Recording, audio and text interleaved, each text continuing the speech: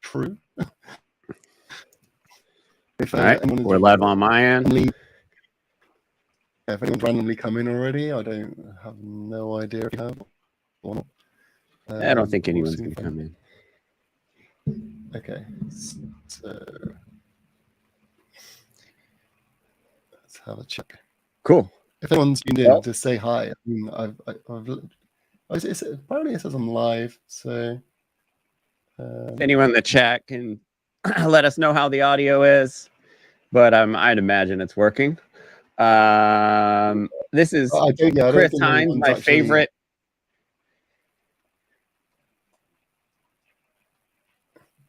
Oh no, apparently there are people in the chat. I don't think the quality is too good, but screw it, it's all good. Considering I set this up last minute, we'll accept it. If you want the better version, go over to Jeff's channel. Yeah. So, woo. So yeah, where do you want to start? I don't know. So this is Chris. This is my favorite activist currently. Chris reached out to me. Someone else better comes along. Yeah, Chris reached out to me after my first debate with Garland Farms, and really, you know, I guess I could just start from the beginning. I go on a lot of panels on YouTube, like live panels, and debate people about things, and mostly political stuff. I'm a former musician, but I got into politics a lot around 2012, and like anti-politics. And I it is kind of I could talk a lot, you know, and so I ended up doing a lot of like talking head videos and stuff. And so I do a lot of panel groups, and I was on a panel. And it was like off topic, but someone brought up veganism, and someone started quoting Ted Nugent, Uncle Ted Nugent, about the crop deaths, right? And several years ago, I made a video responding to Ted Nugent on Joe Rogan about crop deaths. And recently, I had done another one because, as you know, that clip got viral again somehow. You know, I got all these people sending it to me all like, oh, you got debunked. And it's like, nah. So I made a video responding to it. And so I had a guy, you know, on a panel spouting the same, like verbatim what Ted Nugent said. And so I was just like, and I called him out on it, and I was pressing him on it, and he didn't know anything. And, you know, Ted Nugent's argument wasn't that this works for everything. It was that this works for me as a bow hunter, you know, like he was like one arrow for every animal. Like, you know, he was trying to say it's efficient, you know, but it doesn't work for everyone else, especially, you know, meat eaters in cities and stuff like that. It completely goes out the door. So I picked apart his whole argument, and the guy just started screaming at me and stuff and calling me names. And it was a pretty funny video. I think I have it clipped on my YouTube. But he was just raging, and I was like, let's do a real debate about it, like a structured debate. We'll go somewhere and actually talk about it. And he was just like, no way, I'd never debate you and all this stuff. And so whatever. So someone watching that podcast, that live stream, reached out to someone who knew Garland Farms. And Garland Farms had been on my Facebook several times in the past, maybe once or twice, not several, but maybe once or twice. We've got lurker. That's new to me. Yeah. Well, people tag him on my page because I do a lot of trolling. I do a lot of vegan trolling from Facebook, like a lot.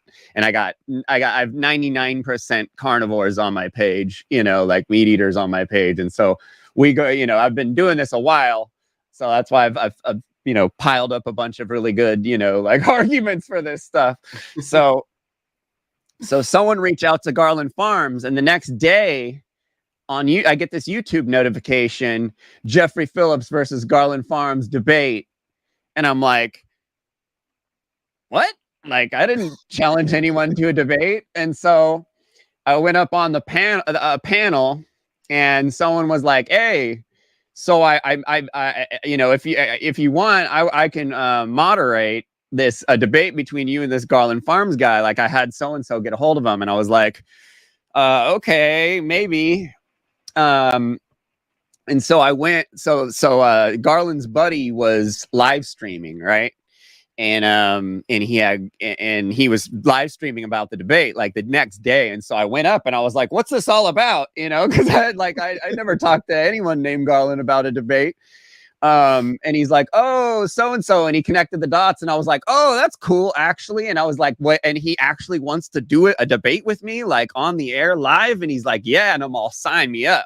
All right, I'm down, you know, especially. And I checked out his page and I was like, I looked at his YouTube and I was like, whoa, yeah, like, let's do this. Cause this guy's like, his arguments are all horrible. Like, I could tell right off the bat. I was like, oh, just belligerent anti-vegan. Like that's literally like I went out for Joey Schwartz before, and I got Joey Schwartz to change his name from Carnivore Camaraderie to Joey Schwartz. Like I literally like had a debate with him and convinced him to kind of like ease up on the carnivore stuff, because he was trying to say he's like scientific and unbiased, you know. And I'm like, how could you be unbiased with this name? Like, you're crazy. But anyway, so the belligerent anti-vegans are the ones that I really like going after. So I was like, this dude's perfect, and if he's willing to step up and actually show up, I want to do this right. So I reached out to Andrew at the Crucible, right? Because I was like, these guys will be biased. Totally cool. I'm down for the challenge. And so I hit up Andrew. Andrew's like totally down. And so I go back to Garland, and I did like a 2-hour discussion with Garland and his buddy Jason, and with Allie, where we were kind of feeling each other out, going and I was trying to figure out if he was like real, like good faith, willing to do this, you know, because I was like, this could change the world, bro, you know, like if you want to really go along with this and like really get down to this stuff with me, this is really serious stuff. This is why I wake up every day, to find opportunities like this, you know. And he's like, no, I'm down to do it on the cruise, because I was all, it's ravenous anti-vegan YouTube channel, right? That does debates. They'll completely bias with you, and they have a lot of followers. You'll get way more followers than I will. I won't get any followers from putting my balls on the line to go up there, because I don't. I've learned that going after these guys, you don't get any followers. I've been alone doing this for a long time, So Garland's like, yeah, that sounds great. Of course. He's like, ooh, real debate channel and they're biased. And I was like, dude, they'll bias with you the whole time. I'll just show up, please, you know? And so we hung out. We did like 2 hours just hanging out, talking to each other about sports nutrition, because Garland used to be a sports nutritionist, I guess. And me and Allie are endurance cyclists. Like we go out and ride 50, 60, 70, 100. And we go do races that are like 130 miles. And, you know, we do serious cycle. You guys, you're from England. Where are you from? Yeah, England. England? Yeah. Cycling's huge there. It's not as big here, but we do all like that kind of like world tour kind of stuff. Not like we're pro or anything, but we ride a lot. And so we were kind of feeling out like what he knew, and he actually knew a lot of stuff. And I was like, dude, this is going to be awesome. Like, if you're this cool, you know, and you are knowledgeable and you're willing to do this, we were blown away by like, cause we were throwing him some pretty serious, like curveballs in the sports nutrition world with like, you know, muscle glycogen and like being an endurance athlete, you really have to know what you're eating and all this stuff. And he was like really on par with that stuff. Like, he's not a farmer, he's a sports nutritionist. Like, he's really, really, really smart when it comes to that stuff. And so me and Allie, and like she's doing, this is her first debate she's doing with me. And she's better than I am at this stuff by far, you know, like she's way smarter than me. So she's been, you know, she's very vegan for, I don't know, 10 years, something, you know, like long time. I think like 6, somewhere around there. I don't know. She's going to get mad if I misquote that, but long enough time, very serious vegan. And so she's doing her first debate with me. And I'm like, dude, you want to do this with me? And so I asked Garland, I'm all, you care if Ali comes to the debate too? No problem. I tell Andrew, hey, send him a picture of both of us, me and Al. No, I'm skipping it. I'm going to the second one.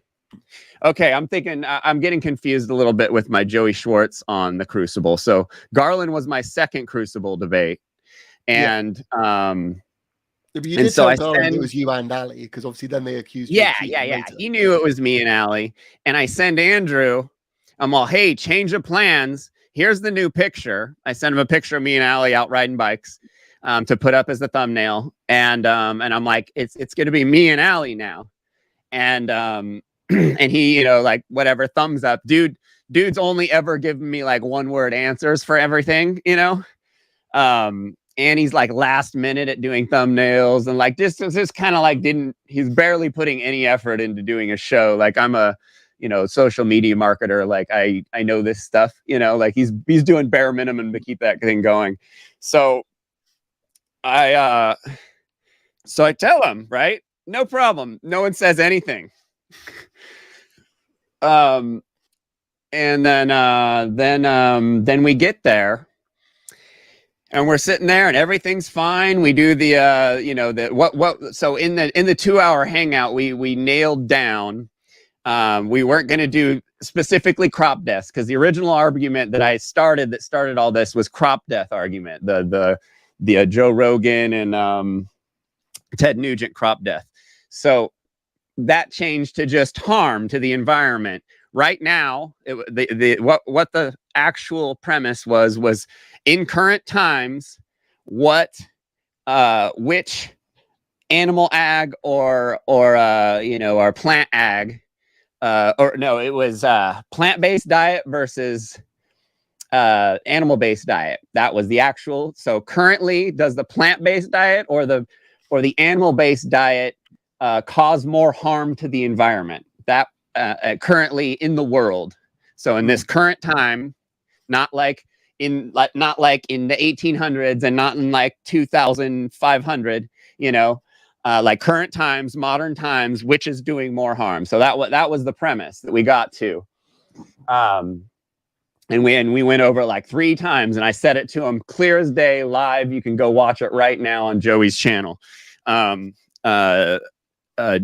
little buddy. Joey, is it Joey? Joey Schwartz. Yeah, Joey Schwartz. That's it. Yeah. No, it's Schwartz, but I neg him by calling him Joey Schwartz. Jason. No, Joey Schwartz is Carnivore Camaraderie. Okay. Jason Schwartz is. And it's Jason Schwartz, like it's not. There's no H in it or something. It's like he got pretty angry with me in my comments. No, I trigger that guy instantly. Like he can't handle when I start talking to him. He flips out. He had his 11-year-old. He was trying to get me to go up on. I'm getting sidetracked. Okay, so so we show up for the debate. Allie's sitting next to me. We're like, hi guys. We start the debate. We smash our opening statements, which were clearly like written for the occasion, clearly really well thought out, really well researched opening statements. Okay, no, I'm getting ahead of myself. So during the 2 hours we were talking, I'm like, all right, so next week we need to exchange empirical data. And I'm like, it's like 5-6 pieces that you're going to use as your main arguments during this whole debate. And mostly like the arguments you're using in your opening statement, like crystal clear, explain this to him. You need to get this stuff to me ASAP, right? And our debate was next week. And so he's like, yeah, no, cool. So next week comes around, Garland's like, there's storms and stuff, and I'm like, that's fine, dude. Like if you're willing to do this, take all the time you need. I'd love to have a little bit more time to hang out and do a little bit more research. So I'm like, cool. So the next week goes, and I tell Jason, I'm like, hey, we're gonna push it out another week. And then I send my empirical data to Garland at this time, and it's like 8 pieces, right? It's like 8 studies. And so 3 days goes by, and I'm like, hey, Garland, you going to send me your stuff? And he's all, yeah. And it's 2 days before the debate. And I'm like, you're going to send me your stuff? I sent you my stuff 4 days ago. And so he sends me like 38 citations. And so I write him back, and I'm all, Garland. Every single comment he does to me as well. He just sends me like an essay of things, and most of them are completely irrelevant. Well, we know what he does, but we'll get back to that later. So he and I'm like, Garland, remember in our 2-hour conversation we had when I explained that it's like maybe around 5, and he's all, well, you send me 8, so I sent you 30. And I was just like, how does that make any sense? Because he was mad because I sent more than what I told him originally. I was like, around 5, like, just don't get carried away. He was like, well, you sent 8, so I sent you these. And I'm like, okay, dude, well, you need to pick out like around 5 of your best ones that you're actually going to use. You aren't going to use 30 citations in your 7-minute opening, right? And he's like, oh, okay. He's all whittle it down. 2 days goes by. He sends it to me the day of the debate. He sends me his citations. And then sent more the hour before the debate, saying, oh, I need to add some more. And I'm just like, this is not how this is supposed to happen. We're supposed to exchange at the same time, a week ahead of time, so we can actually look at the stuff. So he was already being wishy-washy, just like, oh, last minute, like whatever. So I'm like, all right, well, whatever, because like I didn't care about any of his empirical data because it's all bullshit. Like, I know it's all bullshit. I mean, I looked at it and it was like he sent a YouTube link to like birds getting shot over a crop as his citation for his debate. Like, you're supposed to give me studies.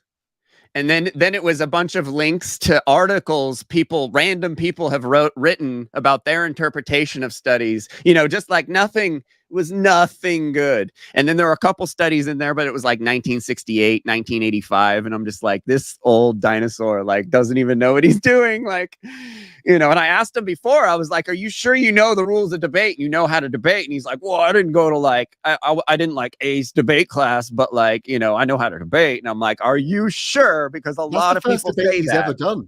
That's the first one he's ever done, from what I know. Because I've been trying to get him to debate for God knows how long years, and he just always refuses. I was trying to make sure, like, okay, you know how to debate, and you're willing to good faith debate. So anyway, so we get there, and we're in the back.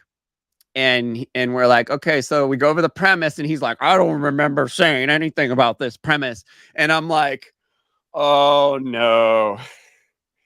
I was like, oh man, this guy's gonna be difficult. And it really threw me off because of how cool Jason and Garland were before.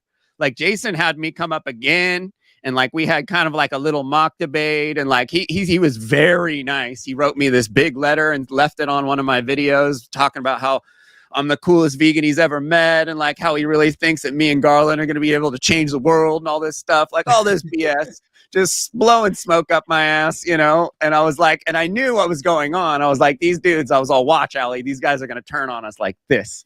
Well, they're going to be they're going to turn crazy. So we show up, we go over so I'm like, Garland, like, we went over this. Like, I made a huge effort to make sure that this happened live on, go to Jay. He's all, oh, I don't remember. And I'm like, well, this is what it is. And he's like, all right.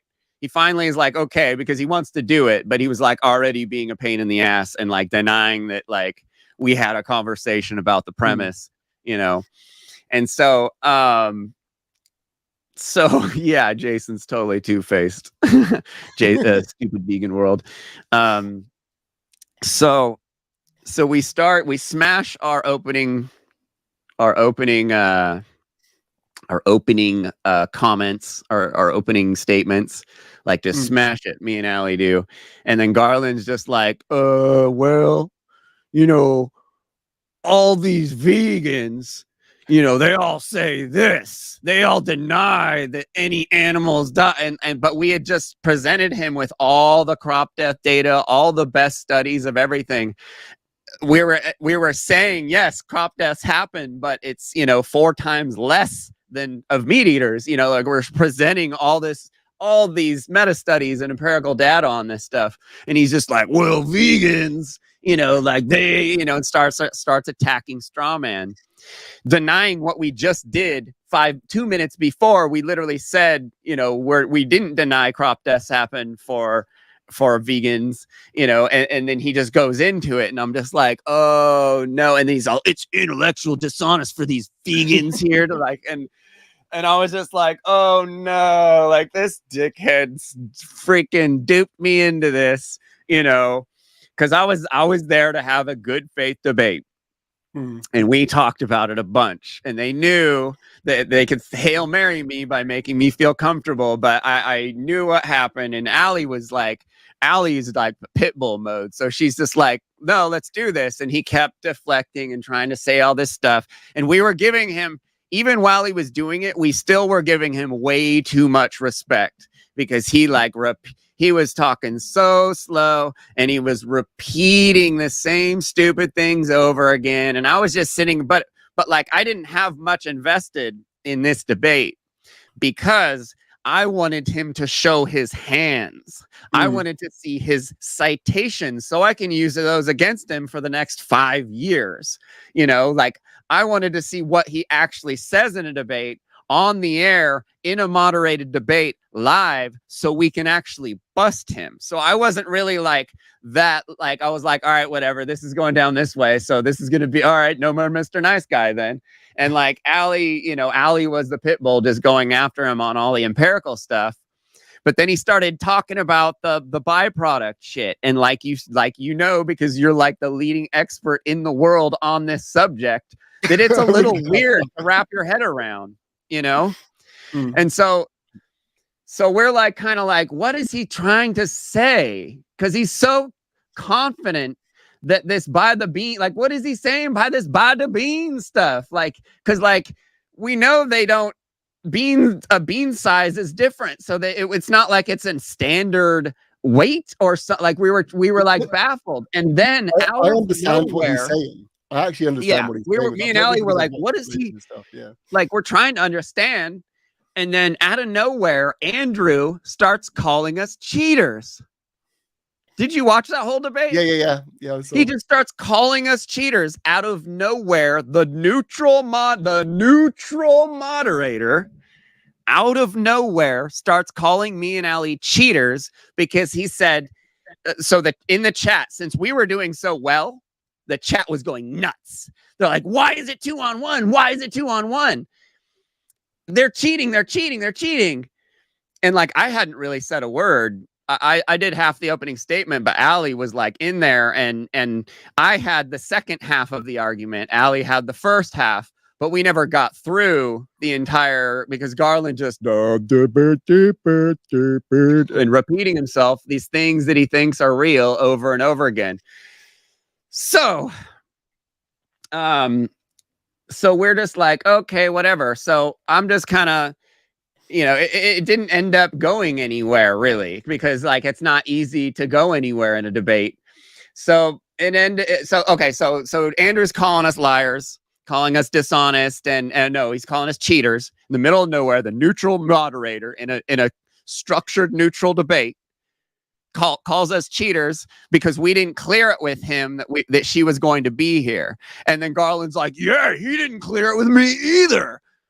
So they were feeling like they were losing because our shit was good. And so they had to throw do an Andrew. Andrew had to pull an Andrew and throw some sort of wrench into the machine, and called us cheaters in the middle of the show. But so after the show, I immediately went and screenshotted both of them and sent it both to them. And I was like, you guys are fucking dicks. Like, what the fuck? And they're both all, oh, sorry, man. I just didn't see it in the confusion. I didn't read it right. You know, it was all this bullshit, you know, but so, you know, like, but you were confident enough to call me a cheater in the middle of a debate, you know, so obviously that took 20 minutes, you know, and so we're just like, and then after that, we're like, okay, we were doing great. And then we got called a cheater by both the people here, and they completely derailed, like took the wind out of our sails, basically. And then it's over, you know, and it's just like, okay. And then of course the onslaught of the chatters and the people coming up making fun of us and shit. And it's just like, but it was funny because in the opening part, Andrew completely ignored Allie. Like the whole time when he's like, oh, go through your channel names and everything. And like, he didn't introduce her. He didn't ask her what her name, like, and he just completely ignored her, and she busted him on it and was like, yeah, I'll just go back to the kitchen, dude. And it was like really funny. But then like, so we finished the debate, and I'm like, all right, well, the next one's going to be dope, because I was just seeing all the bullshit that he was saying, you know, the whole time. And I was like, okay, well, we got some nice stuff to work with here. And then the onslaught of the anti-vegans, and then Jason and Garland just like making all these videos, dancing around like they won, like they got us to concede on something or something, you know. And you know, Garland talked about the pecans like 3 times. Like it was like a total of like 12 minutes. He was talking about this pecan thing, talking about byproducts and primary products, and, you know, just not even like no co-product, nothing, like no actual research done. Like if you look up anything about, you know this stuff, if you look up anything about this stuff, all the information's there. You'd be omitting to say that it's not. So then they go live one day, and then remember the video I sent you of me going up there and busting him with the empirical data when our Walden data. And so at that point I was like, no more Mr. Nice Guy. He went live, and I went up there and just, I mean, we should almost watch it. Like these dudes, I roasted these dudes. So Garland, basically, he was ranting about how I had mentioned that Bill Gates owned cattle farms, right? He's like, I've never heard of Bill Gates owning any single piece of, and I'd like to see if he's actually making a profit. If he does, I want to see if he's making a profit. That's all that matters, if he's making a profit. And it's like, you know, so he's like, I don't even think he's got any. So I go up immediately as he's saying that. And I had this quote from the Bill and Melinda Gates Foundation. And I read it in my debate, my second debate with Garland. I was like, so I want to read something to you guys. And they're like, okay. And I go into this front page of the Bill and Melinda Gates section, you know, website, where they're talking about, you know, basically the billions of dollars they've spent on livestock, donated billions in livestock to Asia and Africa, and like all this stuff, how they're actually working within governments to make it like better conditions so livestock can be like healthier and more productive, and how it's super important for children and women to have nutrition from livestock and all this stuff. And I was like, are you guys surprised? Like, I was like, who do you think that came from? You know, and Garland knew exactly what was going on. He's like, oh, was that Bill and Melinda Gates? And I'm like, yeah. I'm all, are you surprised? And they're just all like they were bumbling. They were both bumbling around for like 5 minutes. And I was like, I'm all, we don't even have any. And I'm all, you don't think he's a farmer? We don't have any proof. You're a farmer. And he's all, bah! He's all, Jason, why don't you handle that? And Jason's like, well, you don't have any cows. And I'm like, me and Allie are like, although, did you notice he let everyone he had cows in the new debate? He's a cattle farmer for like 5 years. He hasn't stopped anyone from talking about him and cows. He's never said anything about what kind of animals he's had home. He's just let people think he's like a commercial fucking huge farmer. He's just let it on by his website, all this stuff. There's no evidence whatsoever. So Jason's like, well, you don't have cows I know. And we're like, no. And you see Garland all like, dude, shut up. You know, he's all, well, I know you have goats now. And I'm like, no. So you just have some goats in your yard? And he's just like, and so he's all, oh, well, you've seen the drone footage. And I'm like, drone footage of, yeah, professional drone footage that's clearly orchestrated of Garland driving up to a farm in a truck with some children in his car, and they jump out and go like it's the most staged bullshit you've ever seen in your life. And that's the one video he has, one piece of footage that he owns anything possibly. And it's not even proof that he owns it. It's just it's proof that he made a video making it look like he owned something. So the second I say all this stuff, Garland just stops talking. And me and Jason keep going into it. And we start talking about other stuff because I'm just boosh, boosh, boosh, boosh, boosh. Like I was just, dude, destroying these guys. And they were just bumbling around trying to pull things up that had no relevance to what they were just trying to waste time because they had nothing. And Garland, 10 minutes later, hasn't said a word. And he's in the background just looking like this. He turned his camera off. And then he turned his camera off. Yeah. I didn't realize it until watching it again, like how much that affected him. Me being like, I don't even think you're a farmer. I don't think you own a serious farm.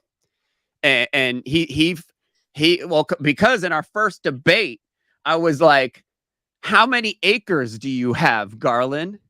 And he flipped out on me more than I've ever seen him react in any video of him ever. He was like, oh, what do you want? Like an anal cavity search or something? Like he started like completely falsely comparing what I was asking to like some massive invasion of privacy.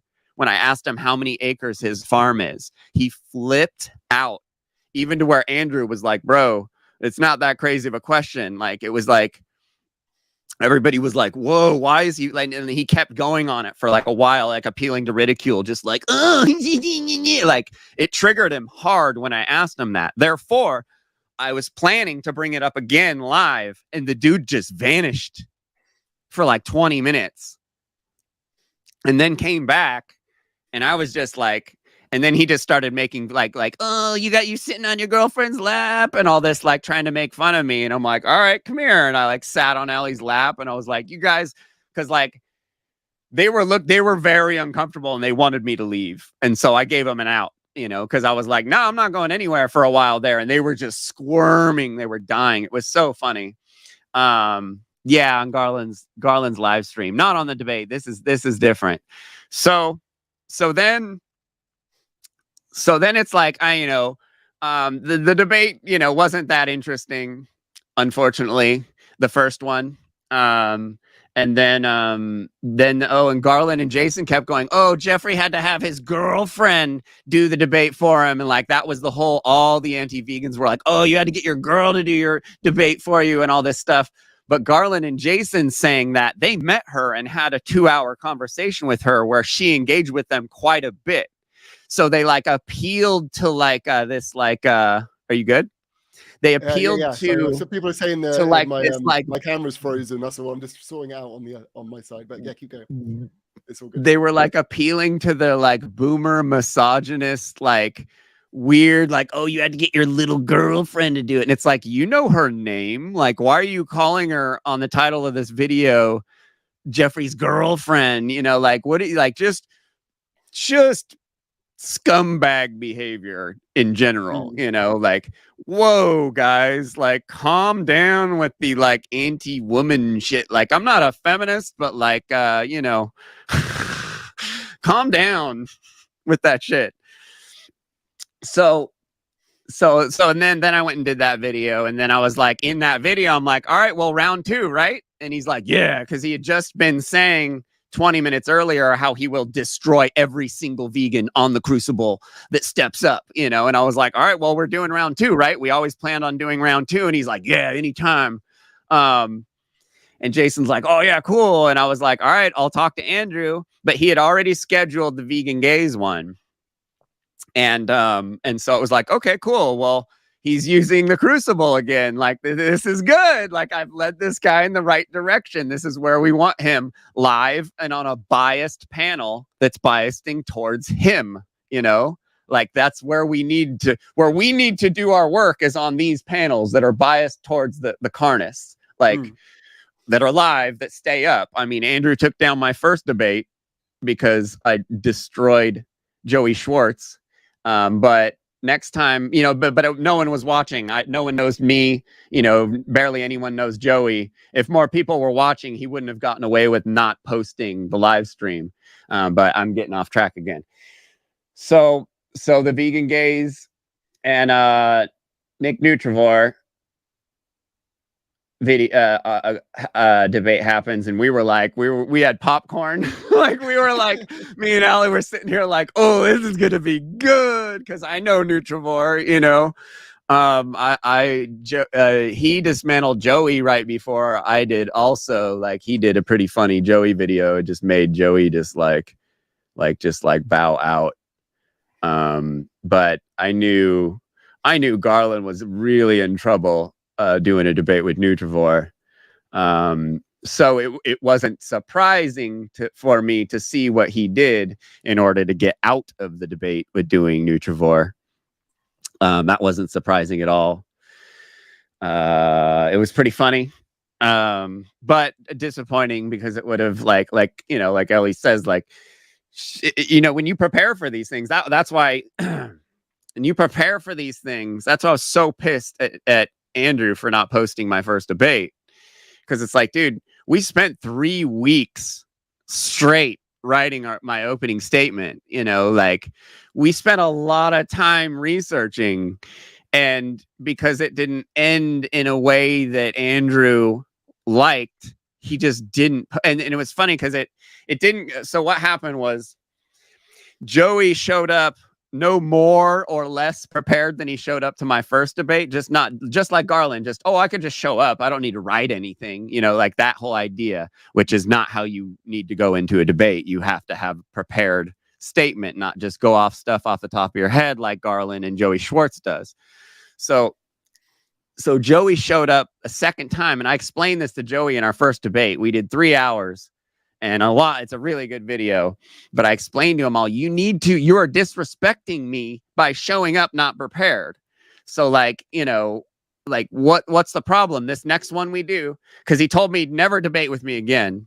But then I told him, I'm all, oh yeah, you will. Because I know him. I know a 19-year-old kid doing what he's doing. Like, I'm a social media marketing guy. I know the brains of these influencer kids, you know, like, I knew he would, because he's not that big and he needs to keep doing stuff like this. So I end up going to the Crucible, and I hit up Joey, and I'm like, all right, moderated debate. He's like, why do we have to have it moderated? Like, he was all mad. He's all, why can't you just, he kept saying I was misbehaving because I was treating him as hostile, because I was pissed because he didn't actually prepare to our debate. So I just fucking gave him everything, you know? So he's like, why can't you just let me talk more? And it's like, irrelevant. So I went to the Crucible for the first time for Joey, because I was like, all right, let's do a moderated event that's live, because Joey didn't post our live because I smoked him. He just didn't put it up, just like he didn't put up the Nutrivore debate. So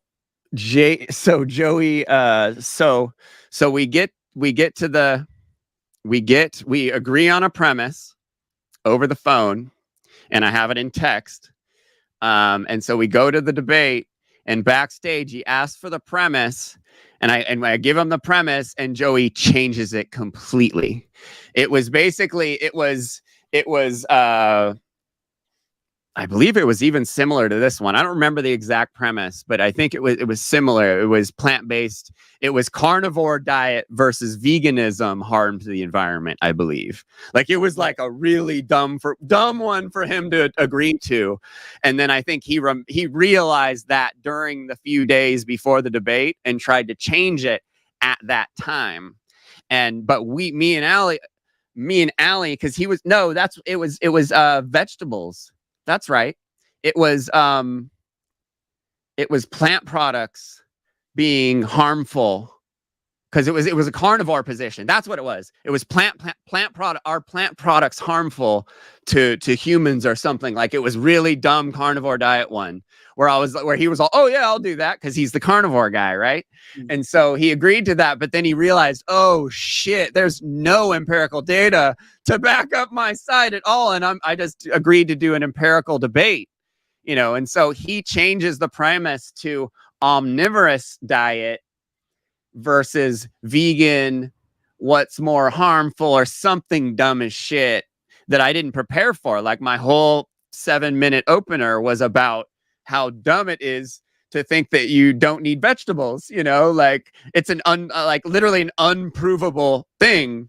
Like, to agree to show up to a debate to argue this unprovable, like patently incorrect, like, we know vegetables like kill cancer, like, you know that, right? Like, so he just switches it, and Andrew's just like, oh, what the fuck, you guys are fucking nah. Andrew immediately starts piling me in with Joey, and I'm on nah. Me and Joey did a debate already, and I went over this, that he had to read blah blah blah, and I showed Andrew him agreeing to the original premise on my phone, but Joey's just like, I'm not here to argue carnivore diet anything. I'm just here to argue omnivorous diet. And I'm like, Joey, your name is Carnivore Camaraderie. I came to you because you're lying, because you're you're the carnivore kid. Like, and I watch your videos and you're lying. That's why I came to you, to call you out about your lies. And now you're here wanting to be omnivore camaraderie. Like, I literally said this shit to him, and he's like, I'm not gonna argue this debate. And so Andrew's just like, well, what do you want to do, Jeffrey? I'm like, well, I'll just run what I brung. I spent all this time on it. I at least should say it on a fucking live stream at this point, you know? So I go up there, and I'm just like, obviously wind's taken out of my sails, because I'm like, okay, so he's not, what's the fucking point of this at this point, you know? And so I do my killer opener, and Joey does like a Garland, where he's like, well, he basically repeats all the stuff he said in our first debate, and then he gets stuck on this high stomach acid thing, where he's trying to say all humans have like a 1 stomach acid. It's like some carnivore BS, you know, some groupthink Joe Rogan cult BS that he's, you know, Baker said on Joe Rogan or something about humans having like 1 to 1.5, when really we have like 1 to 5, you know, like, and we got stuck on this for like a long time. And I was just like, dude, can we move forward? And he's like, oh, you're going to concede? You're going to concede? And I'm like, I'm not conceding. I'm saying we should probably move on from here, because we're clearly not going to agree. Because I brought up 3 empirics that say that it's 1 to 5, and you brought up 1 carnivore diet article that says it's always 1, you know, like, you know, and then Joey kept saying that he had meta study. In our first debate, he said that he was like, these are meta studies that I'm bringing to you, and they weren't even like cohort, they were like way down at the bottom. It was like articles written like, so he was lying to me about how the caliber of the studies he had in the first one, and he started doing it again this one, and then he started like, and Andrew wasn't having it. Andrew was actually helping me quite a bit with Joey. In Andrew didn't bias against me outside of piling me in with Joey for the reason why it didn't happen perfect. And in our first debate, I was super surprised Andrew was very helpful and was not biased at all when it came to the like maybe 30 minutes I did with Joey on the channel. And then Joey kept butting in, of course, and then Joey was arguing with Andrew because Joey kept butting in, and then Joey just would not leave this stomach acid thing, and so Andrew's just like, I'm just gonna call this, and I was just like, I mean, I didn't expect anything after he changed the premise, like what are we even up here for? And he's like, yeah, I agree. So he took it down, and Vegan Gains came up, and Andrew and Vegan Gains did a debate. And it was like a huge show. And then Andrew doesn't put it up. Yeah, 'cause I never saw that. Because it didn't. Yeah, it didn't. The Carnist looked bad, and I looked way better, and so he just didn't put it up. Is Like, it not on he Vegan had a Games' debate with channel? Vegan Games on it, Did and he Vegan, still didn't put it up. did Vegan Games not stream it himself? Is it He not on his did, channel? but he doesn't keep his streams, and he does all this copyright shit. He doesn't care about his streams. He doesn't keep them on his page. They go and they disappear. I hit him up and I'm all, dude, you have the only copy of this debate. And he's all, sorry. He's the, Richard's not the friendliest dude to deal with. I thought he would. I thought he would have put that straight up. He normally he put the bit up with Garland. Well, no. The thing is, so we watched it after on Vegan Gains stream. Me and Allie watched it, and I said my opening piece, and he gave me a thumbs up, and I was like, "Oh, that's dope," because he doesn't but then the rest of the debate, he was calling me an idiot and stuff. So it was like he liked my opening statement, but he didn't. He was mad that I didn't get Joey off of that stomach acid thing faster, because I'm not like I'm not saying I'm a good debater even the least bit. I'm still learning too. I'm definitely not as good as Richard. Vegan Gains fool's been at this for a long time, smashing heads for a decade, so clearly I'm not surprised he was critical of my debate skills, but he liked my opening statement, and that's all I really cared. I actually have the only footage of this video of this debate that exists is a screenshot I took of Richard thumbs upping as I was finishing my fucking debate, my opening statement. Because I was like, dude, if I got Richard to thumbs up like that means I did something good. So I feel okay now. Because I had no support. No one support, I had no support for that debate. It was solid anti-vegans all everywhere, walking into the lion's den. So he didn't end up putting that up. The next day he doesn't put it up, and I'm just like, what a dick. That it was he was cool for the debate, but then he biased against putting it up, because it didn't make Joey look good, and it didn't make Carnist look good, because Joey was just he was being ridiculous, he was mad because he got so smoked by me. Dude, I trolled this kid hard, and he was mad the first one. He looked really bad in the first one, so he came to this one with a firecracker in his ass, and he just didn't present himself very well. I never got to see it. Yeah, well, we can all start bugging him about it. He might put it up. Dude, Andrew, if you're like, hey, I heard you took Joey Schwartz and Jeffrey Phillips's, debate down, he'll be all, no, well, he'll have to come up with some sort of excuse that's just that's not just, oh, well, it didn't work out perfectly, so I took the whole show down. It doesn't make any sense. I'm sure he kept the money he made by the show, he said it made me and Garland's made more money than he had said that one made more money than any in a long time, or got to his goal quicker than any show ever. And there was a shitload of anti-vegans showing up for that one. But so after the Vegan Gays one, obviously there was a lot more buzz around Garland on the Crucible, and how he just sidestepped that whole debate, but got to get some publicity, because that's all he really cares about. So the second, so obviously the second debate now, leaving the first debate, me and Allie were like, how the hell do we explain this freaking byproduct argument that he's trying? I know he's wrong. I know he's wrong for multiple reasons, but I don't know how to explain it. And you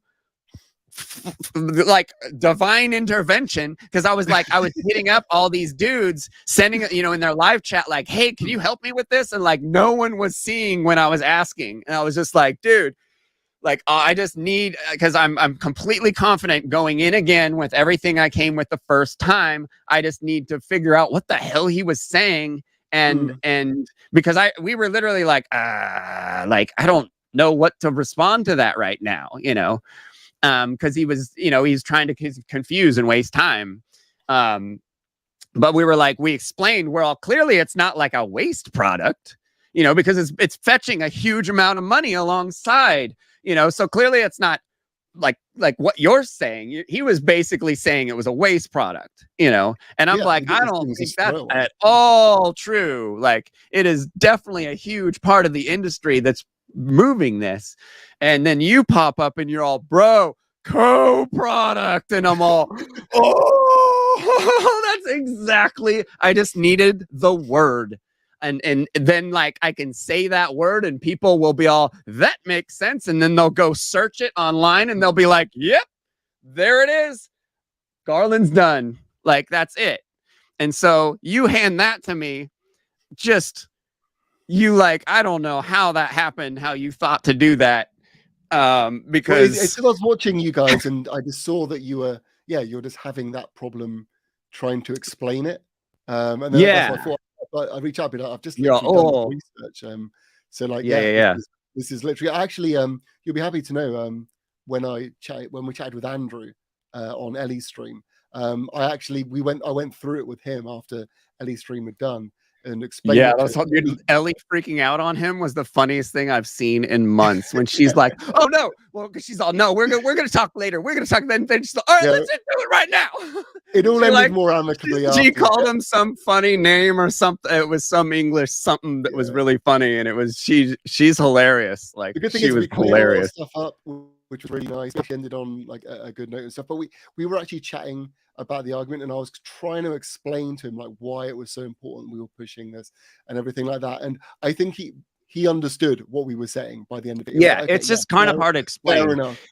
If you made me explain it right now, to be honest, if you made me explain it right now in as little words as possible, if you have a product that's like getting like 80% of the profit from the product being made, that would be a primary product.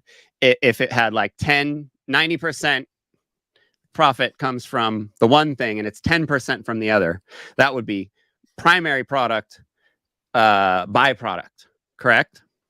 Yeah. But if you split it and that byproduct is more close to the profits are more close to the each other, to where they're like 51-49, or there's like a bigger chunk of the profit where they're both propping the responsibility of the money, the profit is on both of them more than just the main one, then it's co-products, correct? Yeah, pretty much. And the thing about soy, which was the big thing, is that with it being a co-product, it was also historically the driving force for the production. It was the one that was really pushing it. So that was all it was needed. I mean, I think looking back over the thing, I think both of us probably could have explained it in a simpler way. I think because we understood it, we kind of assume everyone else. No, it's really hard. You have to really dumb it down when people aren't trying to really understand what you're saying, and you understand, and they're just like we explained it to Andrew. Andrew heard that concept at least 7 times that day, but he wasn't trying to understand it. And that's why he came on your guys' show the next day, because he was seething over that. And he thought we were wrong about that point. And so he came back, and he didn't let you act like it was, again, it was like when you came up with me and Garland, he wouldn't let you finish. And like every time you get to close to the point, he'd start yelling, or start saying something over you, because they don't want it to come out, and they will talk over you whenever you're saying a good point. They went into how many machines it took, and always no, the extruder. It's called an oil extruder. If it was called a meal extruder, it would be different. Like he was grasping for anything possible to try and sidetrack us off of what we were saying about the co-product thing. And just to clear it up for me, I've actually got a link which actually shows why I thought it was one machine. If I can, I'll find it in a second. We'll put it up on the screen so people can see. But it's not the machine. It's the process of splitting the two products. That's all that matters. Why I said one machine. It could be 60 machines. No, they were jumping all over your terminology you used. You kind of misused a word a little bit, and they jumped all over it.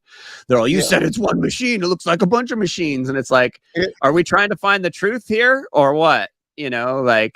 The whole thing to debate is finding the truth, not dwelling on what someone said once, whether they were a little bit wrong or not. Let's find the truth. Yeah, you know, if you like look at this, let me put it up on the share. If you pop the share up, just so people can see it. Can you see that on the screen share? oh, sorry. Yeah, just going to show people quick. So you can see that this image here. Oh, it's disappeared. Hold on.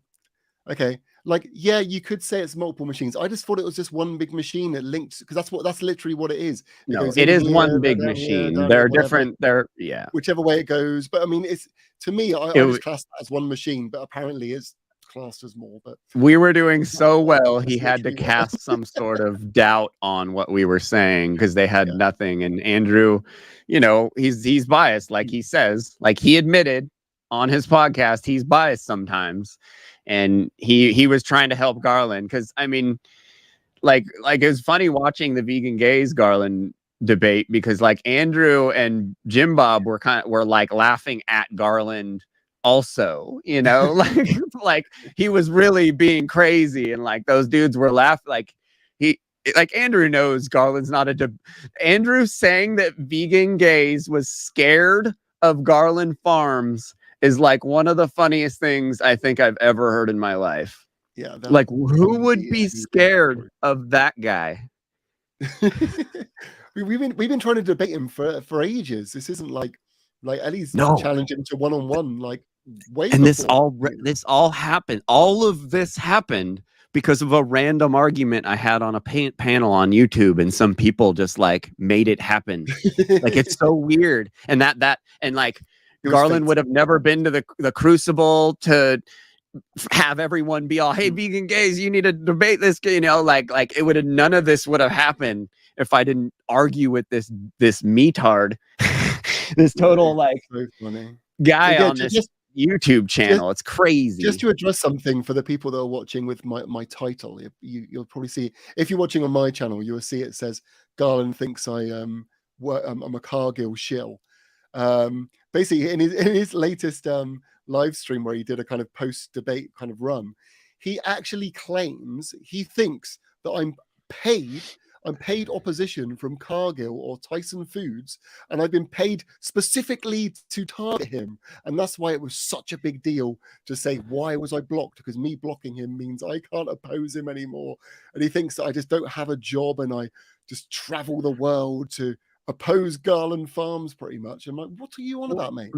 These guys have no conviction in their heart, and so when they see someone with a job, that's what I do. Yeah,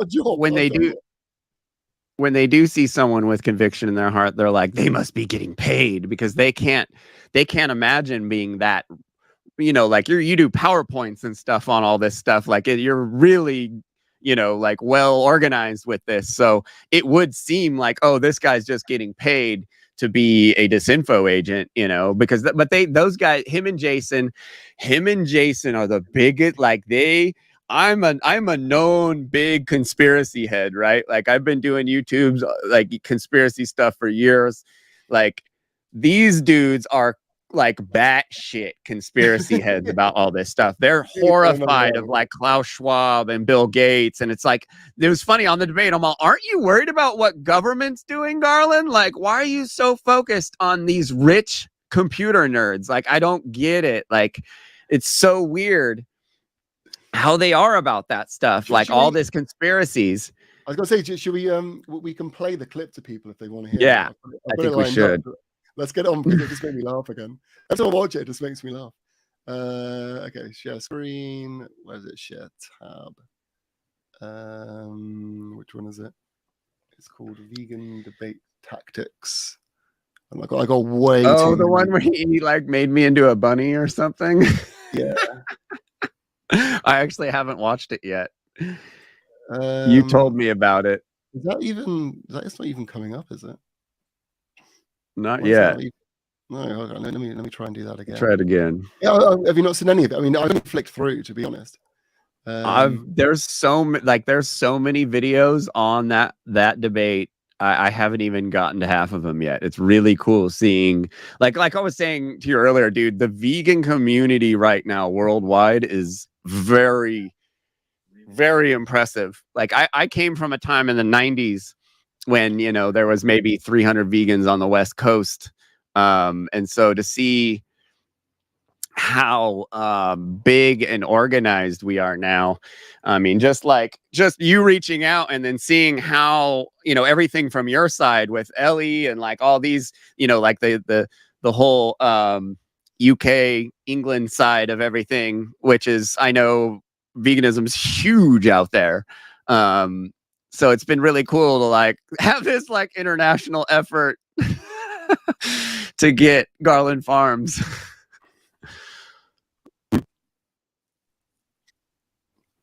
I think way too many windows open. My computer's lagging for one of the first times ever, but I've literally. It's Garland's video, right? I'll pull it up on my side. Yeah. The vegan debate tactic. It's a 23 minutes. So it might be better if you share it from your side.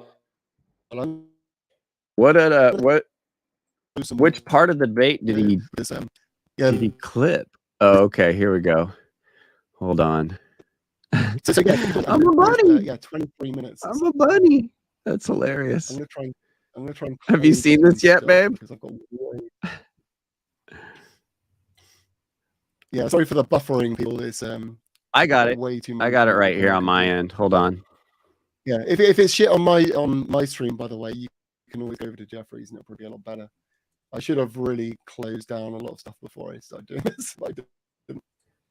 Here's a unique discussion, and one of the deceptions is this plant-based diet. Now, I don't think that the elite, the World Economic Forum, and all of these stakeholders that think that they own the world, I think they're quite aware that soil requires ruminant animals. I think that they're not going to eliminate. No, I don't think that's the right one. With the knowledge that once we are stuck in feedlots, is that the right video? Smart cities that are yeah. Let me like China with cameras. Vegan debate. Oh, this is towards the end. Sorry, let me restart it. Yeah, I don't know how that started. I think I started it, but I didn't watch it, and it just ran. I got distracted. Okay, here we go.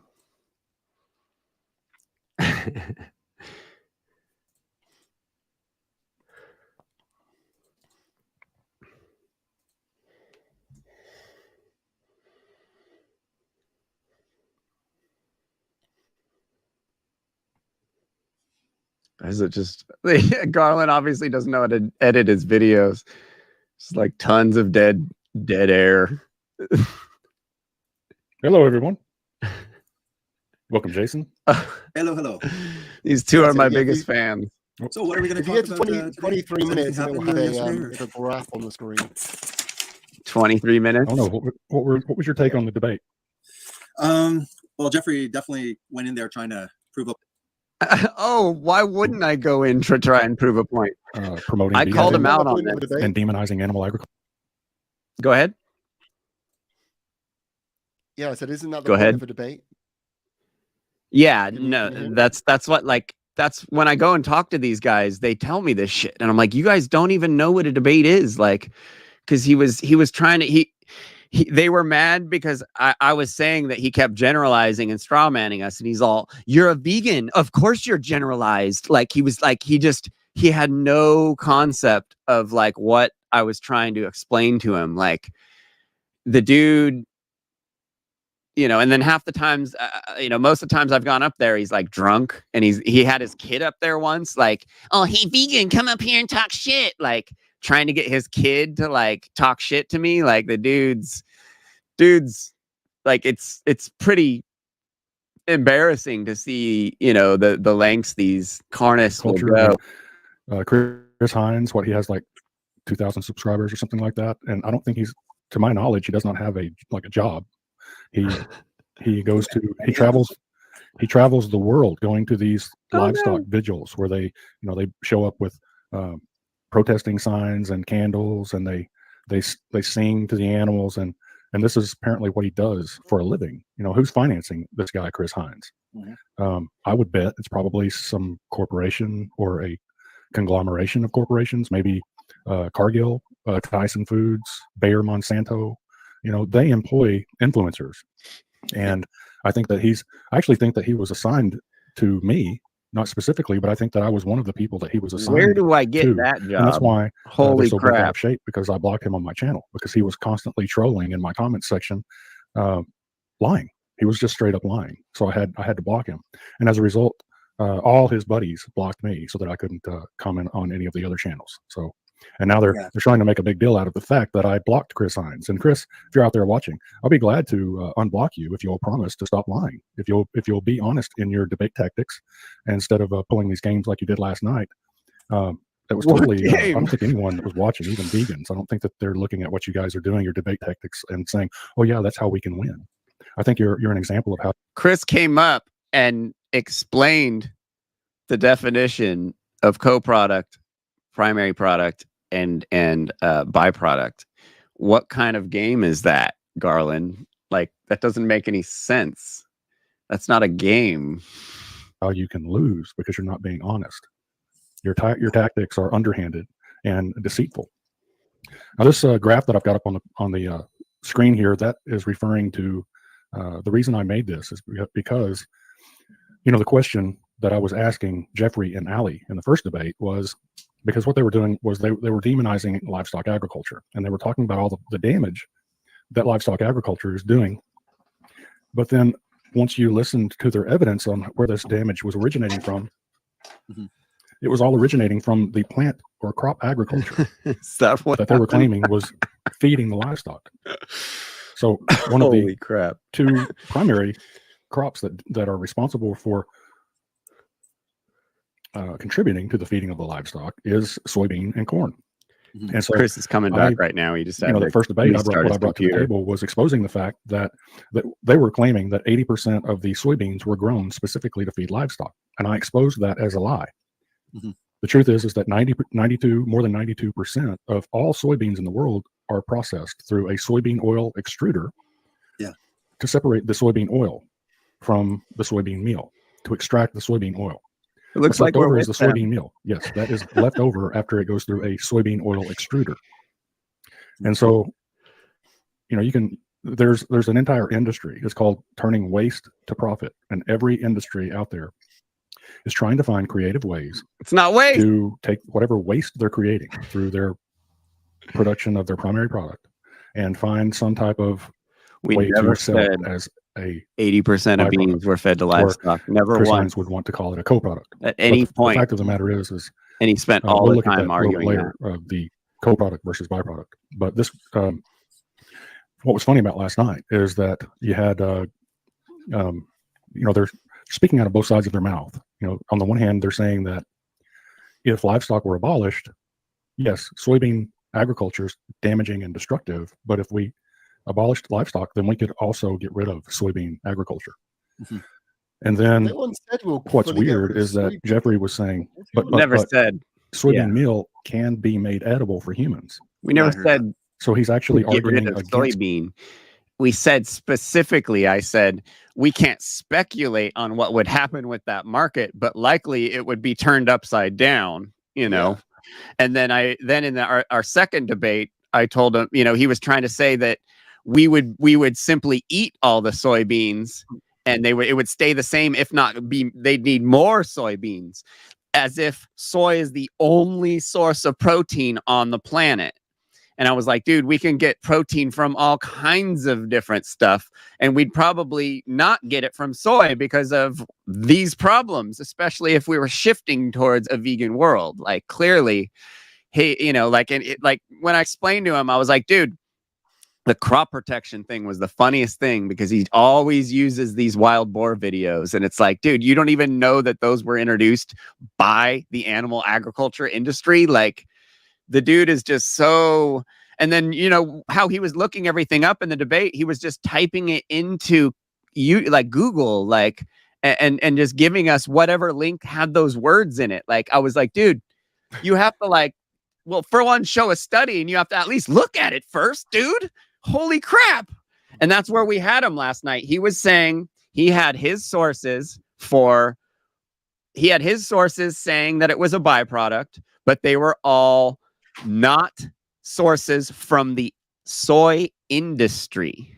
They were all just like popular mechanics, articles written by people that aren't soy experts, that clearly we all use the word byproduct loosely, and the word byproduct is used very loosely around the soy industry. But if you go down to the actual the actual soy industry, like leaders and that do the research on soy and manufacture and all this stuff, it is a co-product, if not a primary product. And with a story I told Garland, because he kept saying something about the 1950s, like for 150 years, soy was forage, period, like you said, historically it's been soy, the feed has been the driver. And they're and it was like, once I got Garland, it took him 40 minutes or something to concede, and he said no, it's still a byproduct. So it's like, okay, well, you're doubling down on the wrong one, and you know it. You just don't want to admit it live on the air. I'll tell you the biggest thing that Garland does as well, which is I'm annoyed I didn't call him out on it, is he always equates the amount of crops fed to animals with the rest of the crops for the entire of human consumption, no matter what they use. He's not actually comparing diet to diet. Because if, for example, we look at something like corn, about 36% of the corn is being fed to animals, and only 2% is actually direct to human consumption. I mean, we could go into some of the kind of ethanol being used in alcohol and stuff like that, but a lot of it's being used for completely other purposes, and that's the same with soy. Like, why are we including biofuel in a conversation about diet comparisons? Like, that makes it shouldn't even be there, and it's being. I brought that up. Yeah, it's being used by both sides. So, like, the actual stats he's giving are completely wrong. No, it's a what's it called? A false equivalence? Is it that the? Yeah, I think that's the term, isn't it? It's a false equivalence. Yeah, he was saying that, and it ate up at least 15 minutes of the first debate, him bringing stuff up like that. And I'm like, look, can we just agree that everything uses gas? And can we get past this? You bringing it up in this debate that we only have like really an hour and a half to talk in, like, it's just. He's funny, but he doesn't really it's been really funny. Yeah, it is crazy. I mean, even if we look at like the soy, I broke down the stats for the soy. So apparently we grow about 7% of soy for humans, 7% for livestock. That's direct. The rest is then grown for oil and meal. Okay, so if we break that down, 40% of the oil is being used for biofuel, 60% is being used for cooking oils and food production.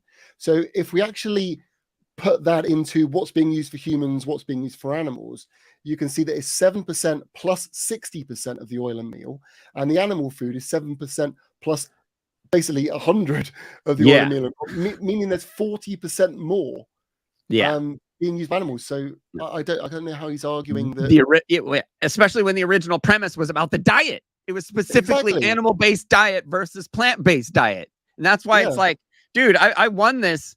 I could win this with one sentence, but I'm going to go back and forth with you. But then he tried to say, when he brought up ethanol, I was like, dude, we don't drink ethanol. And he's all, you didn't say diet, you said consumed by humans. And so he tried to change the premise again halfway through the debate, because he's all, oh, I don't, in the beginning, he's all, I don't remember agreeing to plant-based diet.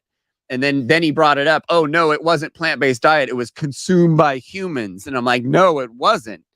And so it's like the dude had bad faith at every turn and still does. And him and his little buddy are, they're claiming, it's super funny. Yeah, there's actually, let me just bring this up. I think this kind of sums up the argument we're trying to make here for people. If I go to tab, if you kind of share this article here, and people on my stream, let me know if the audio is better. So it literally says the world is growing more crops, but not for food. And it kind of this goes into the details here, which says here that an analysis shows that only 37% of harvested area of major crops are used for direct food consumption. So I mean, I haven't read it all to break down, but this kind of shows that we're using crops for more. It says here like direct food, feed, processing for things, industrial uses. It says here about the corn. 35% of corn was grown for animal feed, 31% for biofuel, less than 2% for direct human consumption. Like, you can't compare, livestock feed with the entire of the rest of the consumption if you're trying to call out the vegan menu. Yeah, Like, yeah. It doesn't work. No. It's a complete false equivalence. Like, No. you can't do It's what when he uses that, it's called double speak. Like it's purposely deceptive language. When he's all for the vegan menu and all that stuff, it's like, dude, there's hardly any vegans around, right? You realize that, right? Yeah. But well, you and David were looking at a chart. Maybe do you have that? Do you have that? It was like a chart where it showed the exact parameters for byproduct, co-product, and primary product. You remember that one? Is some stuff. Yeah, hold on. Your and David's video was really good. That video was awesome. I mean, obviously I'm biased, but you've been on a smash, dude. I think I've got it in my notes here. Yeah, because that chart could have like fixed all of this if I had that going in. I knew I should have had it with me. It was like the one thing I was like, I really need that chart. Yeah, it might be this one. It's just like a really simple thing, just giving some of the. Yeah, it was super simple. Yeah, so it kind of says here, if I zoom in a bit more. So like, you know, to differentiate, like it says, you know, I don't know if I can zoom out a bit, you know, significant value to the company, co-product, yes, byproduct, maybe. You know, is there marketing and research efforts going into this? You know, is there efforts taken to improve and maintain the value? Can it be planned in the production process? It's across the board. It basically means that, you know, in its simplest term, that instead of it just being waste, it's become a product.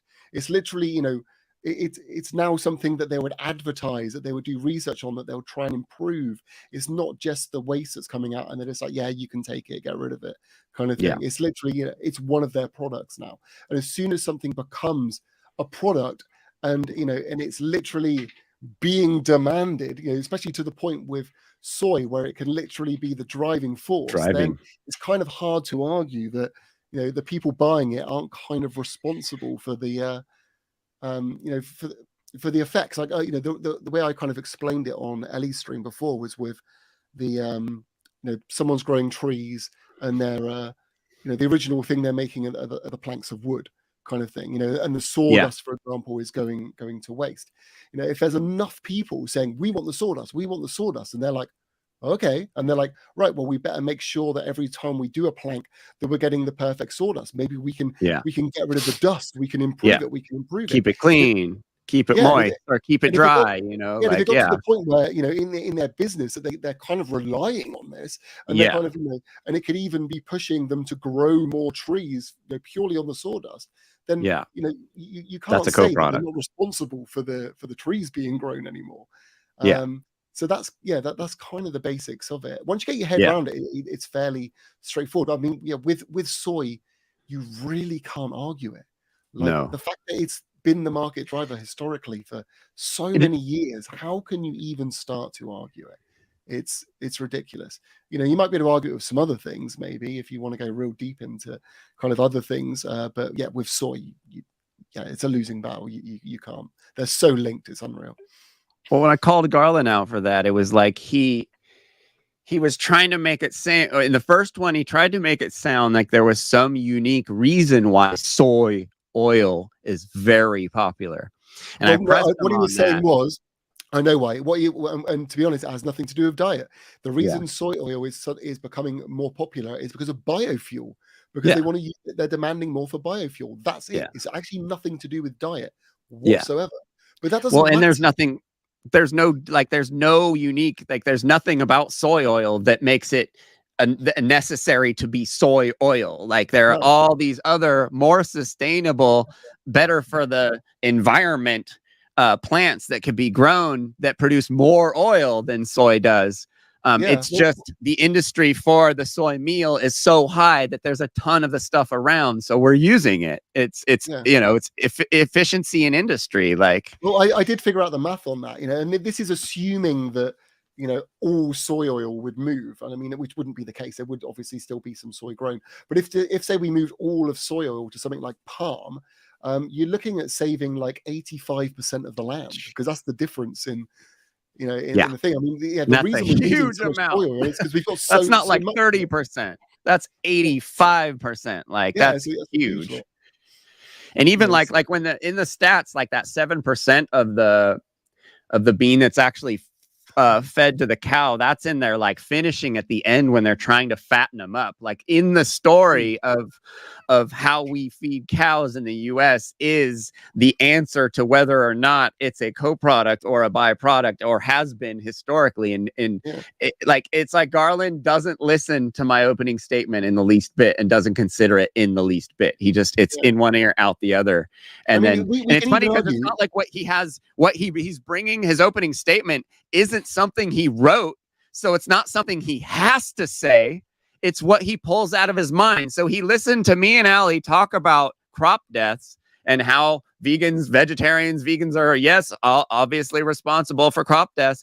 And then his opening statements is vegans don't like admitting that animals die for crop deaths. Like, I'm like, dude. And then he did it in our second one, like just completely ignored everything I said. And went and attacked straw men. And it's like, dude, you're in a debate.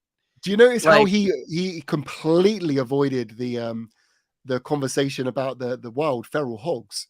He didn't even. Oh no, he engage didn't in want to that talk about whatsoever. that. Well, no, He he said was all, zero. oh, you've never eaten bacon before, and I'm like, yeah, of course I've eaten bacon before. And he's like, oh, well, they're all laughing at me, and I'm like, what? Like, how does that matter? Like, oh, used to eat meat though. Is that just your the carnist argument to destroy every vegan basically? Oh, used to eat meat though. Like, come on, dude.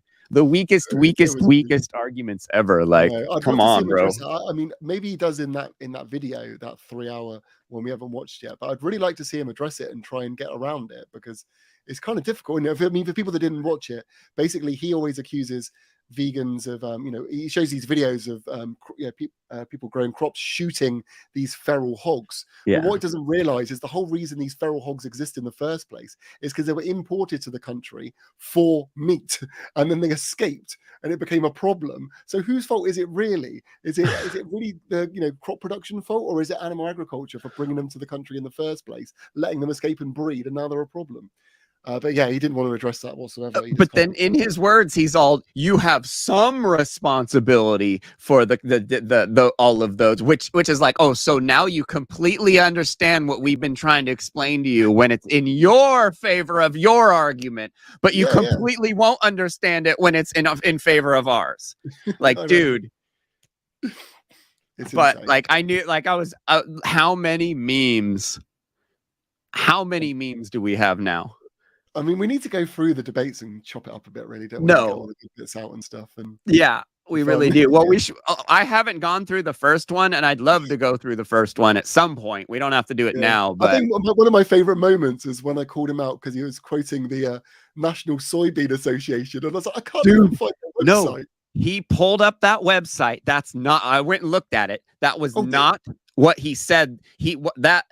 The National Soybean Association, he said that over a website that was not the National Soybean Association. Really? It was some random website, and he just said that name over it because he knew he was losing because his citations did not look as good as ours. Yeah, so he literally said he made up some name of some soybean association as he pulled up a website that was called something completely different and started reading what it said.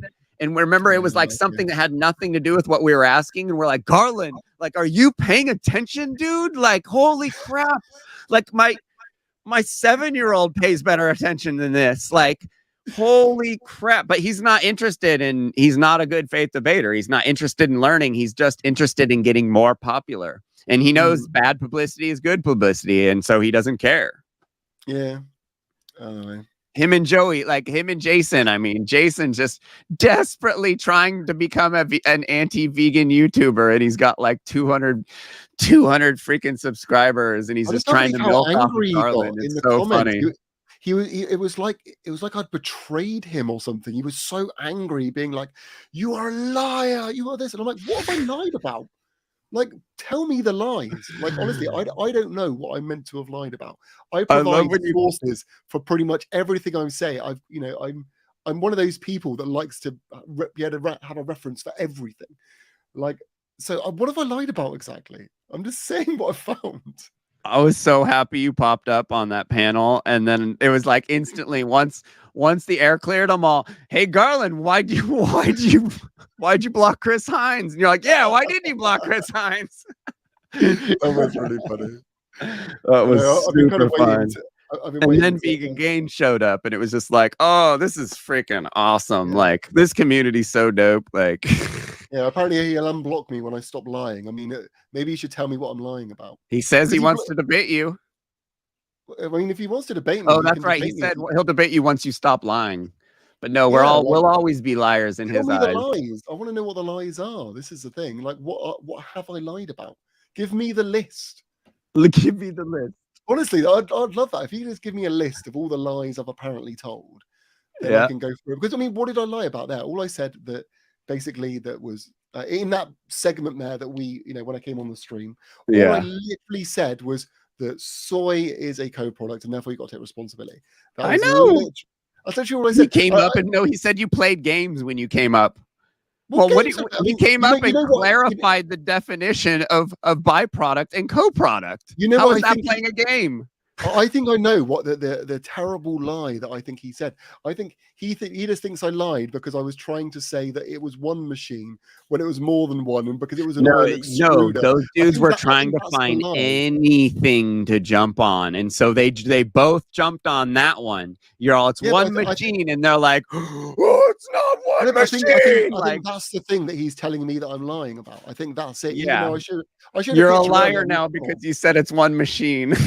It looks like one big machine. To me. Luckily, Andrew just happened to be a robotics expert. Well, I mean, to be fair, that's when we were chatting to him, that's apparently what he used to do. He used to work for. He said he used to actually fix machines in slaughterhouses and stuff as well. Yeah, I'm a mechanic. I fix machines too. It doesn't mean anything really. To be fair, to the layman, to people that don't know about this stuff, you look at it and you just think it's one big machine. Yeah, it basically does what I said it does. It does the oil and then the end parts of the meal. I mean, that's literally what it does. A product goes in the building and something else comes out the other end. Like split in half. That's all that matters. It makes zero difference. But if I'm a liar because of that, well, whatever. Like, if you can't get over that, Garland, like, I mean, all right, let's get back into this. Yeah. Are you gonna bring the video back up? Is that what we're gonna look at? Oh, that's right. The soybean meal itself could not be made into a human food because the soybean meal has a very high percentage of cellulose, which is the same thing that it wood is chips made are into out of. human foods. It's Human made into beings soy cannot flour. It's digest used in, wood like, chips. vegetable However, you burgers. could through I like being this industrial close to these guys right manufacturing now. processes. It takes a lot of If they energy saw to this, do they'd it, be but you really could worried you about could it. extract this. You can isolate the protein from the rest of the meal, and that's called soy protein isolate. And people can buy this product already on the market. And a lot of vegans do purchase that, and they use it to supplement their protein. So one of the major soy protein is a major source of protein for vegans.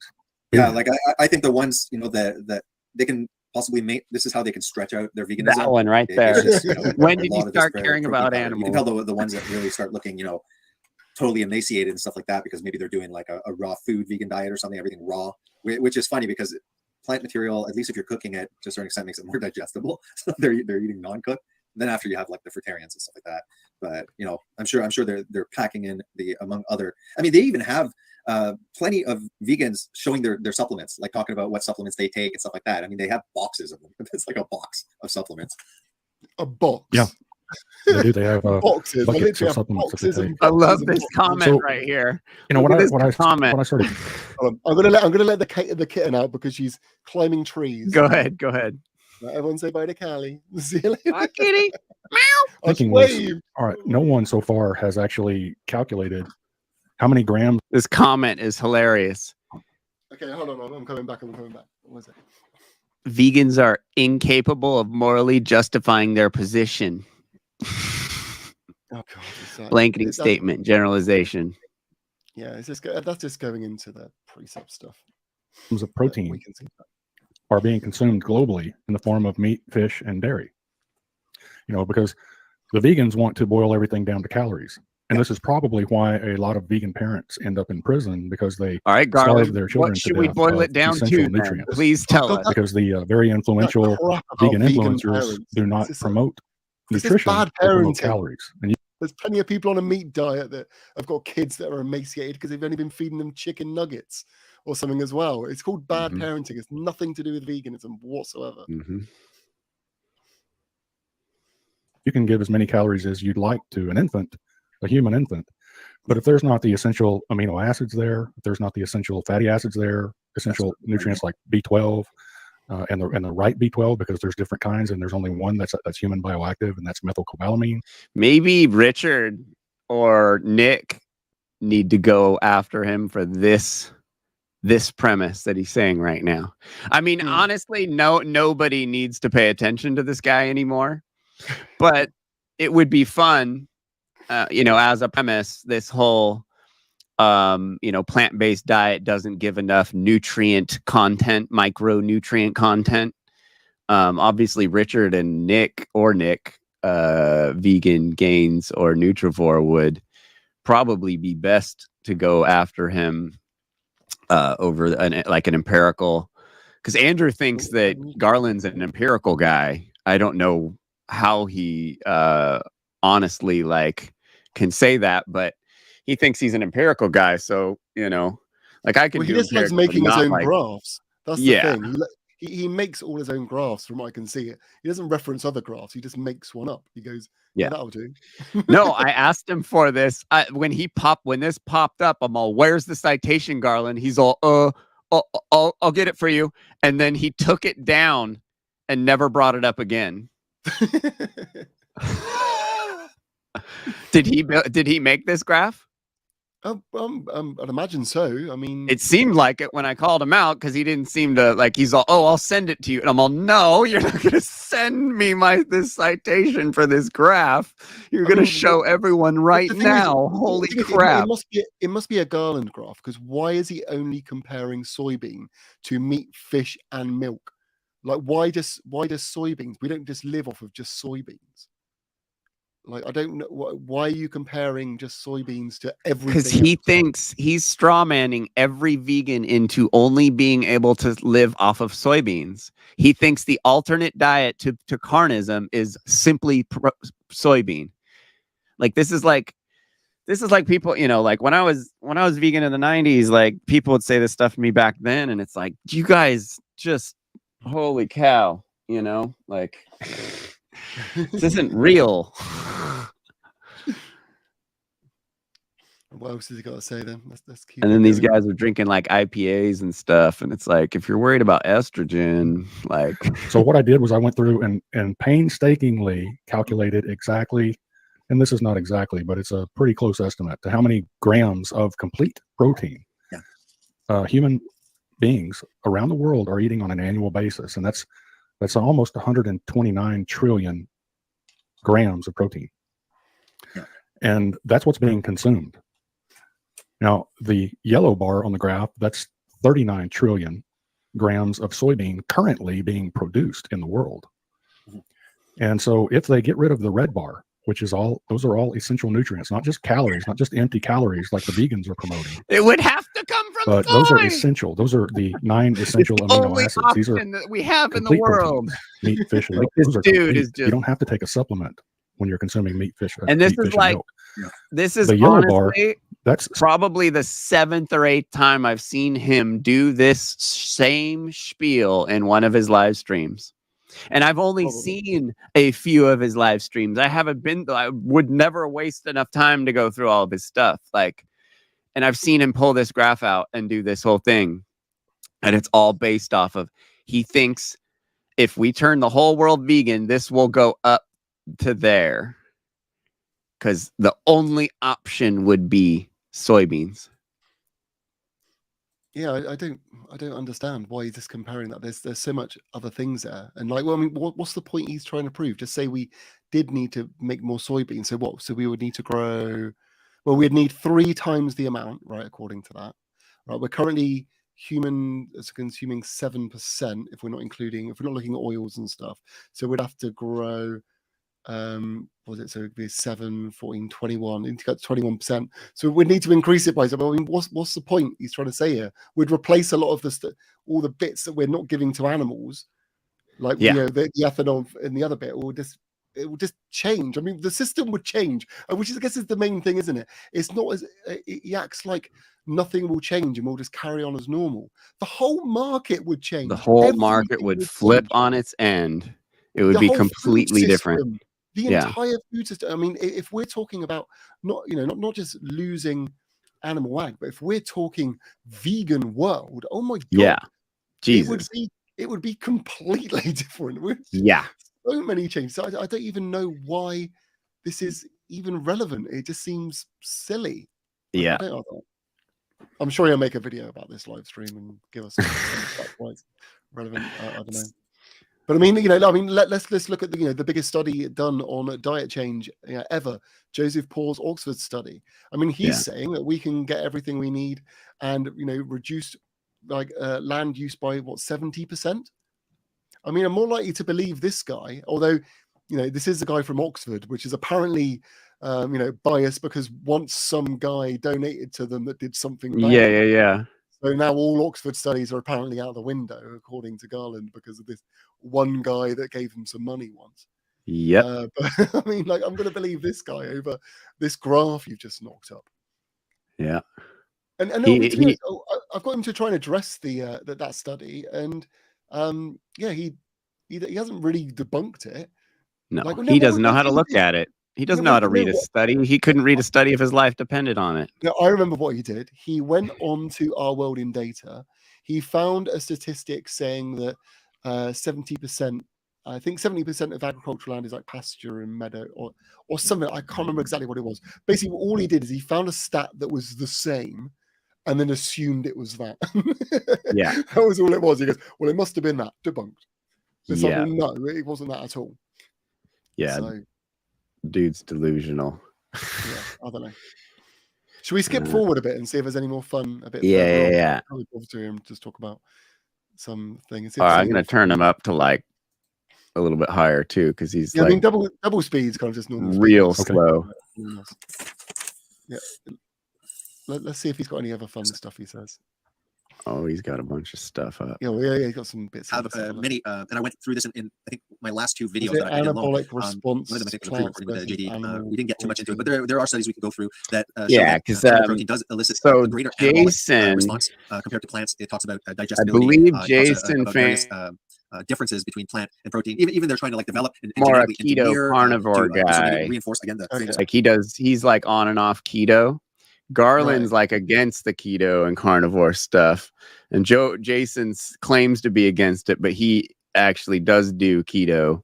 Yeah, I'm not too. To be honest, I'm not massively clued up on the deep dive of all the health side of stuff. I kind of leave that to the other people. Yeah, me and Ali are really good with the health stuff. So this empirical, this crop stuff is all new to me. But their whole argument is that there's no way in hell you could ever get enough nutrients and anabolic whatever, to perform at your highest level. If these guys even work out. That when people are like they're literally that they just completely deny it. Like I've asked both these guys, I'm all, do you deny that vegan professional athletes exist? And they just make jokes. So it's like, okay. But their sole intention is to become anti-vegan influencers. It's not to find the truth, it's to be an influencer. He wants to be known. He wants to have a big YouTube. He doesn't care about the truth in the least bit.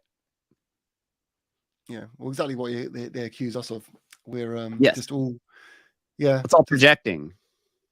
We're all just misanthropes, aren't we? Yeah. Even though I'm using a cup here, just to show that I'm not a misanthrope, which is a charity, a men's mental health charity to stop male suicide. Because I hate humanity so much, I support an organization that helps male mental health and suicide. We're clearly pro extinction. We just want all the humans to die off so the animals can be here all alone, right? Yeah. Yeah, they're trying to go deep on do plant-based. Yeah, let's see if you can find any if there's anything more fun in there. They're trying to go hard on plant-based anabolics versus animal-based. Oh, it's our goodness for the cyanide thing again. Yeah, this is probably responding to vegan gains. Yeah. Did you watch the vegan gains follow-up video where he looks into it's pretty fucking 2 a.m. vegan does good clips of vegan gains. He was really funny he's, when he came on. Oh, he's look, gloating. they're on it now. I guess yeah, the bit about us was probably nearer the beginning. He was trying to downplay that as well. The fact there's that the Bill Gates are not a again. large. So yeah. They think because he said once, so there's like a direct quote that these guys are just all over like flies on shit. And it's like, he says, I think in the future there may be more, like it was like I think maybe, and it was like a question, like what was the question even? Like I kept pressing them on like, where is this quote? Where's the question? And they just kept showing me like articles that said he said it. Yeah. And then like, what was the question that was asked to get that answer? And again, it was like, I think maybe, it's not like I am planning on, or me and the government are planning on getting rid of meat. It was none of these things. No, it says here on the screenshot, if you look at the one at the bottom here, it says, so no, I don't think the poorest 80 countries will be eating synthetic meat. I do think all rich countries should. So all he's saying is, I think if you're in a rich developed country that could, it's probably a good idea because of the because he's an environmental guy. Yeah, which I mean, he's not advocating veganism there. No, he never has. Yeah, I don't think. To be honest, I'd love to ask Garland what the definition of veganism is because I don't think he actually knows. I don't know. You might do. But like, it doesn't seem like he knows. Sometimes I think he kind of mixes up plant-based. No, they think that any vegan is a crazy liberal environmentalist. So anyone that says anything environmental, that's instantly vegan. It's like, oh, they're trying to push veganism because they're trying to like, whatever. But it's just BS. It's just all BS. There's no actual. It's all conjecture and it's all, it's all speculation. Uneducated speculation, but it's not real and it's not actually happening. Like these guys, they're going over it again because I mentioned it in the debate. I'm like, why are you scared of these old rich nerds? Shouldn't you be worried about what the government is imposing on us? And the government pays billions into the meat and dairy industry, and you're trying to say that they're pushing us into veganism? Like you go to the stores here, if they're trying to push us into veganism, there'd be vegan food everywhere in the store. And there's not. It's the clear lower percentile. And that's what got me going after Joey's, is he's just saying crazy stuff like supermarkets are full of vegan food, where I'm like, what? I literally made a video where I went down to the local store. And he was like, he had a video with some guy, and they were saying that the store has more vegan food than non-vegan food. Like, and that like the milk section only has a tiny milk section, and there's just a little bit of beef, and like, and it's like, dude, you guys are completely fabricating massive amounts of information. Like that's not reality. You could argue that a large majority of a supermarket is, if you actually go, all the fruit and veg sections, the fact that the majority of things are vegan by default, sauces, herbs, spices, breads, kind of thing. You could say that a large portion is, but if we're just talking about like mock meats and all these kind of like new vegan products, which are kind of like they were saying meat and dairy products are being phased out. Phased out is what they were saying, and replaced with vegan products, like the whole store.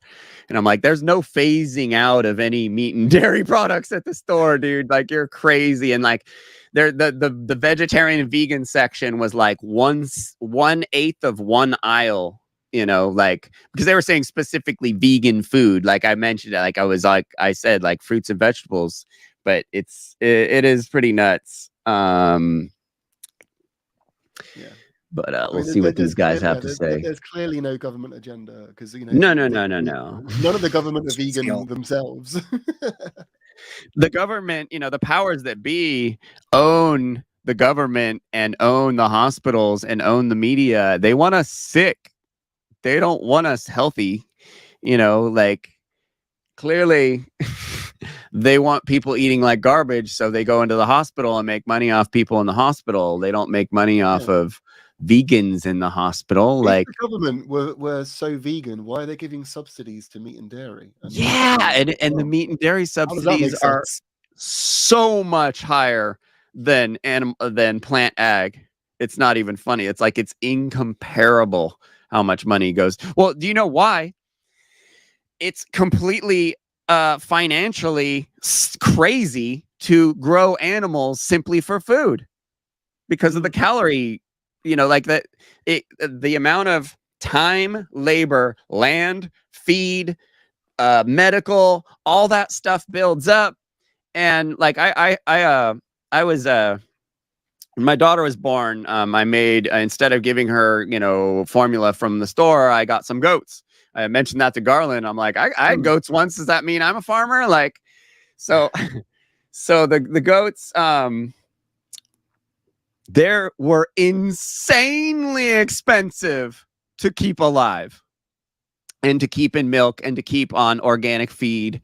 And like, it's absolutely not financially, like, it doesn't financially make sense.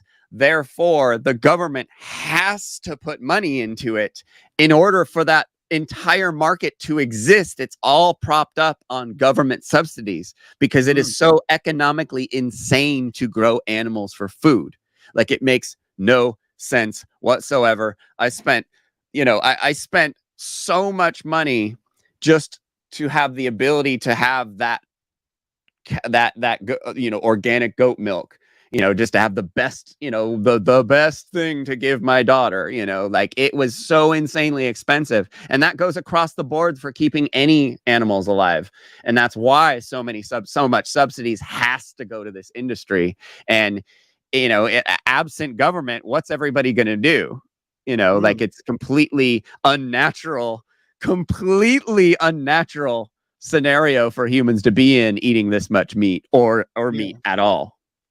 I mean, the thing is as well, which I think Garland should understand, is all this push, if any push, from governments or anything, or in local councils encouraging plant-based, is never for the, for veganism. It's just purely for environmental reasons. It's never for moral issue, which is what veganism is ultimately about. Obviously, it does, kind of bleed into environmentalism and stuff like that. But, it's not for the reasons that we're asking. It's not because we're saying animals are getting hurt. It's because they're trying to hit climate goals and stuff like that. It's all because of that. So it's not even anything to do with veganism, really. It's the environmental movement, and the environmental movement are predominantly non-vegans or just plant-based. They're not actually vegan. Hence why there's loads of videos of people calling out the environmental movement marches and stuff, being like, why aren't you vegan? Due to the it's like all these guys there, they all used to be vegan, right? All these anti-vegans used to be vegan. I'm all, really? You didn't wear leather? And they're all they don't even get it. Like, you're using the wrong terminology. Like, when I had my debate with Joey, we spent quite a while on what's your definition of these words, because I know what mine are, and we need to figure this out first, or else there's no point in having this conversation. Because I believe you guys think plant-based and vegan are like kind of the same thing. Like, I don't really like there's a whole different, every time you say vegan, you're saying the wrong word in my eyes, so like, let's get past this. And they never know the actual definition. And they're always like, oh, wool? Oh, yeah, I used to wear wool. Then you weren't vegan. Like, like, so it's the definitions are important. And these guys just don't want to get into the true definitions of the words they're saying or we're saying ever. And it's like, well, I guess that goes back to the co-product thing, isn't it? Like, sometimes the words do matter.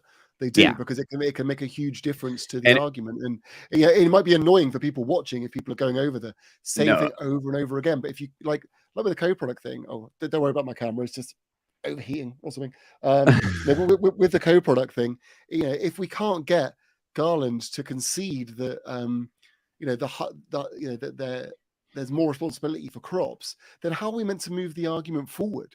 Like, because literally there's a whole big chunk there that he's denying. It's ridiculous. Yeah. It's almost, and even Andrew brought it up. He's like, why are you guys? It's like him saying sheep don't count. No Yeah. sheep death counts. Yeah. Ignore that. And we're like, what are you on about? Of course No, they do. that's why Andrew was confused. He's like, "Oh, you know, just for the watchers, you got to like get more into this." And I'm like, "No, this debate is between me and Garland. Like, I don't give a shit what the watchers. And like, they can watch the old one and they'll get it from the first debate. And then like the fact that he's so obsessed with doing single debates is really like odd too, because nothing gets done in one debate. But he kept asking, he's all, why are you so stuck on this co-product thing? And I'm all, this is the crux of this whole argument. Yeah. Like He he does wouldn't get understand it past now, it which in the is good. first one, Yeah. you know? Yeah, he understands it now. Once we had a He chat did about no, it, he did after I he explained it got to it, him yeah. the second time. I was like, Garland's trying to say he has zero that the soybean industry has zero that the animal ag industry has zero responsibility on the hands because the oil is the actual product, not the soy meal. And he was like, oh, okay, I get it now, because I think he was completely unclear on it for a while. Because it is and was the crux of our entire debate was, okay, well, and Garland showed up with that as being the crux of his entire debate and spent our entire first debate talking about it, and he was completely wrong. So obviously that needed to be the thing that we brought up, and that's why I think you reached out to me, because you were like, hey, you know, here's the word you need to win this argument. And I was just like, oh my God. And like for like 2 weeks, I was like, I need to talk to someone who knows how to debate about this, you know, and then you just came out of the sky. Yeah, I love the fact that the study that he even references to say that all this stuff is waste even says that soy is like the predominant driver as well. Yeah, Literally, no. where He's is a it? king, the king omitting. Yeah, let's see what else these guys are going to it's omit. from the livestock on our plates or eating at our table, a new analysis of the feed food debate. And it literally says, soybean cakes can therefore be considered inedible for humans, but they are derived from an edible product and can be considered as the main driver of soybean production as per our methodology. So like it literally says there that it's the main driver. If it's been the main driver, how can you argue that animal ag has no responsibility? Like surely you're lying. Yeah, you can accuse us of lying. You should be able to admit that. It's pretty simple stuff. Yeah, no, that's what's sketchy, is that he literally had to read around this stuff. And like he knows he's omitting these things. You know, like he can't not know that he's omitting huge parts of the data because he's giving us half the data. and we're, like he's thinking that we're not going to go look up his sources, you know, like in a debate. That's the whole thing. You're putting your balls on the line live on TV to put your sources out there to have the world criticize them. Like, it's crazy that he just shows up. I want to try and find my thing. I went through all the links that he sent me. Let's see if I can find it. I'll let this run for a little bit. You primarily switch to goats at the moment, just because of the market. So he's an idiot. What were you saying? Let me go forward a little. However. It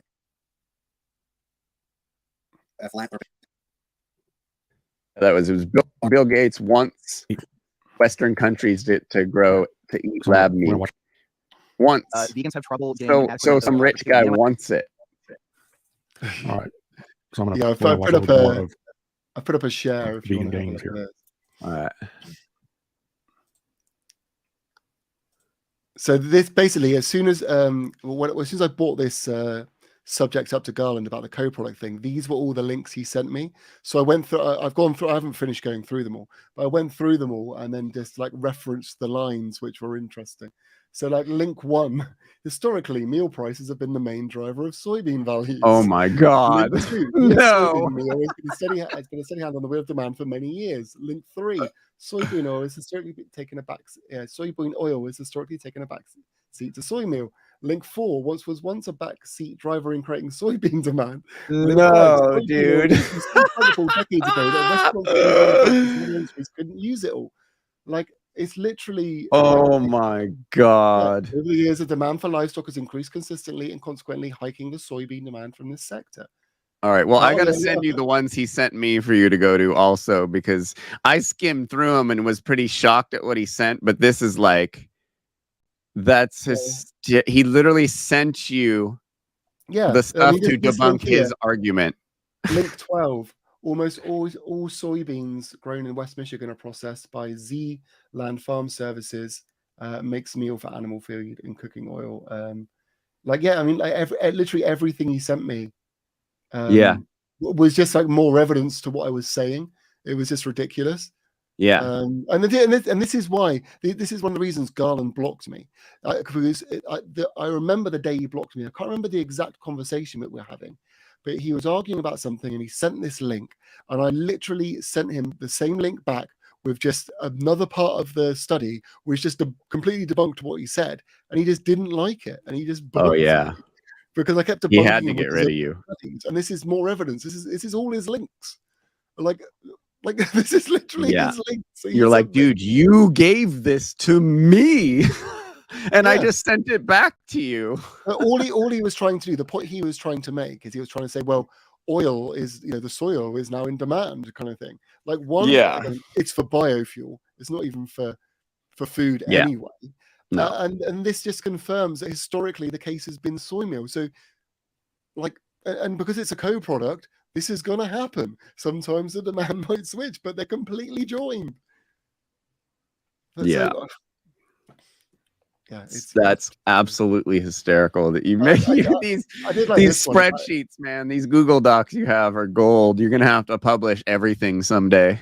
The thing is, I go way too deep into these things, which it takes up way too much of my time.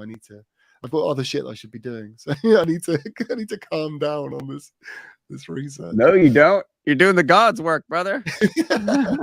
He made was he claimed vegans have trouble getting an adequate amount of particular amino acids, even from very. Look at the look on Jeffrey's face here.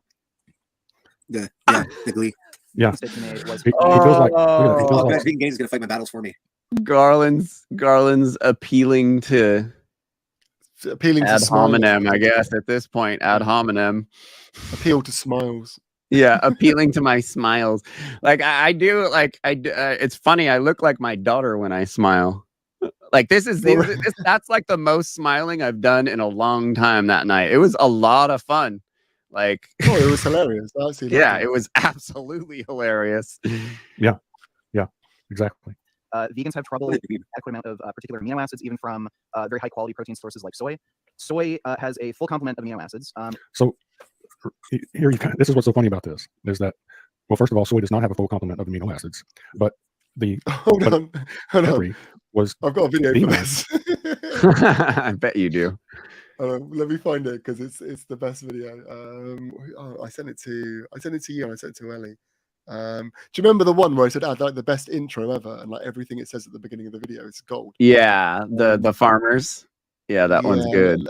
Yeah, they got the little machine. Keep it rolling. I'll find the link and then we can. All right. Yeah, I'll send it to you to view.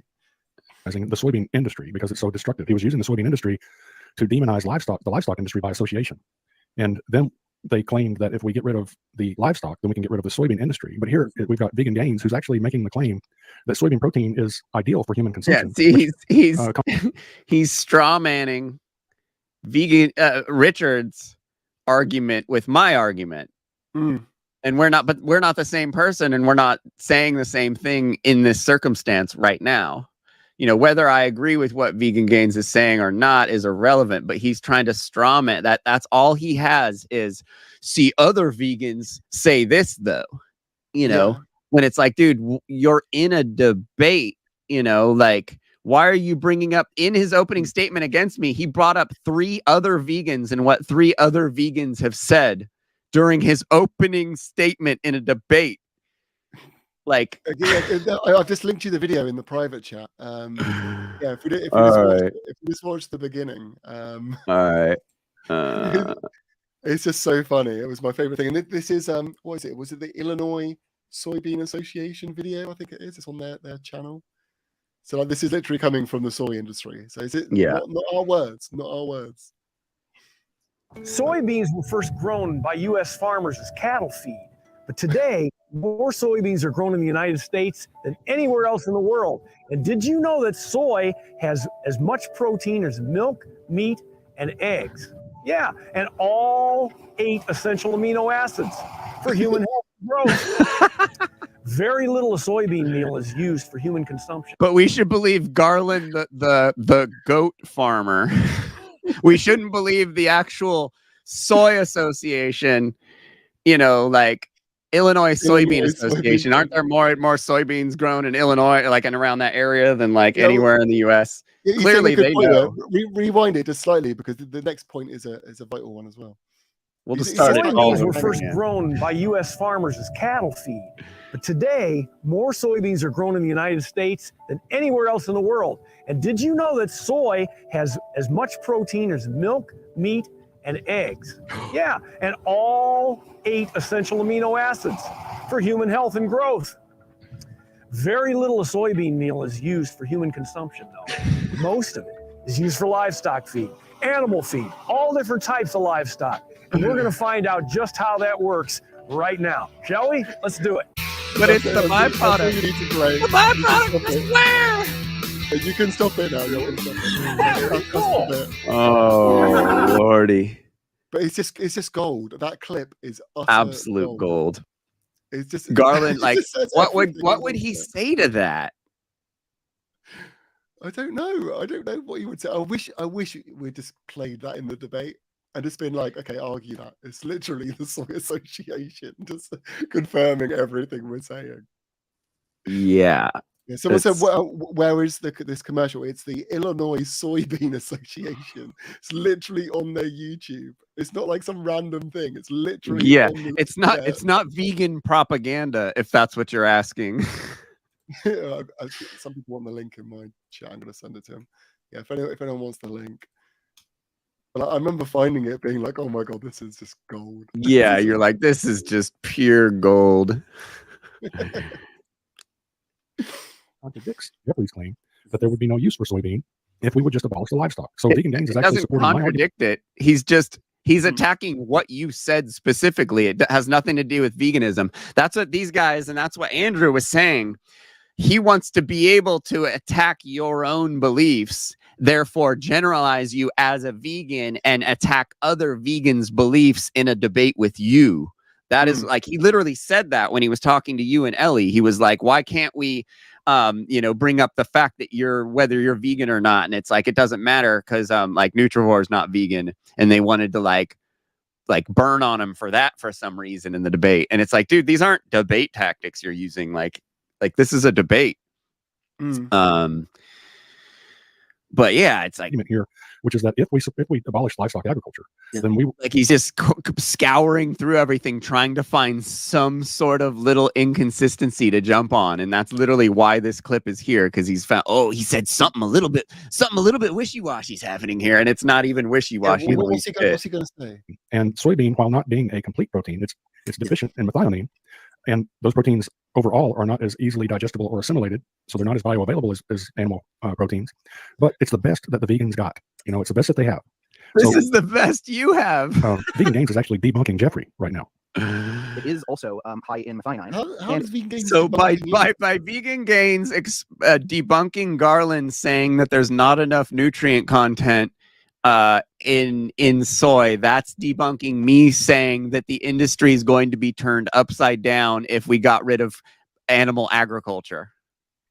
Yeah, makes perfect sense. What? If you look at any research on things like nitrogen balance, as you don't even really need to consider amino acid ratios.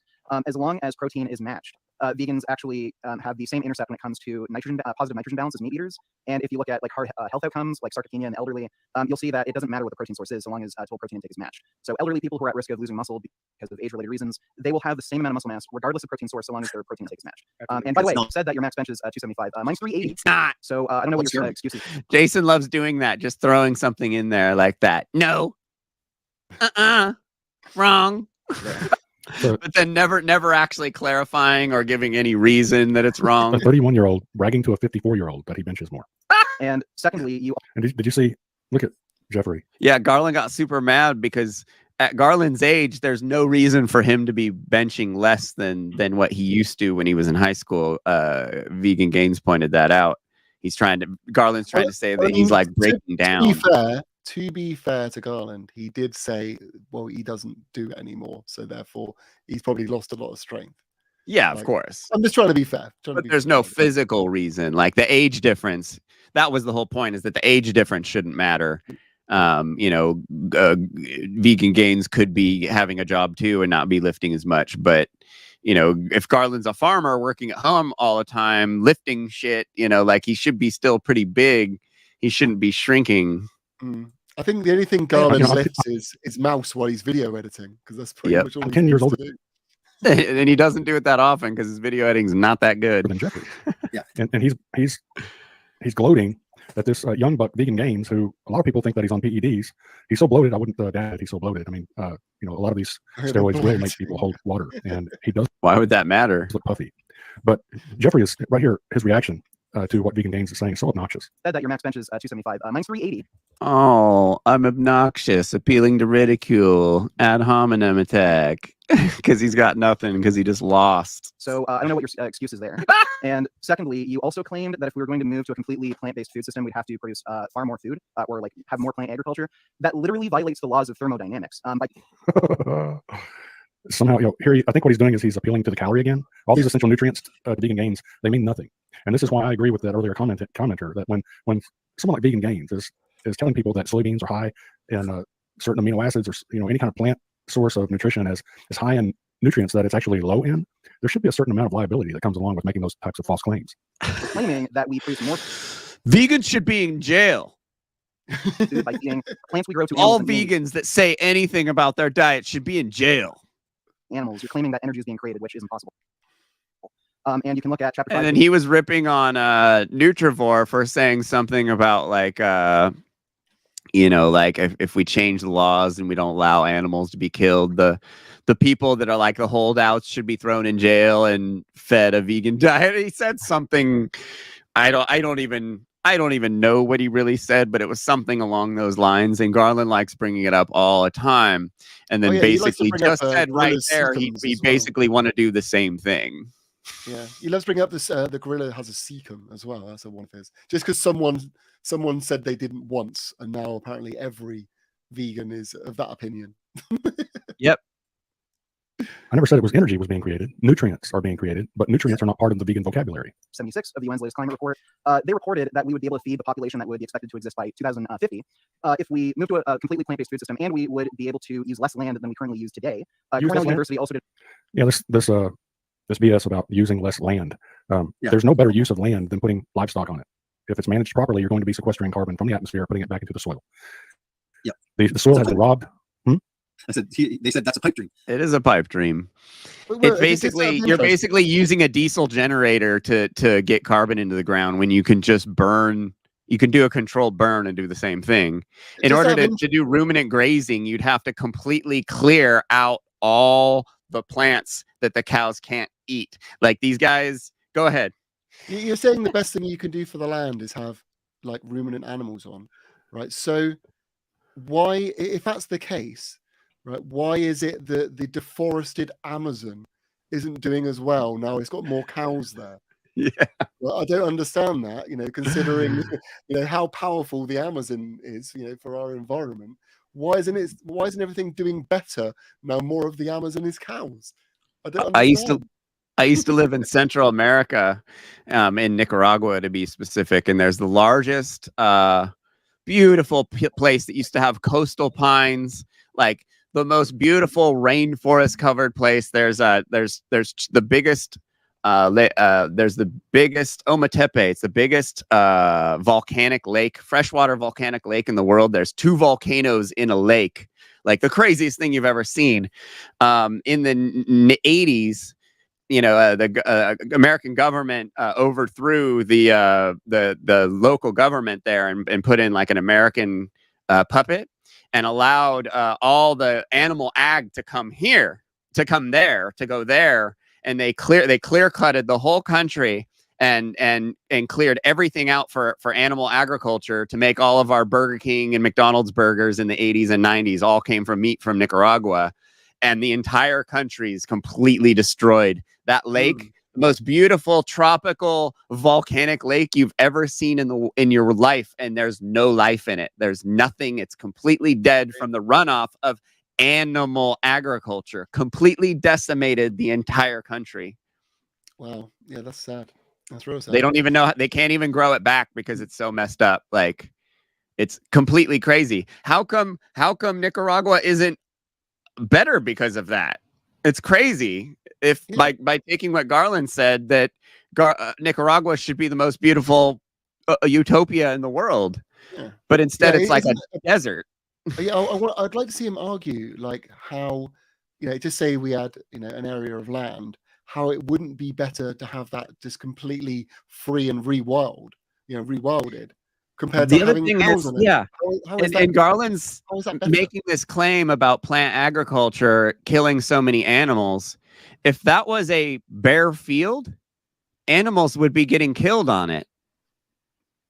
But there would be less food and less shelter for small animals to live during the time. So it's like, where are you getting these numbers exactly? Like animals, the predation happens in a field. Animals die in a field every day. Animals are dying in the field, whether or not, there's crops there. And if there's crops there, a lot of those smaller animals have a food source and a place to hide from the animals predating them. So it's like, it's almost pointless to argue this stuff. And it's definitely not, a landslide like he explains it. Because there's a lot more going on that he hasn't even considered in his head. Because, we showed him the empirical data on crop deaths. There's like a Brazilian or a study from Brazil or somewhere down in South America where they looked at everything around the crop, in the crop, found every bug that died, every bird within like a quarter mile. Like, it's very detailed. The only study that we ever have, I think there's two. But this one is like the only Lamy study. Is that what the one? I believe so. It was Argentina or Chile or something like that, somewhere down in South. I think there's Chile. I think there's 4 major. Ones. Like one of them's kind of bump, but the other 3 are dope. And Garland was just like he then said that he didn't know the numbers, and I'd given him those numbers, and he just those studies are BS. Like, okay, what about them is BS? Like that's what, like, the whole time he just kept shooting down all the empirical data I came with just by saying there's something wrong with it. When you have to actually like go in and point out what's wrong methodologically, like what's wrong with these things. You can't just say, oh, I have a problem with the guy who donated to them once, and therefore everything about this study is complete garbage. Like, the industry funds 90% of all studies. You can't eliminate 90% of studies because industry is promoted, has put some money into them. It's completely ridiculous.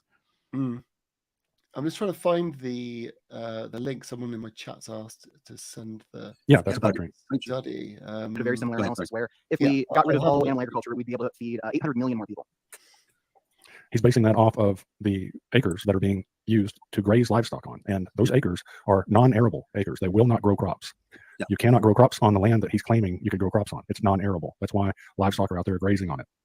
If it's not arable and he's promoting regenerative livestock, you would have to grow a certain kind of grass there for the cows to eat off of it. If it's not arable, you can't grow the grass that the cow needs to eat. So if it's not arable, it's completely worthless to animal ag and plant ag. Although I think Avi was saying there was actually a study showing that a lot of land apparently you can't grow crops on. It's not the case you can't grow any. It's just a lower yield. I think it's about you can only grow like 25% or something. So it's not even as if all the land is completely useless. And plus, there are people literally growing crops in the desert. Now. Garland doesn't want to talk about hydroponics and the there in California, there's massive amounts of fruit and vegetable companies that are doing indoor. I mean, I know it's not clearly not, it's better to use the sun clearly, but there are, there is like the like vertical farming that that puts way more, amount of plants on a small piece of land. And they've been using, indoor lighting, hydroponic, big buildings out here that they're growing plants in. Not that I think that that's a better way of doing it. But if you're worried about the crop deaths in plant agriculture, we're leaning towards, the industry is going towards safer, more efficient ways of growing this stuff that doesn't bother that many plants. And Garland doesn't want to talk about these grazing lands will have to be cleared off of all their natural flora and fauna in order to keep these cows here and to ruminantly graze. You are physically, as a human, altering nature by doing this ruminant stuff, and it's not taking it back to how it used to be, because you're putting animals there that aren't even like they've been genetically changed from the animals. It's like the whole natural thing. These guys love saying natural, and they never say it in the right context. It's absolutely I always make the argument that all these animals that are being eaten, they're essentially man-made animals. Yeah, like, there's never been a such thing as a wild Jersey cow. Like Garland was trying to be all, you just want all the cows to be gone.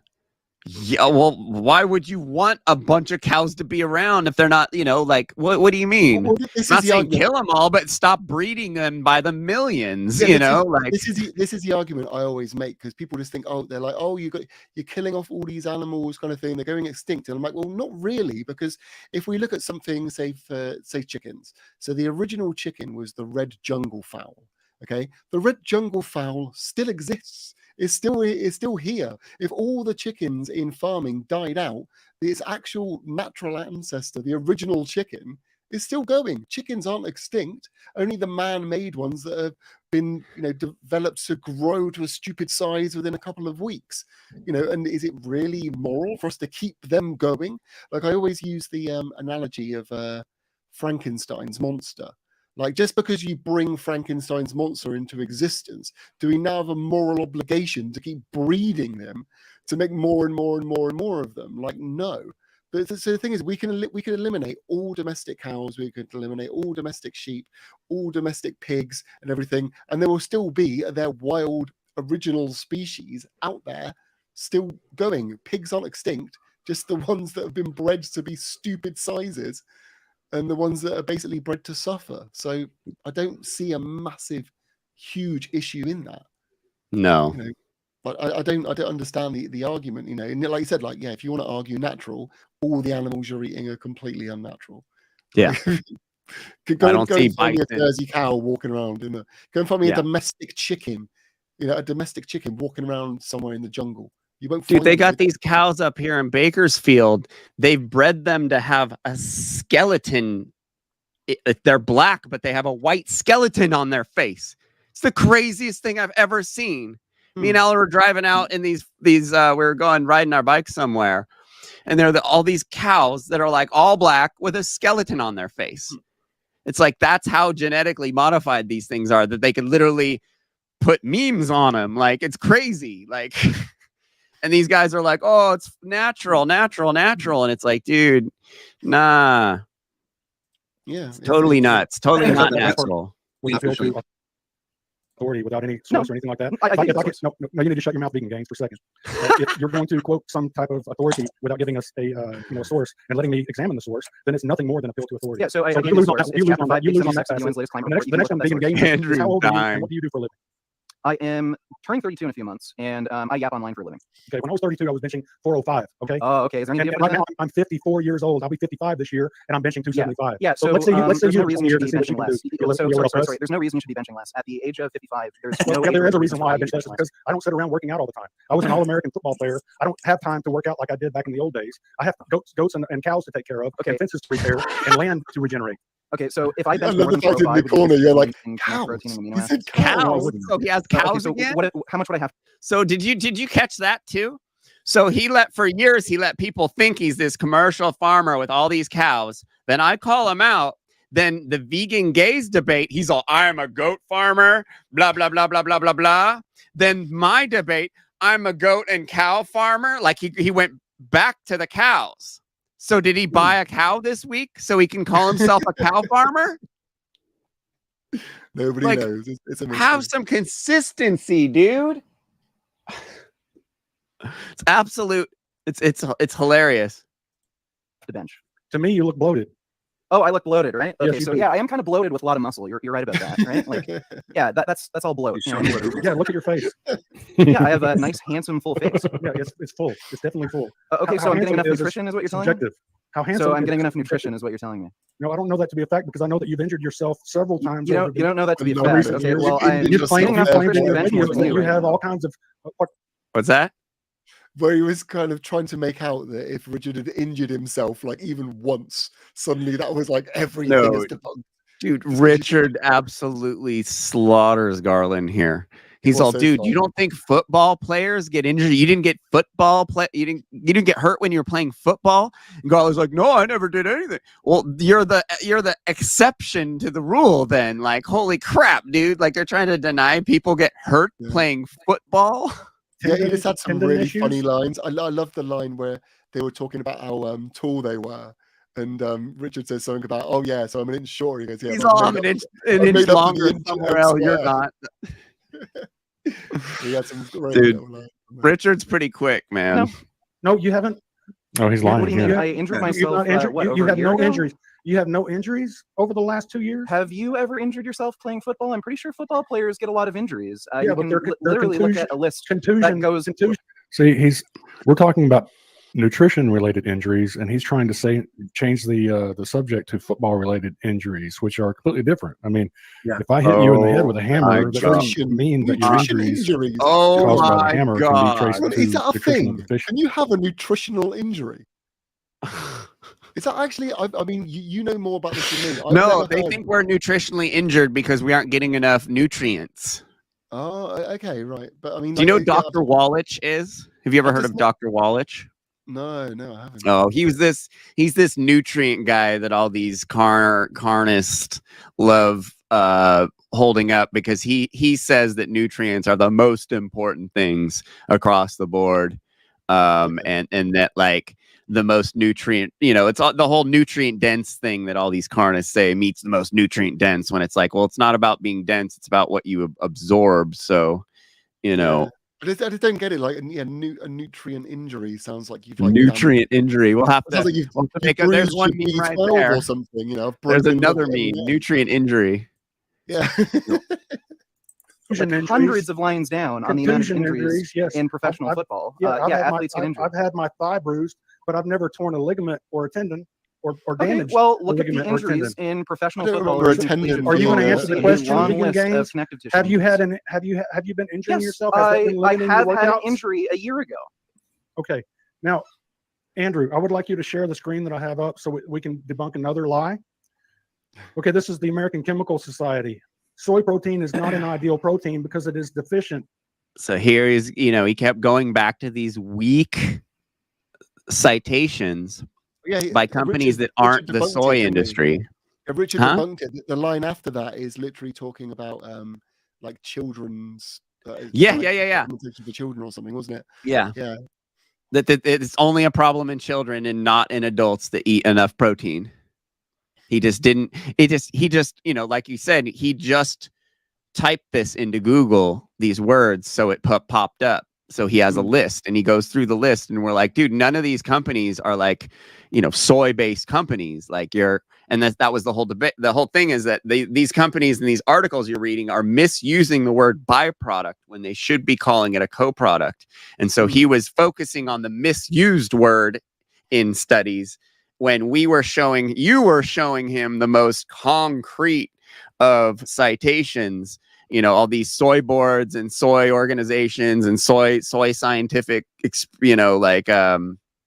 and all the soy related stuff. Not one of his was a soy company or a soy processing plant, and like their words were all that it's a co-product or even the primary product. And he just didn't want to, he just kept wanting to go to these garbage citations. And the essential amino methionine. Yeah. So he got debunked. He got schooled. Oh, should we go to his video right now? Let's see. Let's see what Richard has to say about this. Well, I mean, he just said he got debunked and schooled. I mean, Let me pull up. You can even just pull the study up if you want. Like, Oh yeah. Yeah, you're right. Actually, we don't even have to bring Richard into this. It's literally just the line after. So, American Chemical Society, Nutrition and Health Benefits of Soy Proteins. All right, let me look at it up. Did you find it? Yeah, it's this one here. I'll put it in the private chat. Yeah, it's Oh, you got it? literally. Yeah, it's just the line after it, isn't it? Yeah. Like he literally. Okay. So Yeah, it literally says, doesn't it? Yeah, it says. soy protein is made. Yeah, Soy so you protein can is a read major. Okay, soy protein is a major component of the diet food producing animals as an increased importance in the human diet. However, soy protein is not an ideal protein because it is deficient in the essential amino acid methionine. Methionine supplementation benefits soy infant formulas, but apparently not food intended for adults and with adequate nitrogen intake.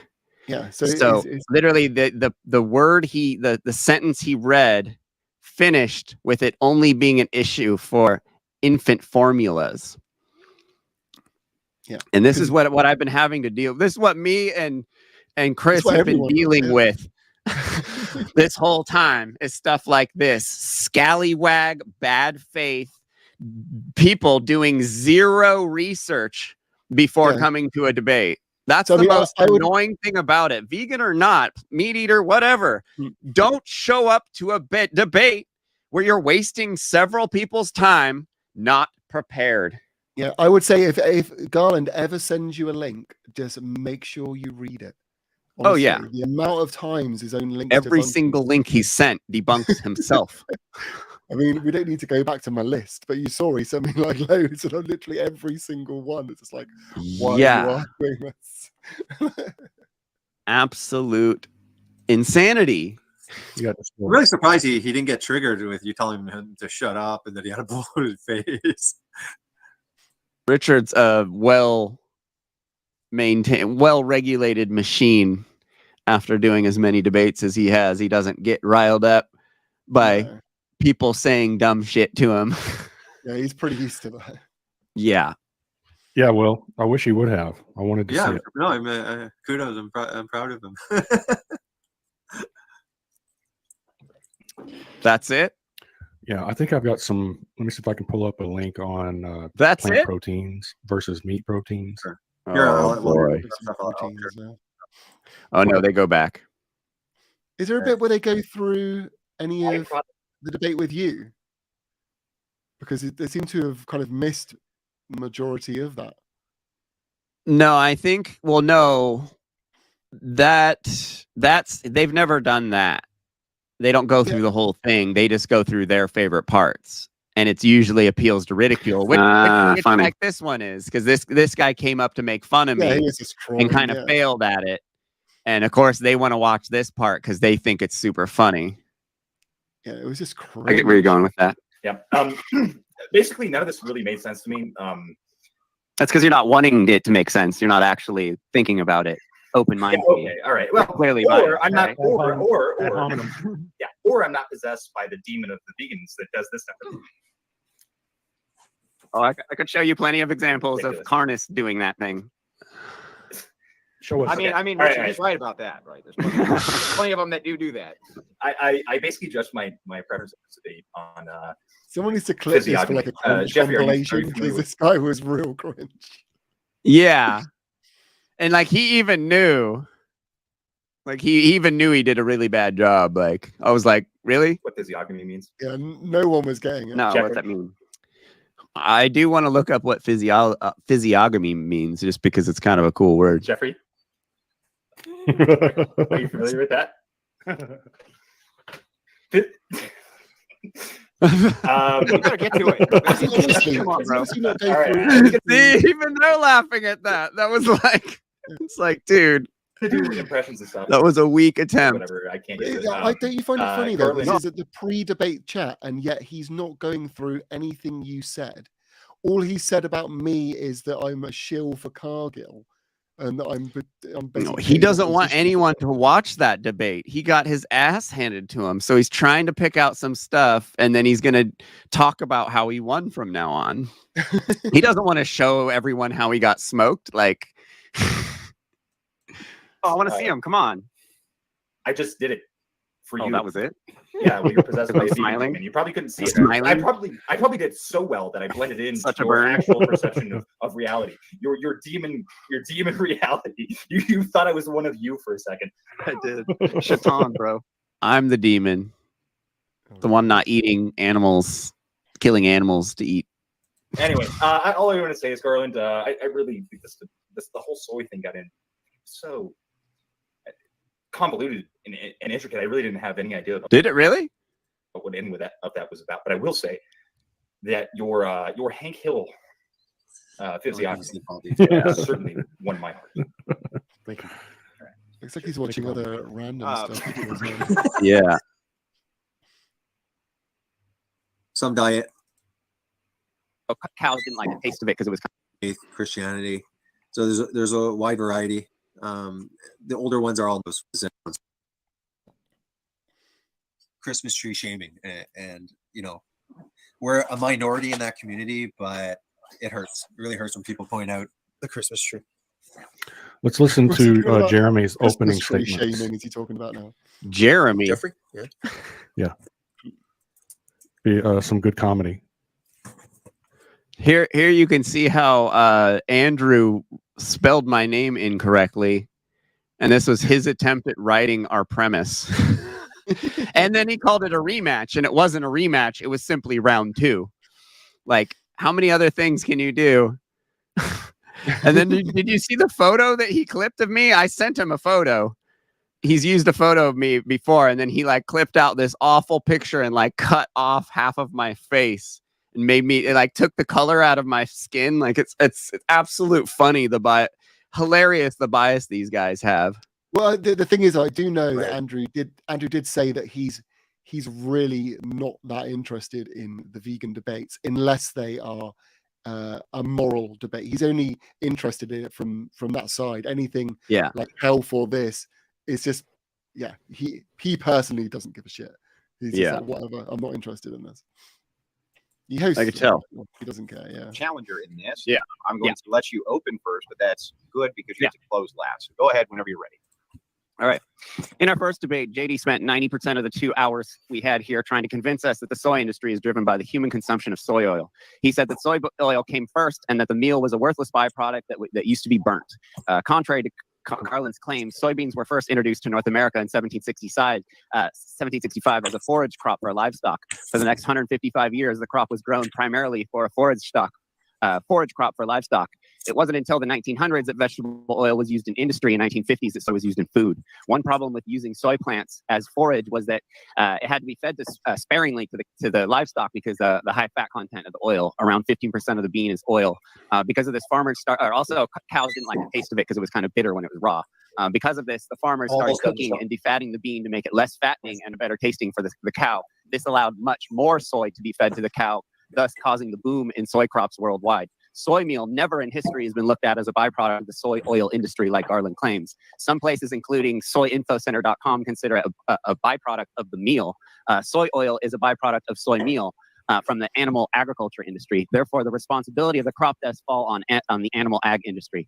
It is a byproduct, or at best, a co-product. The amount of soy oil in the world is based primarily on demand for soy meal for the animal agriculture industry. There's no unique attributes to soy oil compared to the other plant-based oils, meaning there's zero specific reason to demand a soy oil, specific soy oil. There's no reason to expect a demand for a specific soy oil. And so what they've done is they've tried to narrow the scope of consideration down to just oil, and they're not facing the fact that if you abolish livestock agriculture, you're going to be abolishing a gargantuan, a huge farking amount of protein that's going to have to be replaced. That doesn't have to come from protein. Doesn't have to come from soy. What's that got to do with what you said? It's just one of his things he just likes saying over everything because it makes it seem like he has a rebuttal when he doesn't. You know, if you notice he did not deny anywhere. He didn't state anything about it being a co-product, about it's responsible for the deaths. No, because he doesn't want to enter into that subject because he knows he got beat there. Yeah, because he doesn't want to talk about that at all. No, all he wanted to say is, oh yeah, basically in simple terms is, oh yeah, but it's not that easy. If you get rid of animals, it'll be more difficult. Yeah. That's literally all he wants to say. He's I'm jumping to the next argument. Like, a demand of vegetable oil would be filled by any other, likely more sustainable plant oil. Just stop for a second. Produce instead of producing soy to turn into Okay. oil. Garland's constant. Yeah. Okay, so he's allowed to project into the future and say, oh, you know what, like we could use another crop, as if that crop won't be exactly the same destructiveness. Like it is. incorrect, Jason. Yeah, Like if I it's said, more and the better sustainable. yield, yeah, it will be less. And the thing is, It would it's be not, less. the thing is as well, which they don't realize, is it's not, we're just making it up, some projection. This You is said with actually- palm oil, it was 80, this is what 85% happened. less land. Yeah, it's what's been happening. Historically, when there's been a demand for soil that can't be met, generally it goes to another oil, which is palm. So we're not basing it on just made up stuff that we're just like, oh yeah, it might go there. We're literally basing it on the situation now and going, well, if that's what's happening now, that's probably what will happen later on as well, because it will just they'll just move it over. So yeah, I don't know what he's on about there. Remember when it was me and you? They kept saying your definition of co-product, and we're like, no, it's the industry's definition of co-product. Like, geez, guys, like, it's not us making this up. This is the industry. That's why we came here to look at the industry, empiricals and stuff. Like, it's like we're having to beat them into having a debate, and they're supposed to be like Andrew's supposed to be the moderate. Like, did you like how much I was leading him?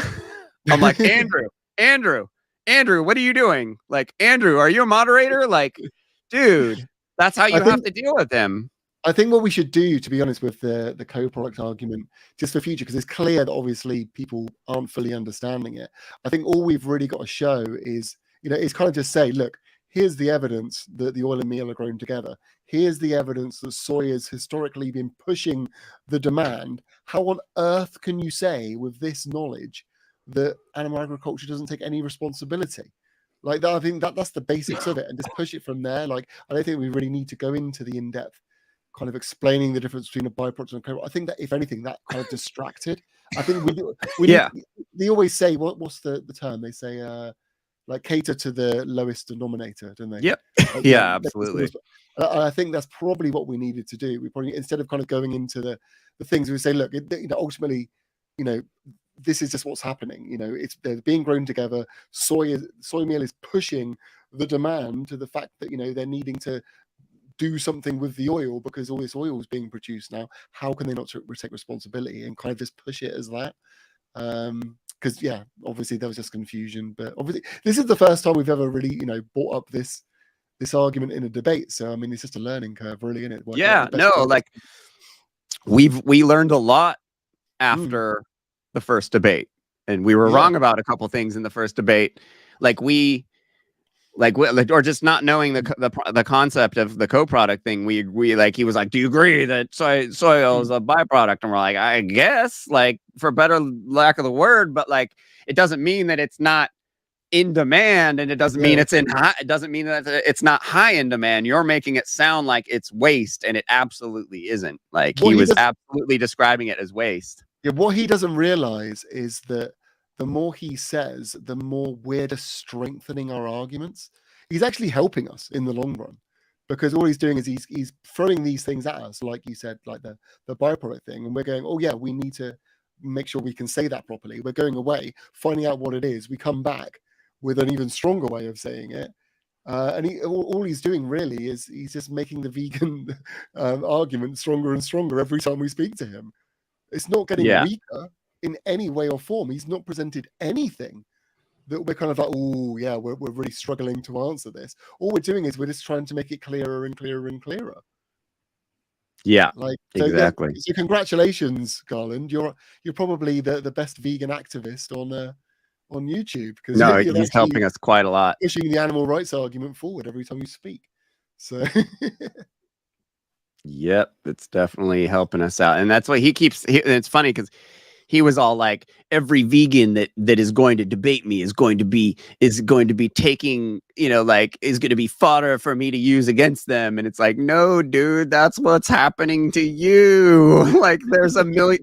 What memes are you going to make about us that are actually funny about that debate? None.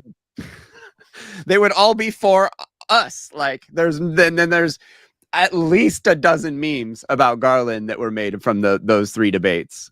Like, at least a dozen solid memes, like, we can use for decades to come. It is basically the same. So he's allowed to project into the future and say, in my vegan utopia, we wouldn't be using talk less loud, the baby's sleeping. In a vegan world, in a vegan utopia, we wouldn't use soybean. We could use something else. So he's allowed to project into the future, restructure the whole food chain. But again, you are not allowed. It's not valid when you say, I agree. We don't need the soya crop. We can feed them other crop like grass. What? You did mention that in the debate. You said we could. Did that make any sense? And stuff like that. No, so they're not looking for solutions. They just are narrow-minded. So I just find it funny because all of this soy crap and calculations. Oh my God, this guy's so boring. Like, how long have we been using it? And if you look at our world in data, 0.5% is of that soy meal is fed to cattle. So it's not even the cattle. What 0.5%? That's the full plant. Yeah, go ahead. What did you just say? 0.5% of the meal is getting fed to livestock.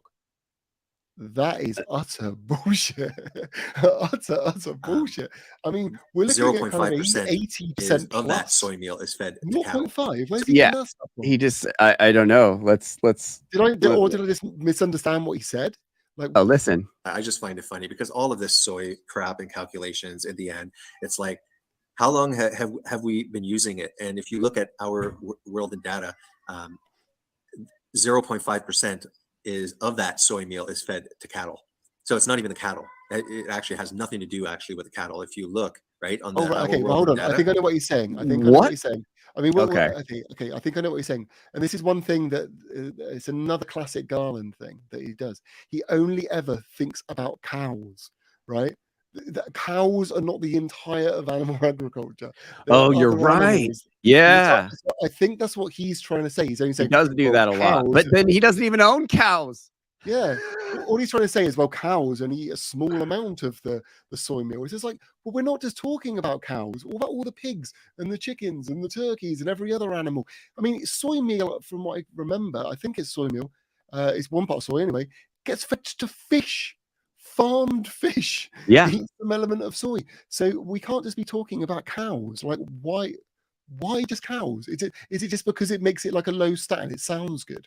Like, oh, well, it's only 0.5% for cows, completely ignoring that chickens eat God knows how much of the stuff. Yeah, seriously. Yeah, that's some of the things he does. He always equates every single thing that, isn't animal feed, no matter whether it's food or not, that all comes together as biofuel. And he only talks from the cow's perspective and no other animal. Hey, so tell me about distillers grains. I'm not completely clear.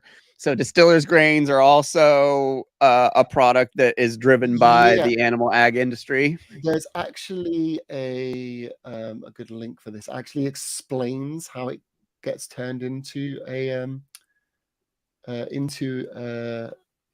product. Let me just quickly have a look. So basically, like it's used like something else could be used, and it's only used because there's so much of it around. Yeah, but basically what it is with corn, they use they turn the corn into ethanol, and the ethanol produces distillers grains as the co-product. Ethanol and distillers grains are the co-products together. It's not as oh, I get it. And then the grains get fed to the cows after. So it's not as strong a link as the soy, because you can't say the distillers grains are kind of pushing the market, but they are linked enough where distillers grains are it's a co-product. There's this one here. See if you can load this one up. This is actually the one, that chart I showed you originally. That's what this one's from. But I mean, one of the things to which I think is more important with corn, actually is that I think it's between 36 to 41% of corn is fed to animals anyway. So it's a massive Yeah, portion. it's a big And only- chunk of it. Yeah. Yeah, and only 2% is actually for human consumption. Unless Jason, so Jason made a video saying that no corn goes to the animal ag industry at all. Really? Calling No me corn? out, saying I was a liar because I said that whole kernel, like the corn, and he said it's only the byproduct. And I made a video about it, calling him out, and like basically, dude's like hasn't come to my Facebook since, because he's like calling me a liar, like all this fucking lying, dishonest vegans and their vegan propaganda. Yet he said he was all, oh, it's only byproduct, only corn byproduct is fed to any cows. And also Garland in that first debate said that B12 isn't supplemented to any cows too, which is absolutely a lie. Yeah, like I'm just trying to. Yeah, it literally says here cows can be fed whole corn as a supplement. No, it's in my video debunking him. I just Feeding went from corn, video corn to video to video where they're feeding whole kernel corn, crack kernel corn to cows. It's just like, dude, you guys don't even like look. Like I research, I don't say stuff I don't know, you know, like I research stuff before I know it, before I say it, especially in public in a debate. Like you can't just say this stuff if you haven't even looked. So I'm just having a look. So just to this is from the Institute of Agriculture and Natural Resources, University of Nebraska, talking about beef feeding corn stalks or corn byproducts. So it does say here, so basically you're right, and I can see maybe what they're saying as well. It says cows can be fed whole corn as supplement. Corn would be considered an energy feed and therefore an energy supplement. In high forage cow diets, I would not feed more than 3 to 4 pounds per head per day. So they're getting fed each cow 3 to 4 pound of whole corn per day. And then Jason's in the chat trying to defend himself. Oh, is he? Right. And then and then I guess the rest would come from the distiller's grains, which is obviously the co-product then of the of ethanol kind of thing. But if you basically if you work that out, the ethanol and the distiller's grains, they are grown together. A lot. The ethanol is not really. It's used for a little bit of human consumption with like alcohol and some other bits like that, as far as foods.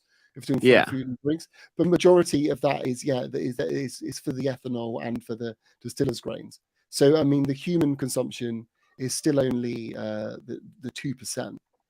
It's still, the human consumption is still less. The cows are still consuming more of the corn. I haven't seen any evidence to kind of show otherwise. What did you say? What, Jason's in the chat, is he? Jason's in my chat. I want to see if he wants to come up and tell us that corn isn't fed to cows.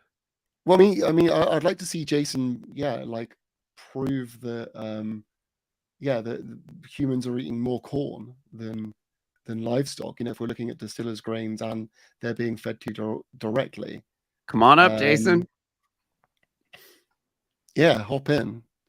Like I'm meant to. I'd imagine he's probably scared. I can stick it out for a little while if he comes on. I'll give it like another hour, then I do need to sleep because I can't have too many late nights. It's like 1:30 already. But if he's gonna hop on. I'll keep this running while he's. What's he actually saying? He is commenting to something you said earlier about him talking about all livestock. You were saying it's a cow comment. I talk about all livestock also. I mean, fair enough. If you talk about all livestock also, I mean, I don't know. All I'm saying is that Garland tends to kind of talk about cows a lot. Poor Chris having to deal with our time zones. Yeah, too right. Someone's saying all the dairy cows in Wisconsin are fed corn. Let's have a look. Come on up, Jason. About that. Wisconsin cows corn. Let's have a look. Is it whole corn or is it distiller's grains? That'll be the cracked corn. So I guess it's whole corn. Yeah, I mean, I'm not a corn expert, so.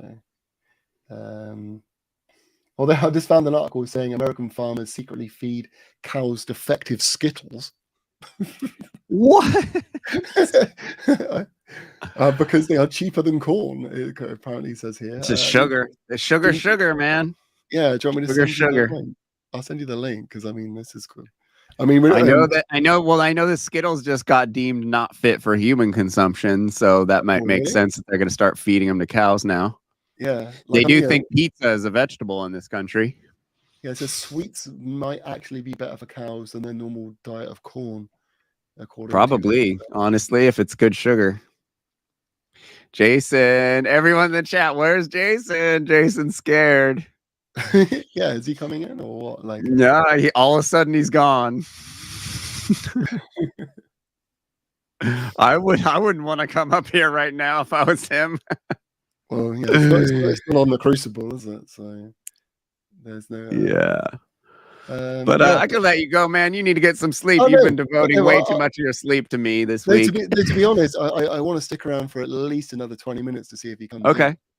Like I want to give him a chance. He might be setting up or something. Or, we'll keep watching this. I think he's got kids and stuff, so he might be having to sort some stuff. So I want to be charitable to him first. If we don't hear from him in the next 20 minutes, then we might have to assume he's run away. But all right. But I'd like to give him a chance to come on. I like to give people a chance to defend himself. Obviously, we're here chatting to him. He's already said that he talks about other animals. Fair enough. Okay, so soy oil, even infocenter.com outlines it as oil was the originally prized. Wow, that was hard to read. That's bullshit. Like his people just go up there and lie. They're looking at everything I said and countering it with just nuh-uh. I mean, to be honest, it makes no difference what came first. Ultimately, it makes no difference. All that matters is the product, co-product, it makes difference what they is what's now. driving the industry now. Yeah, and if they're both still, working towards each other, even if they, like we're saying, like the biofuel might be coming in a bit more, and maybe that'll push it a bit. But it's they're obviously linked. They're clearly linked. Yes. I'm sure Jason will allow Chris to go on his live stream. I mean, why should I go on his live stream when we're streaming right now? Almost there. Like, I'm here. Come chat. Is it sharing? No. Yeah. It is? Right here. Yeah, these guys are the worst at using StreamYard stuff. So again, when we look at the world soy, why is he going back to this again? Did he not watch? I know we just are processed to soy cake for feed. Yeah, see, he's going. I'm guessing he's looking at the cow bit. I mean, I don't know. I need to listen to what he's saying. To be honest, I don't know. He's saying that because this huge amount is processed, that this 90% is only the meal, or no, it doesn't count because the oil was the original product that was chased after, basically. Yeah, which obviously so it doesn't count as actual beans fed to the cow. That's what this is like. They keep sticking on this. Yeah. Yeah, they keep going. Like he's clearly didn't just watch the debate that just happened, because this was clearly gone over, like clear as day, that he is misinterpreting what he is reading here. He spent the whole time in between our two debates. Jason kept sticking with this chart saying, you lied about this. You lied about this. You said 80% of cows were fed soybeans. And we clarified in the first debate, no, it's not what we're saying. Yeah. It's not in the least bit what we're saying. And they think because this big chunk here is meal, that the meal is just this useless product with no animal, no plant deaths attached to it, because the oil has the plant deaths attached to it and the humans consume the oil, or industry or whatever. That's what he's going to say. He's still like his little pea brain. It's taken him like 3 months of thinking about this, and he still hasn't figured out that he's been looking at this the wrong time, because he was trying to get me to go up on his channel and address it, and I'm like, I'm not gonna address it on your channel with 30 people on it. Like, I'm gonna do it up on the Crucible with Garland, even if we so he's gonna go over this again, and he's still wrong about it. He's always been wrong about it. He cherry picked, or no, he straw man the fact that we said that all of this was beans that were fed, which was something we never said. And then he's saying that there's no body count attached to this all of this that's being fed to the cows, because the oil is the actual main primary product, which is both of those things are absolutely not true. Factually, like in the real world, in the industry, it's just not true. Yeah. Because I mean, sorry, I had to get that out. He's been bugging me about this chart for a long time. Yeah, no worries. Like obviously from the calculations that I made anyway, if we look at the oil breakdown again, like 40% of the oil is going to biofuel and 60% is going to cooking oils and food production, right? So if you look at just those plants, not the ones going direct, just the oil and meal plants, there is going to be a large section of 40% of those, right, are going to be only used for oil, for biofuel and for meal. Like human food consumption doesn't even come into 40% of those oil and meal crops. So like how, you know, even just looking at it that way, you can't say that, you know, oh, it's just the oil, because no, like it's nothing to do. The thing is, nothing to do with diet. This is what the problem is. They're looking at it from, you know, they're just assuming that, you know, it's all consumption and everything. Oh, Jeff, are you trying to link to him to come in again? Yeah. Actually, let me just share the screen thing I've got here, because I wrote it all out. Yeah, I can tell I'm getting a bit tired, so I could do with yeah. No, let's wrap up on this, because Jason obviously ran. Yeah, let me put it up. So someone said he's still in chat, but I don't know if he is or not. Yeah, but he's ignoring the. So if we look here, I'll literally go through it. So Garland claims that like 90% of soybeans are crushed for oil, and 100% of that oil is used for human consumption. The meat is industrial waste. So the answer is oil and meal are co-products and therefore linked. Responsibility for any crop deaths and damage applies to both. Some of the oil is actually used in meal. The rest of it is used for cooking oil, as processed foods, and a large portion is used for biofuel. If we are comparing diets, then the biofuel portion should not come into this. It's not a food. It is used by everybody, vegan and non-vegan, including within animal ag. With this in mind, focusing on diet alone, livestock are actually using the majority of soy. So here's the stats. Soy grain for humans, 7%. Soy grain for livestock, 7%. That's direct beans, okay?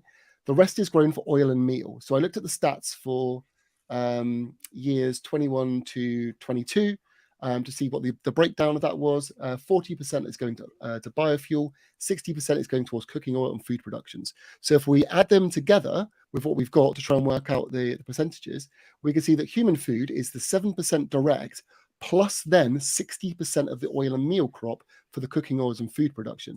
The animals are getting the 7%, plus basically, I mean, it might not be 100, but it's going to be like, you know, pretty much all of it, of you know, of every single oil thing is, you know, the meal is going to the animals. So you're looking at like a 40%, you know, around 40% more is being used for the animals. So therefore, evidence shows that soy meal you know, is the main driver of production historically. Clearly, to the project product. So yeah, I mean, I don't know how you can deny this. It's so obvious that, you know, more is going to, you know, livestock than it is food for, you know, the vegan menu, if you want to call it, and that we've got all the evidence that soy meal has also been the main driver of production. Like, how the fuck do you get around this?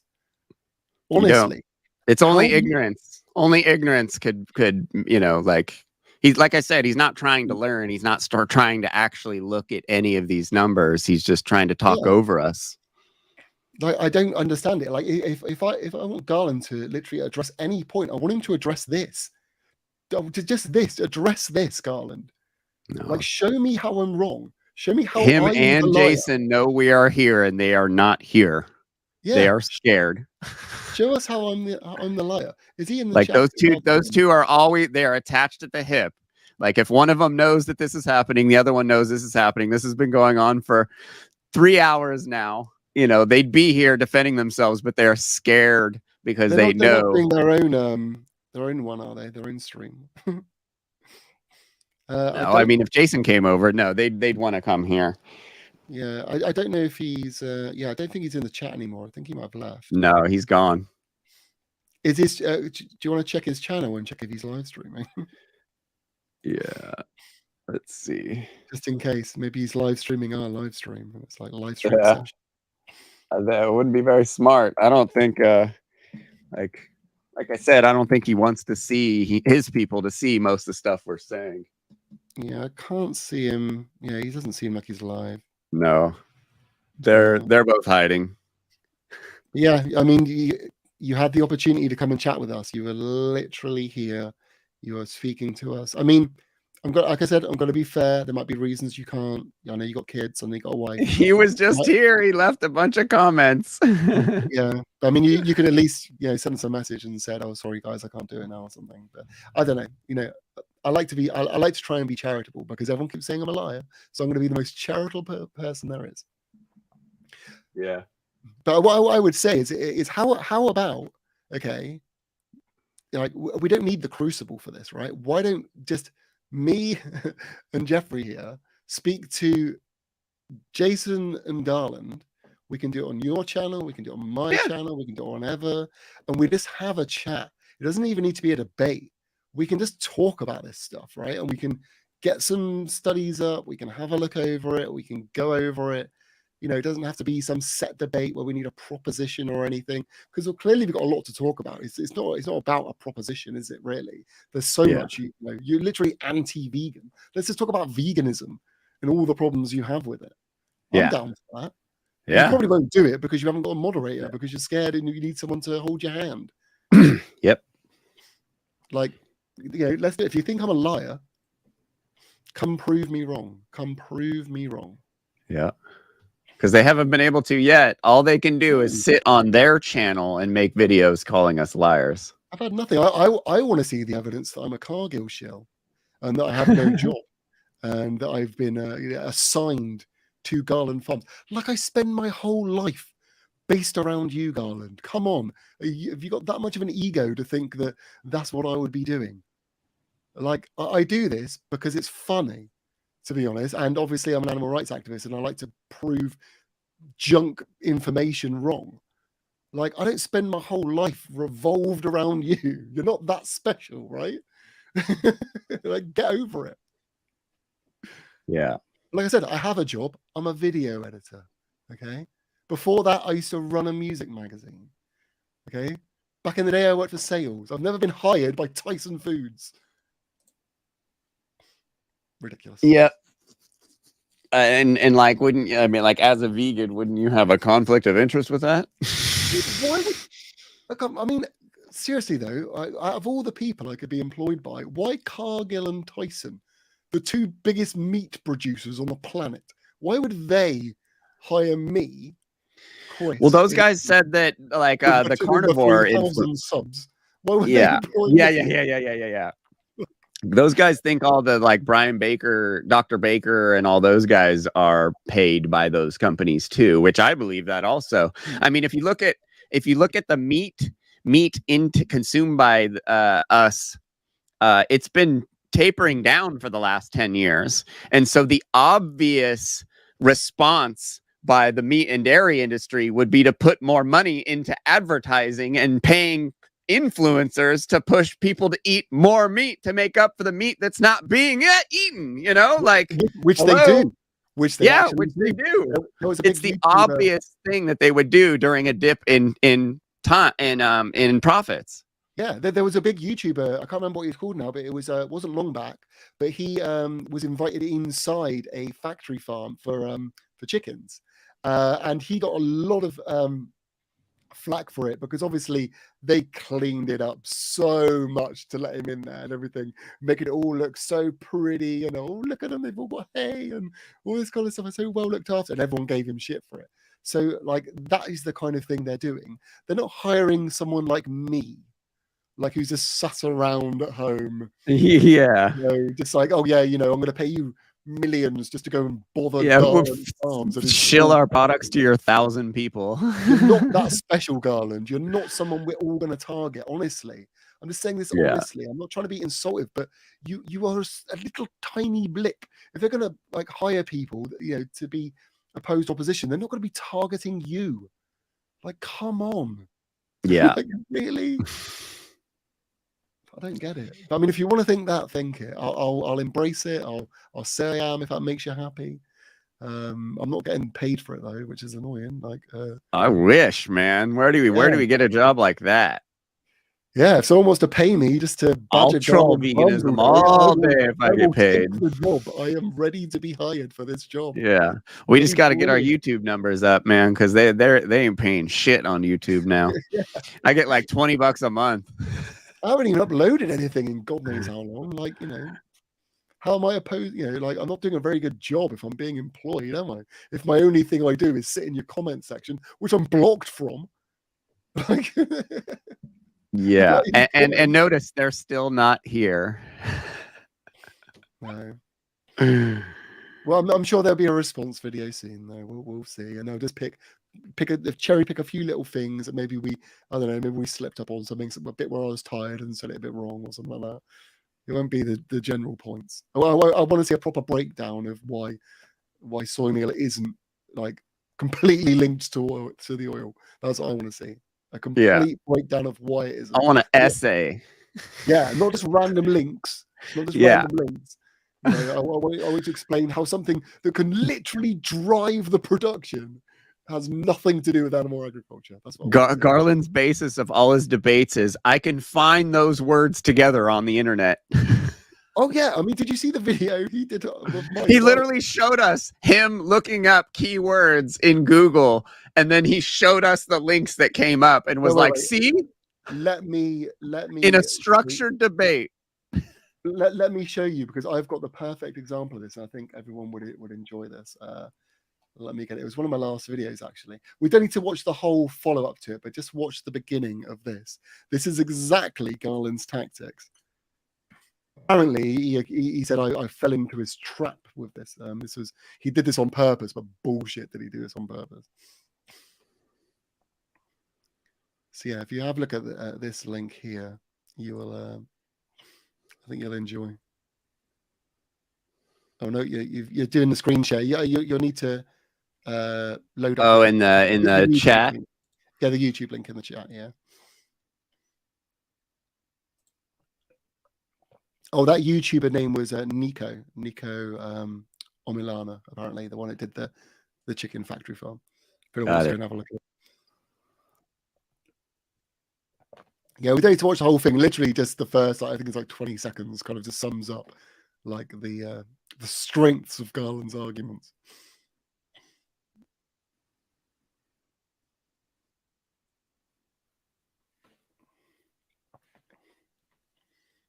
Hold on, let me. I'm still new to this.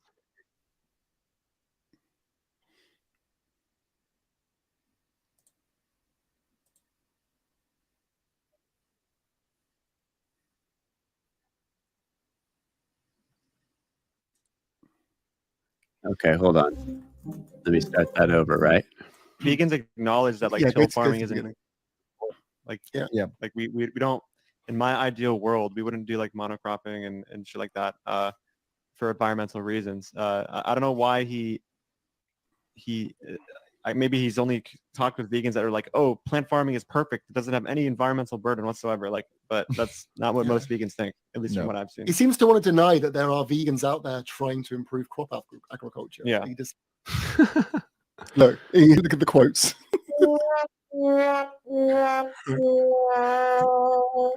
And then watch what I do.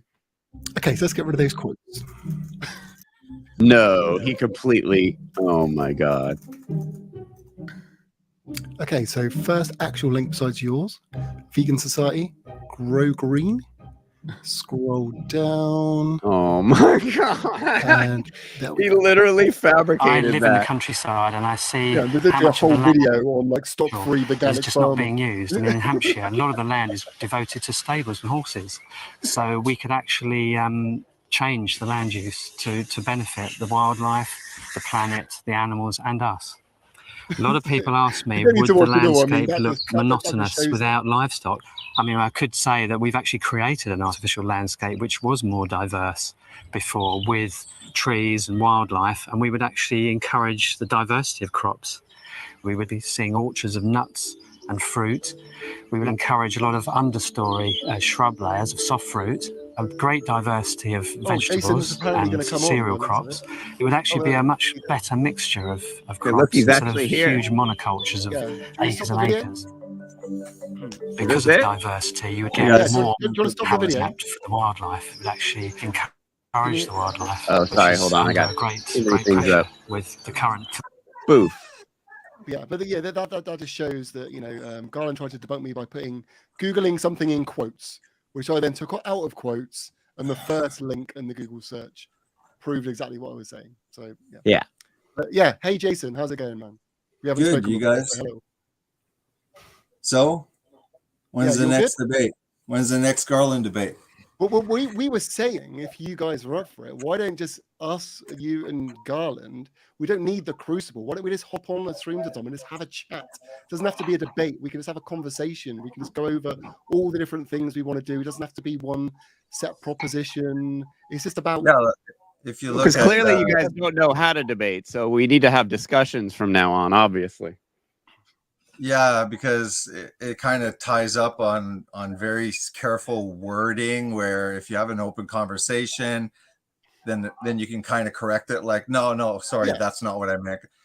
Exactly. We had It's a great... bit less pressure to do it that way as well. You know, it doesn't have to be a time limit. We can do it over a bit longer. Look, Jeffrey, you can agree when our first talk, we had our talk first together, and then we had like the same day one with JD, and it was cordial. It was really cool. Like, everyone was mentioning it. It's like, yeah, oh, you wow, guys were being super deceptive to try and get me at ease and to convince me that you guys actually wanted to have a good faith debate, which was never your intention. Well, I mean, I could look at my side, like what our camp goes and celebrates about it, and I could see your camp too. And I think we're biased on both sides from it. You should be biased on the side of the truth, though. Well, the soybean, what I felt was co-product or byproduct, Jason. It's a byproduct. Okay, no, it's not. So hold on. Look, oh, so you're muted. You're muted. We can't hear you. You're muted. How long have I been muted? Yeah. Sorry, we couldn't hear anything you said there. You might have to start again. That's right. Sorry. For me, what I read, I mean, both the co-product and byproduct, like the definitions are like, oh crap, man! Like they could fit. Bring that chart back up, Chris. Just let me finish. Remember that chart you showed me earlier? Let him finish, because I'd like to actually hear what they've got to say. So yeah, go for it. Yeah, so for the byproduct, I think we're being like technical about things. It is an oil presser. So really, the first step to it has to be oil. There is a byproduct to it. It even says that those byproducts can have a value. At this point, I think that they're like co-products, even if, because that's why I found it was like a bit semantics. Like, we really think that at the start, when especially when Crisco and the cottonseed oil, when the whole like industrialization started early 20th century, and they really were trying to figure out what to do with the fats. They're smart. They're also going to figure out what to do with that. I think that JD at the start, the whole correction, when it started getting super technical, I think the general thing was when it was presented that like 80% of the soy is fed to the animal. I feel like our side. Jason, stop right there. Stop right there. Finish this one. No. I'll finish with this thought. I don't mind him finishing. Let him finish, and then we can. Well, yeah, carry on. Turns. What a lot of us on our bias side thought it was a victory in the sense that a lot of people, me and stuff like that, I truly imagined like 80%, all those soys, the bushel. No one ever said that, Jason. Why do you keep talking about that? No, I am saying a lot. No one said 80% of the soy went straight to cows. You're getting technical. Yes, no, 70%. You're drawing you're building a straw man that has been wasted 2 debates on a straw man that's not real. Me or Ali never once Do we said wanna that go 80% of soybeans go to cows being fed directly to cows. Never said that.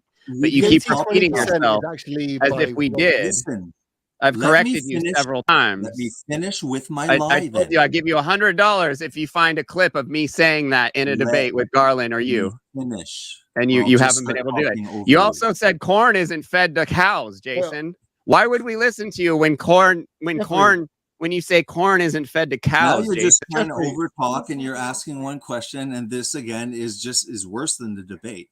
This is what I was going to What I say, am Jeffrey. saying- Let him finish. I'll and then mute I it. will Because I'm almost there, respond. guy. Dude, I will dude, respond. I'm almost there. Say my name slowly. That's how close I am. Okay, Yeah, do go you for get it. it? Carry on. I'm trying Yeah, to I'm let you gonna go finish. I'm downstairs actually after. trying to let you finish. If you haven't noticed, I'm trying. So yeah, please finish. By saying that 80% of soy is fed to the animals, the general public, perhaps that have not researched it, it does truly give an impression that there is literally 80% of soy, which we look in the fields and we assume like, fuck man, all that goes to the cow.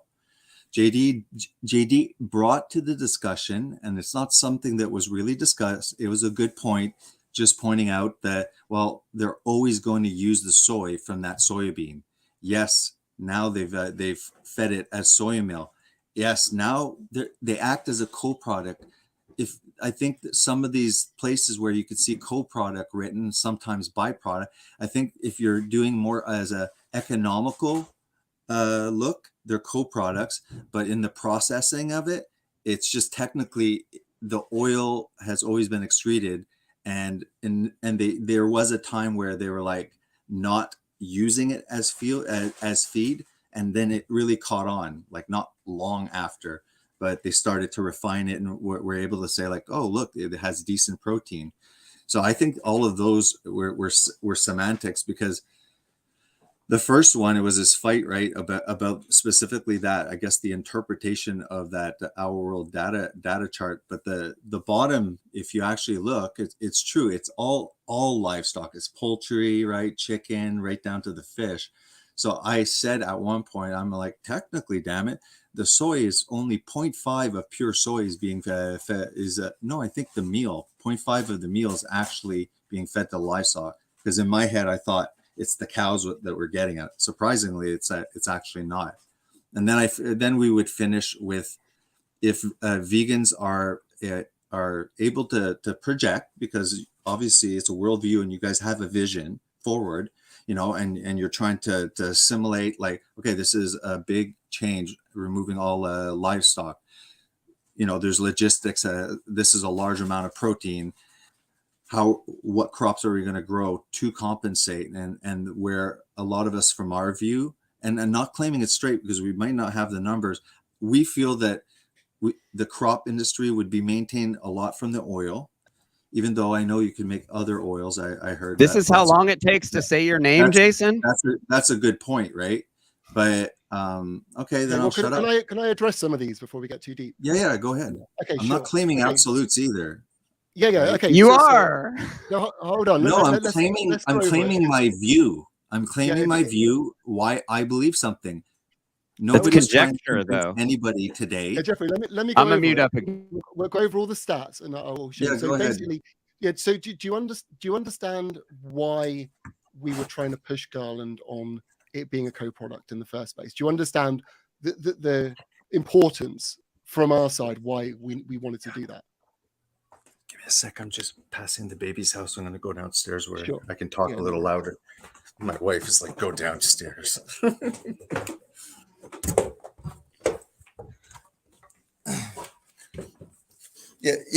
I see where I understand from what point of view it would be. Yeah, so It's because just to clarify, then, what is your the understanding? carnivore of why- side is pushing, right? Start trying to say, like this is humans just as guilty kind of thing, and I understand that. You guys are trying to say no, both people benefit.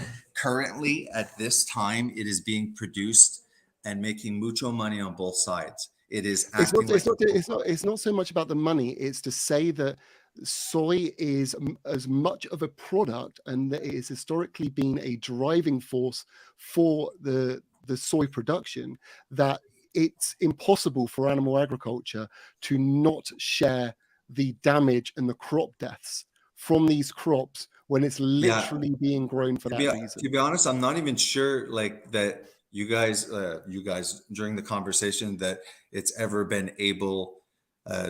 It's been said, but there was too much stuff going on. It was the first thing I said when I came on. Literally the first the omnivores cannot deny, right, that they're eating a shit ton too. There's only a few crazy people that do carnivore like me a bit, and a short community, and they probably do it in stints. So everybody's an omnivore, okay, and everybody is taking part in those crop deaths from the. Okay, good. Well, can I get a quick thing then? Just ask a quick question.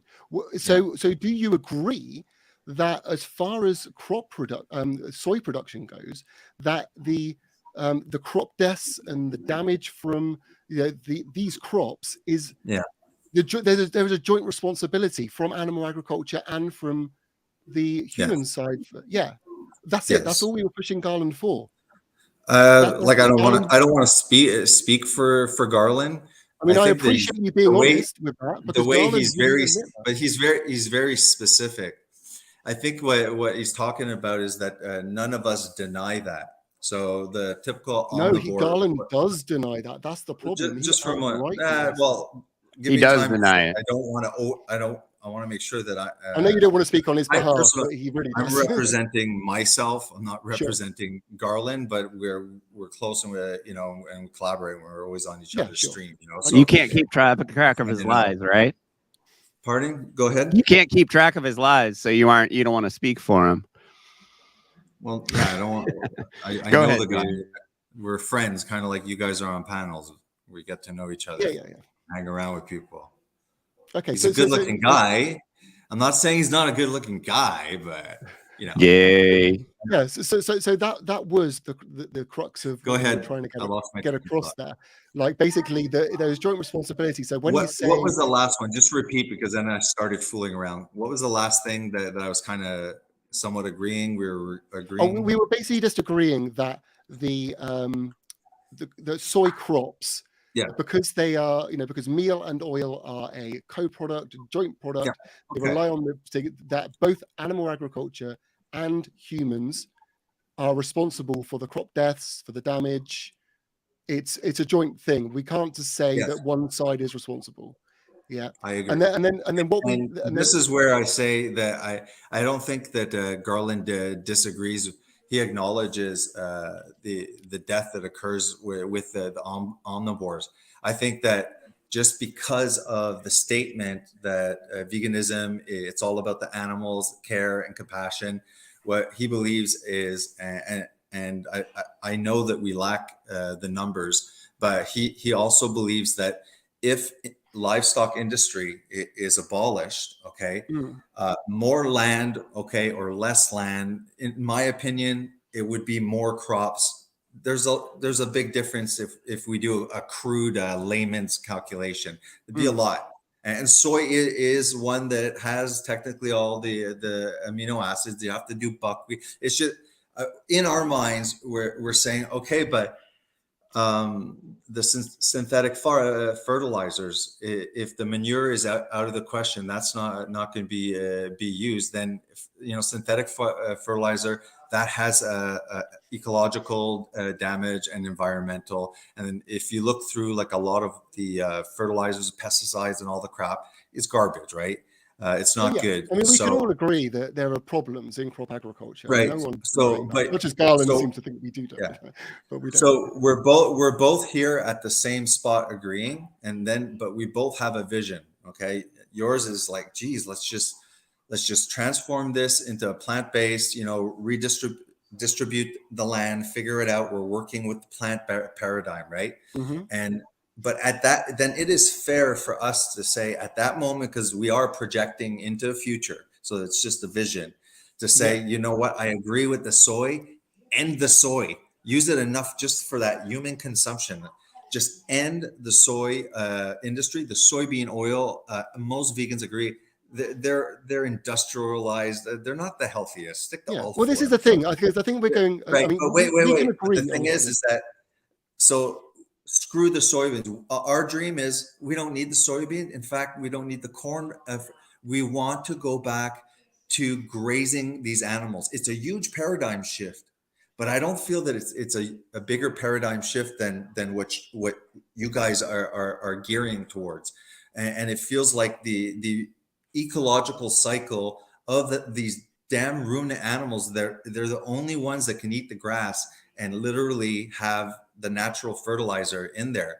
And it's so corrupt, you know. The farmers can't reseed, the crop farmers. They have to purchase sterile seed. So they could be what we rich would people say. making money. The cows, they're shitting, and a lot of places now they have to collect it like waste because they're not allowed putting it on the manure. Yeah, but, So, I mean, but hold on a second. The thing I would argue with here is just Yeah. say, I'm just say for the sake of argument that you're right, and we needed the manure.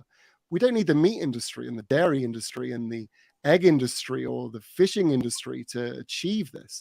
We can work out a way for animals to coexist and just get the manure. So it's still that still would fit into a vegan world. If it was an utter necessity, we could work out and say, hey, well, maybe the animals can live over the land over here, and we'll just go and pick up their shit and carry on. We can even use human shit.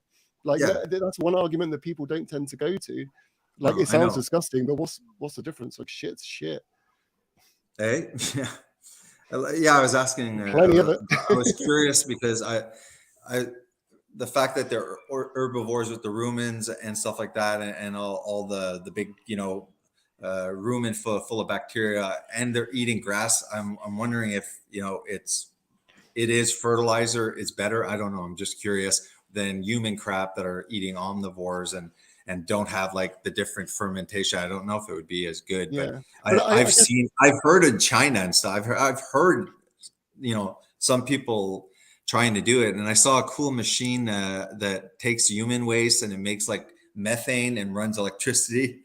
It was like Bill Gates, and it makes water that's drinkable. I was like, I'm very impressed with the machine. There's some really cool stuff. I guess just to kind of go back to the stuff we were talking to with Garland, obviously the whole debate was, you know, is animal agriculture versus veganism, which is causing the most damage kind of thing. So, I mean, from what all the stuff we've presented, obviously what we're showing how, you know, with soy, for example, the crop deaths and everything are also responsibility. I can even prove actually the soy is, I'd say 40% more damage than the human food from the statistics I got. And then we go to stuff like corn. I think 36 to 41% of corn is fed to animals. Obviously, the Simmons grains is a byproduct of, co-product of, this is how easy it is to mix them up, a co-product of ethanol, which obviously we don't use for mainly food reasons. So, I mean, like, do you really think that Garland has an argument to really say that with the current system that we have, that animal agriculture is causing less deaths than crop agriculture, considering the amount of plants that they're eating and all the problems that he puts on us are the same problems that they have? Like, well, what do you think one thing I just remember, sorry for interrupting you. No, sure. The one thing that he you were saying, like, his motivation is just to point out that if you're making claims of compassion and that we are murderers, I'm not saying you, but you know, it's the loudest vegan and the activists that people will, you know, just like a Christian and the crazy Christian. It's always the worst. It's never a good example. But, you know, we see words of, you know, rape, murder, things like that. So we start saying to ourselves, well, geez, like, if that's true, these people should be crying at crop deaths and stuff like that. But one important thing, I admit, we don't have the numbers. So we know. So why is he debating this? Why is he debating it on a moral sense instead? Surely it should be moral. Well, we do have studies. I thought that it was going to be like in stages and stuff like that, because the discussion would be too broad to be jumping around health, ethics. So that's why, I mean, it seems like it's stalled on the environmental. But like one point, and again, this is just it stalled. You thought it was going to be dealt with in an hour and a half. This is just like a rationale I have. Let's say, I mean, the amount of deaths for livestock is up here, let's say, right? And here, you know, it's like, it's not close. significantly, different, 20-fold. Okay. Right. But if you want to measure, suffering, so you have to look at the duration before, from time of infliction to death.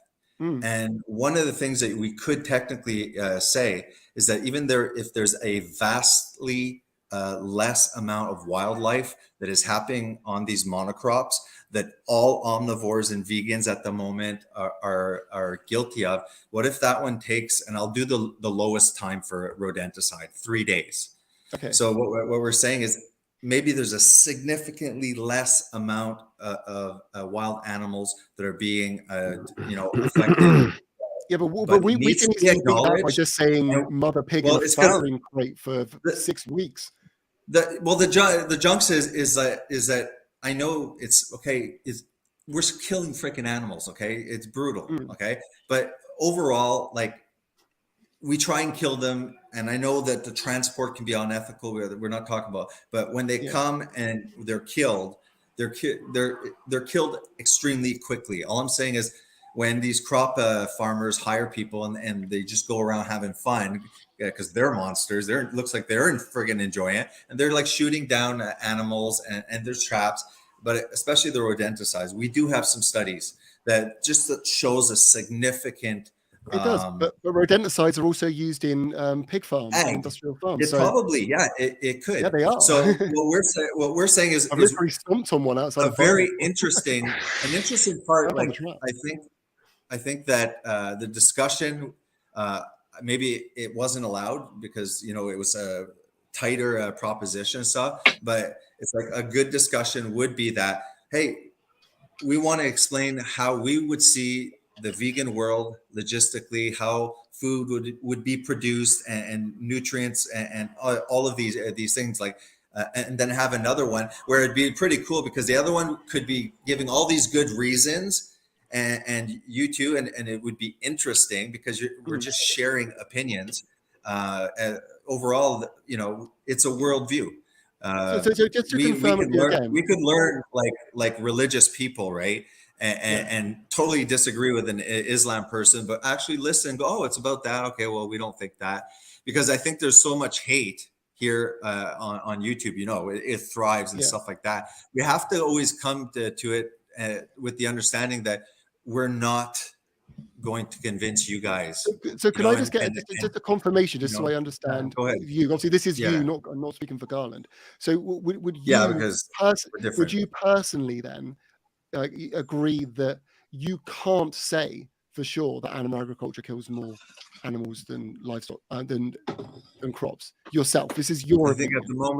At the moment we do not have the numbers, but I think that you ultimately disagree with Garland. What would be nice from the vegan side?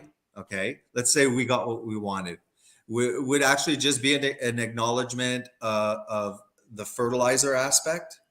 Or the vegans that believe in synthetic, go down and go through and check how the mining is. Really, like check your own stuff, and we go down the same. I just think that it would be like more. It would be more fun. It would be more presentation. Like, this is the image that we have of a vegan world, and we can try and get as detailed as possible. You guys will find tons of problems, just like the system we have, and the more depth that we create, this presentation, it could be fun, and it could be, because the debates, I hate them. I don't like the debates. They go nowhere. I know, like, some people will go to their camp and say we beat them and point out everything and anything. It's just a natural urge that we have, and you guys will do the same. But to be honest, the viewer.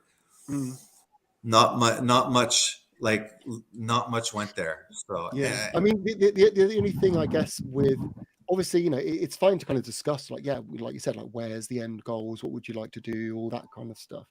But ultimately, it's all just going to hinge on, we're just going to bring up the kind of the Oxford study and say, well, this is the best evidence we've got from the biggest review of farms ever done, that it would save 70% of land and blah blah blah blah blah. And then I don't know how we could ever kind of progress. I'm just trying to be really, like, unless you had a study that you could bring up to kind of or debunk the Oxford study in some way.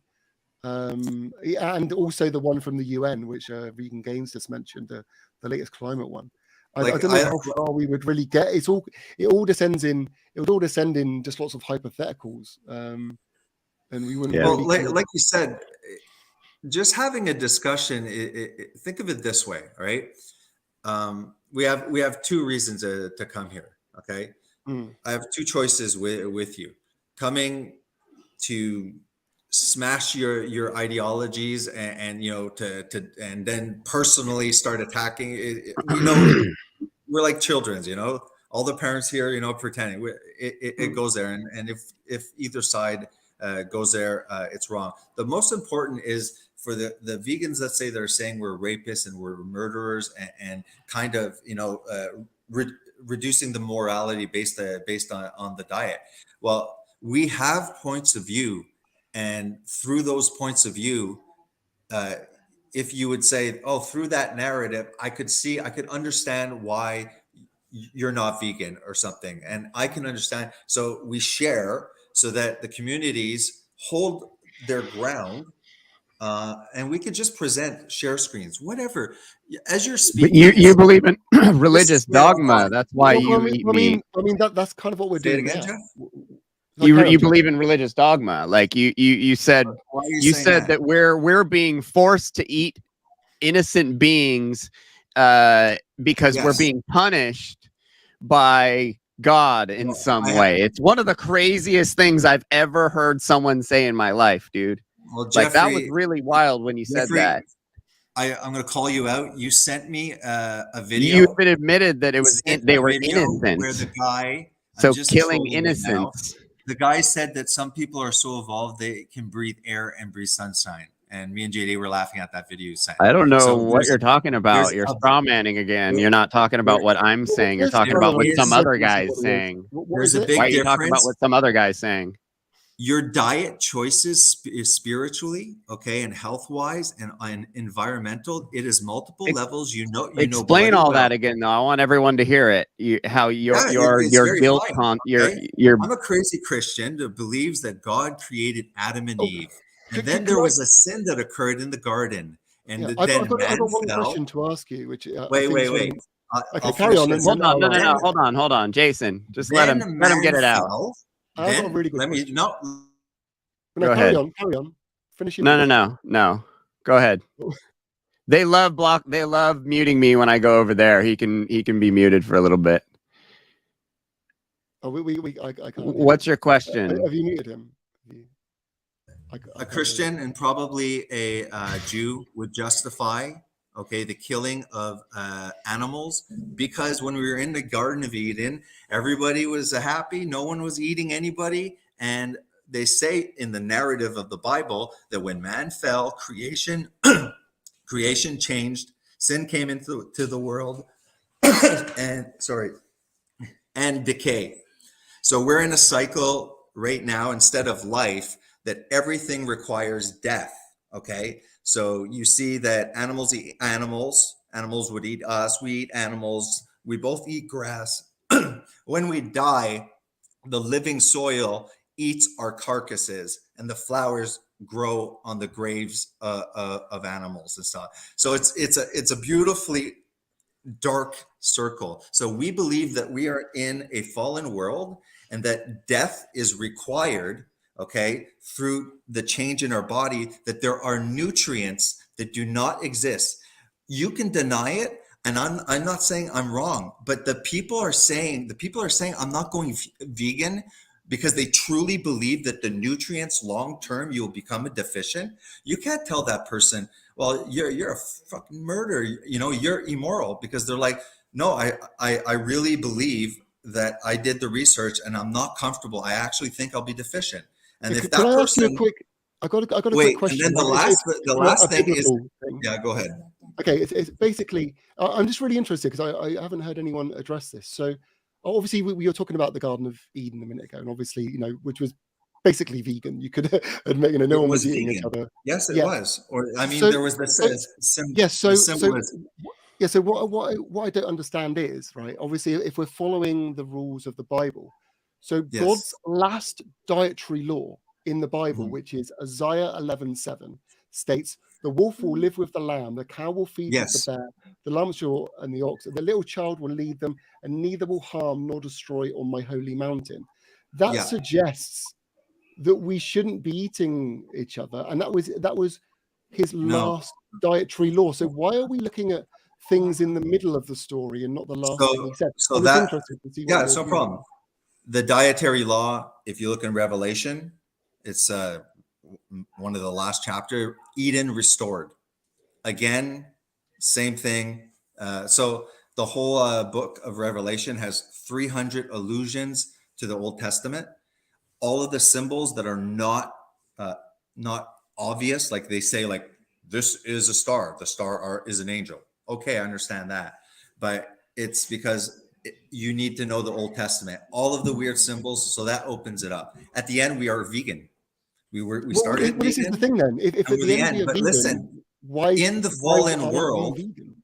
in the fallen world, man caused the fall of all creation, and now death, okay, is required We for must life suffer as to a survive. punishment. Yeah, I'll bring it down. We have a baby. A lot. Yeah, can hear yeah. I you. tend to talk Way loud. I'm sorry. upstairs. I know we got a baby. I'm sorry. Got our granddaughter. We hear you fine. You don't need to. You don't need to speak loudly. We hear you good. Yeah, we hear You you. end nice up and clear. seeing that, like, he gives permission. It's pretty sadistic, especially from a vegan view. All of these lambs getting slaughtered and stuff like that. Now, all of these weird things that they had to do, and this is beyond the conversation. I don't want to get into a Christian thing. The foreshadowing in the Old Testament is revealed in the New Testament, and then he kind of says, for now, any dietary law, we shouldn't judge each other on it. But indeed, when we have, because it was like a metaphysical change somehow. Eden was not the same as here. It said that, like, the plants changed, everything somewhat changed.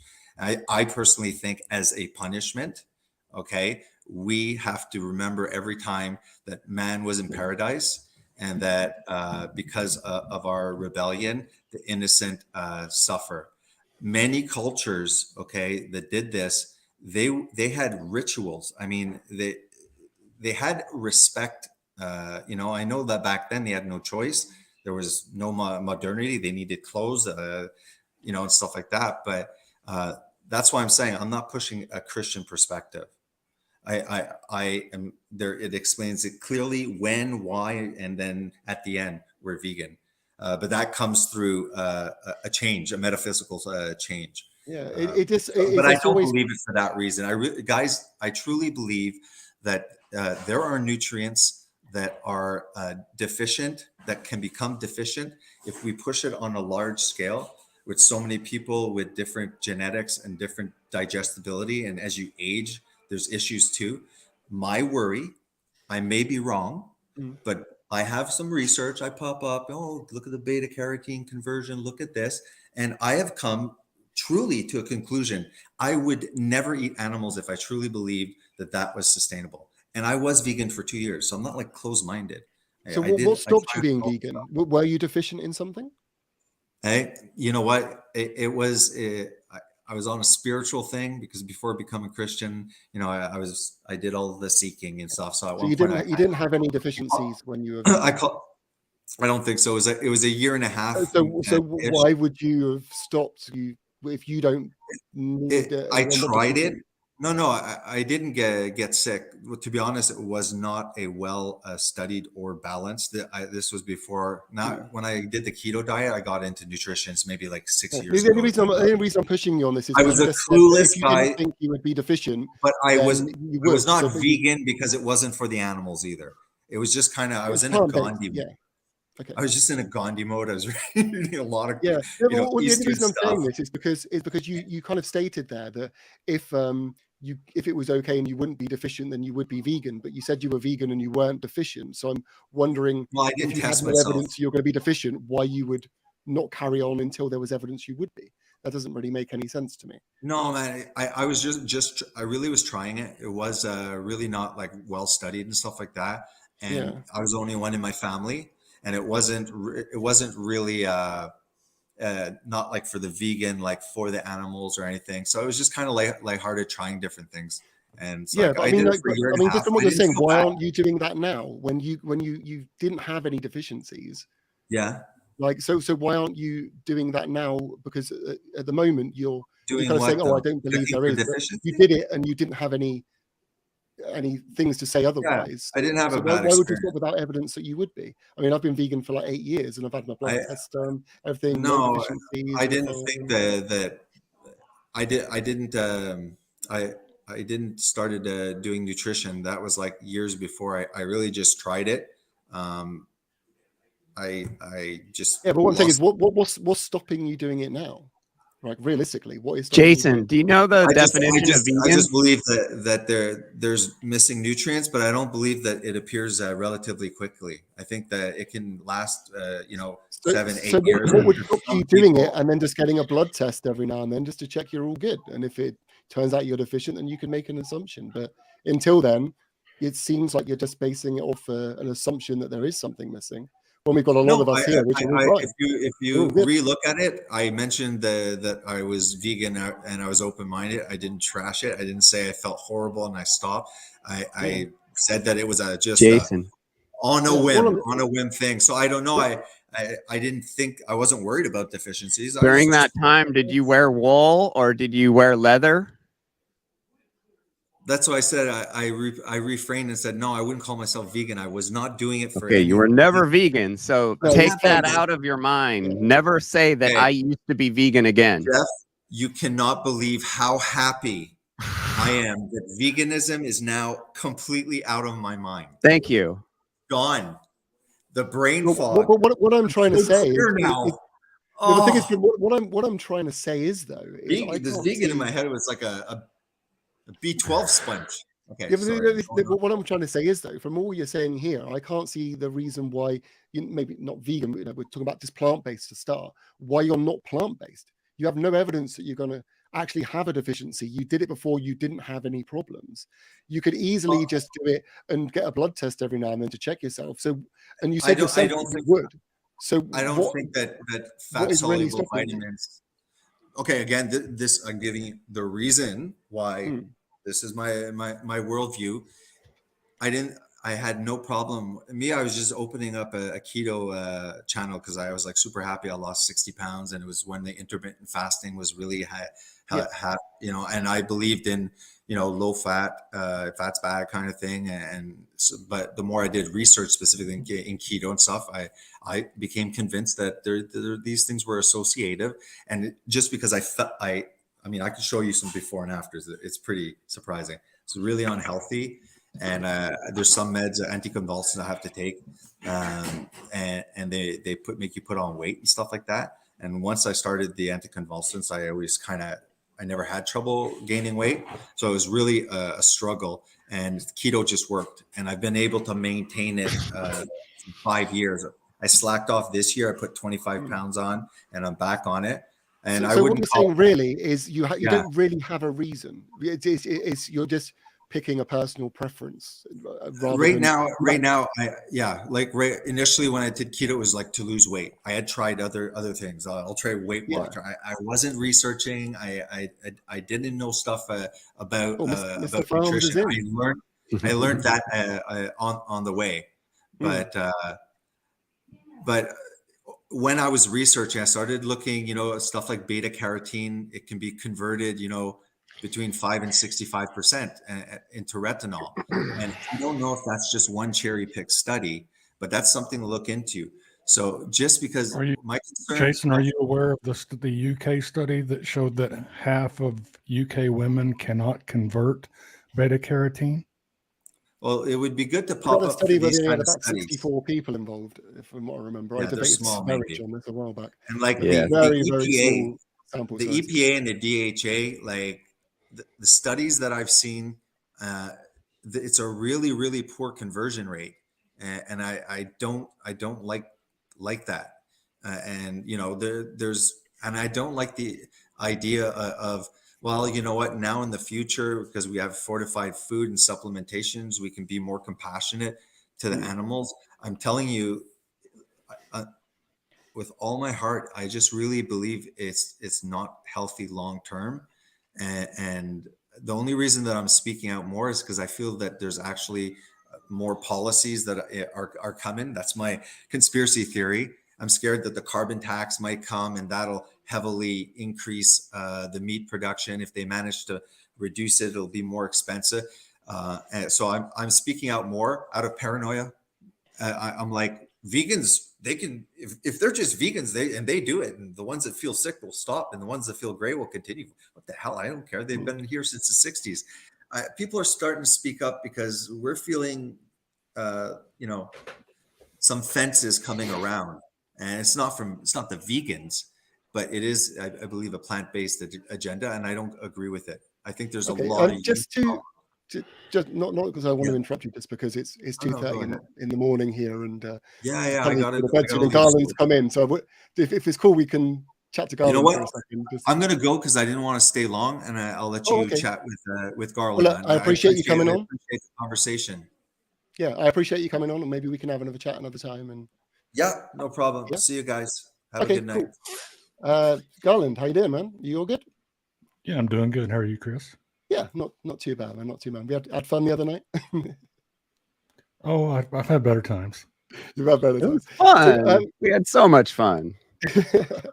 so you probably know what we're going to ask you. Jason is kind of agreed with both of the points that we brought to him, but I still want to get the point to you, and we'll make it nice and simple.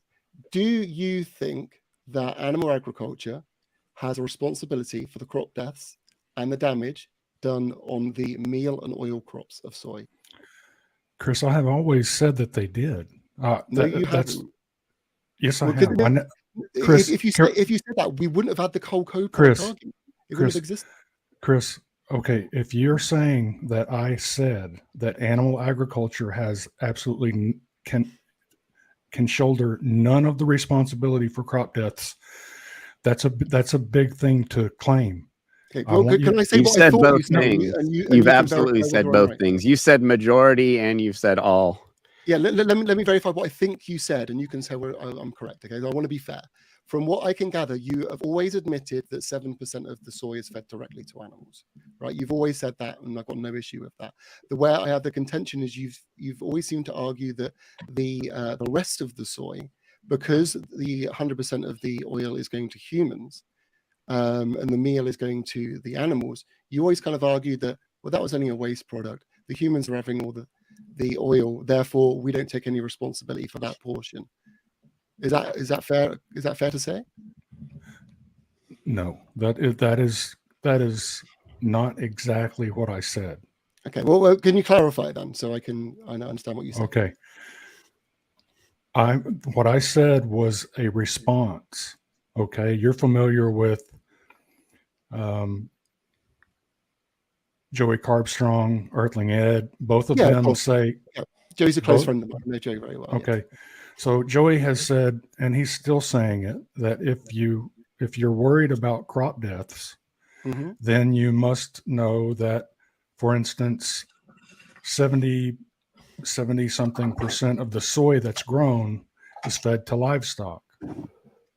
And that's essentially the same thing that I heard Ali say during our first debate, was that a very high percentage, like between 70 and 80% of the soy is being fed to livestock. And so they were blaming around 80% of the soybean production on livestock. And so what I've been trying to do is respond to that and say, it's not all the livestock, because these are joint products. The oil and the soybean meal are produced at the same time. And so both the livestock sounds very different to what you've been saying. No, it's not. No, it's what I think what you're confusing me as saying was whenever I was quoting the UNFAO paper that stated that 76% of livestock feed is inedible. And the statement that they make directly after that is, if we stop feeding this to livestock, then the byproducts that are left over from these processes would become an environmental burden. And so there's a large percent of, there's probably, I guess it's about 67 or 76% of livestock feed is what I was calling a byproduct. You're calling it a co-product. The point that I'm making is that if we omit, and this is where we can move forward, is if we omit livestock altogether, then what would that do? Because what you're claiming, what the vegans, and I know that Jeffrey hates for me to say the vegans. When I say the vegans, I'm talking about high profile vegan influencers like your friend Joey.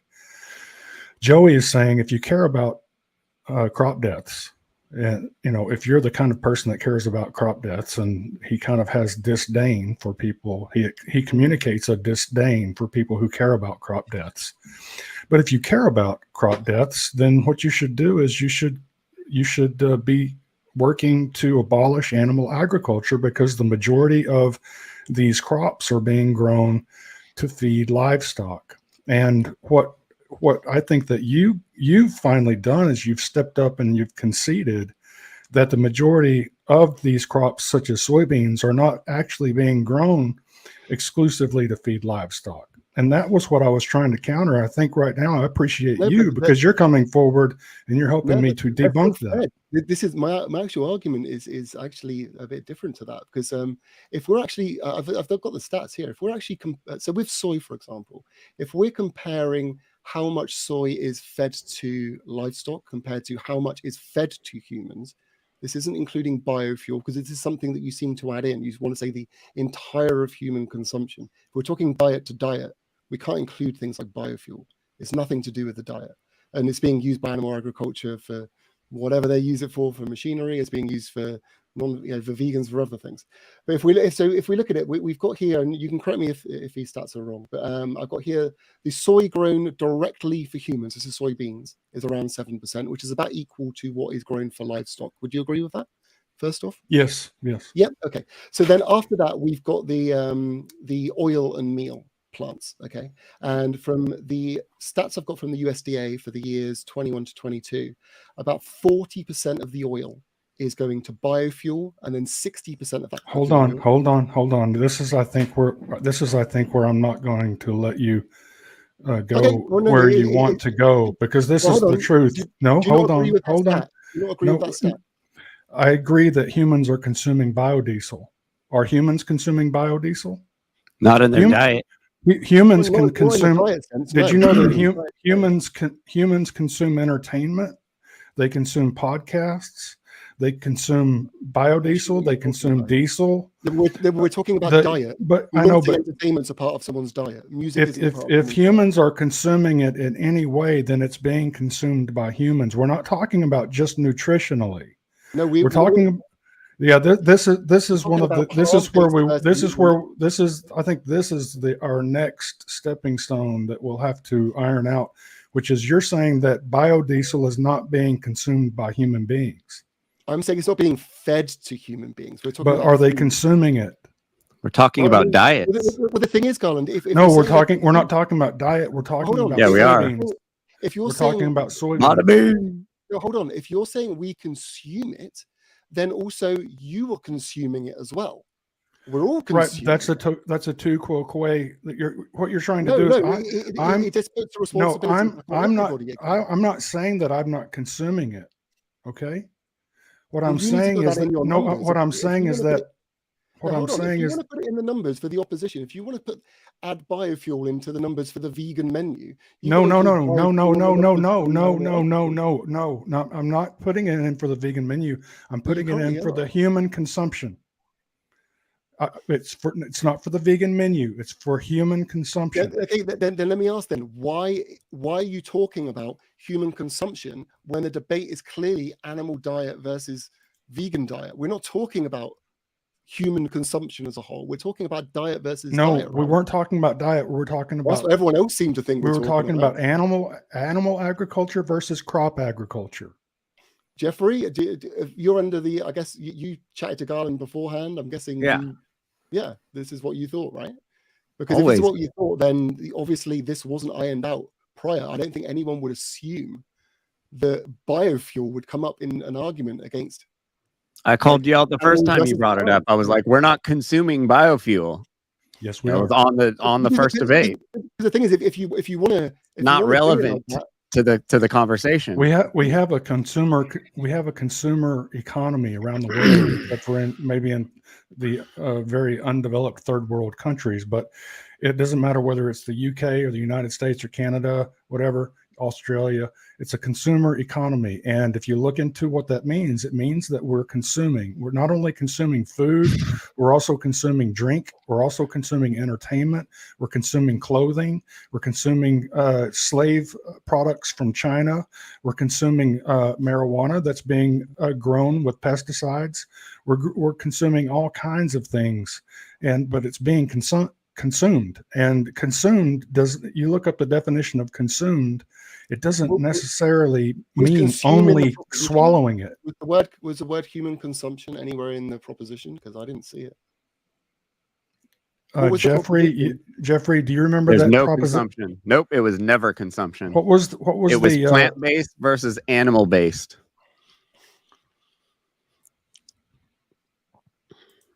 And you said in our first debate it was consumption, it was human consumption, and I was like, that's absolutely not what was ever said. Yeah, and I don't know why. If you came to me and said that argument, I'd be like, why are we having that argument? I don't want to. This isn't about biofuels, you know. Yeah. If we eliminate you did bring up biofuels tonight. Like a new thing too. It's not like historically biofuels have always been Did I bring around. up biofuels tonight? Yeah, in the country of Africa, right? Yeah, but what I'm saying is, if we want to have that argument, what we'd be saying is, if we eliminated all plant foods, you would still be growing the plants for the biofuels that animal agriculture uses for their tractors and God knows what. Like, this is why it shouldn't be a part of the argument. We wouldn't even argue that. Like, why would you include biofuel in a thing which is, any debate which is meant to be vegan versus meat eater or anything? We do not talk about things that aren't food-based unless it's very specific, like you want to talk about animal testing or you want to talk about talk about pharmaceuticals or something in that sense. But any normal debate, biofuels, I don't think that's the way to do it. And if that's how you've been arguing, you've been like, it hasn't been discussed. We've been arguing two different things, completely different things. Would you agree there that everyone might have been arguing two completely different things? We may have. I'm trying to look up the last proposition that he gave me. Yeah, I mean, I don't know. This is between you and Jeffrey. You're gonna have to. Yes, he says the words that he used were plant-based diet versus animal-based diet, which does more harm to the environment in the world today. Okay, well there you go then. So why are we bringing the percentage of biofuel?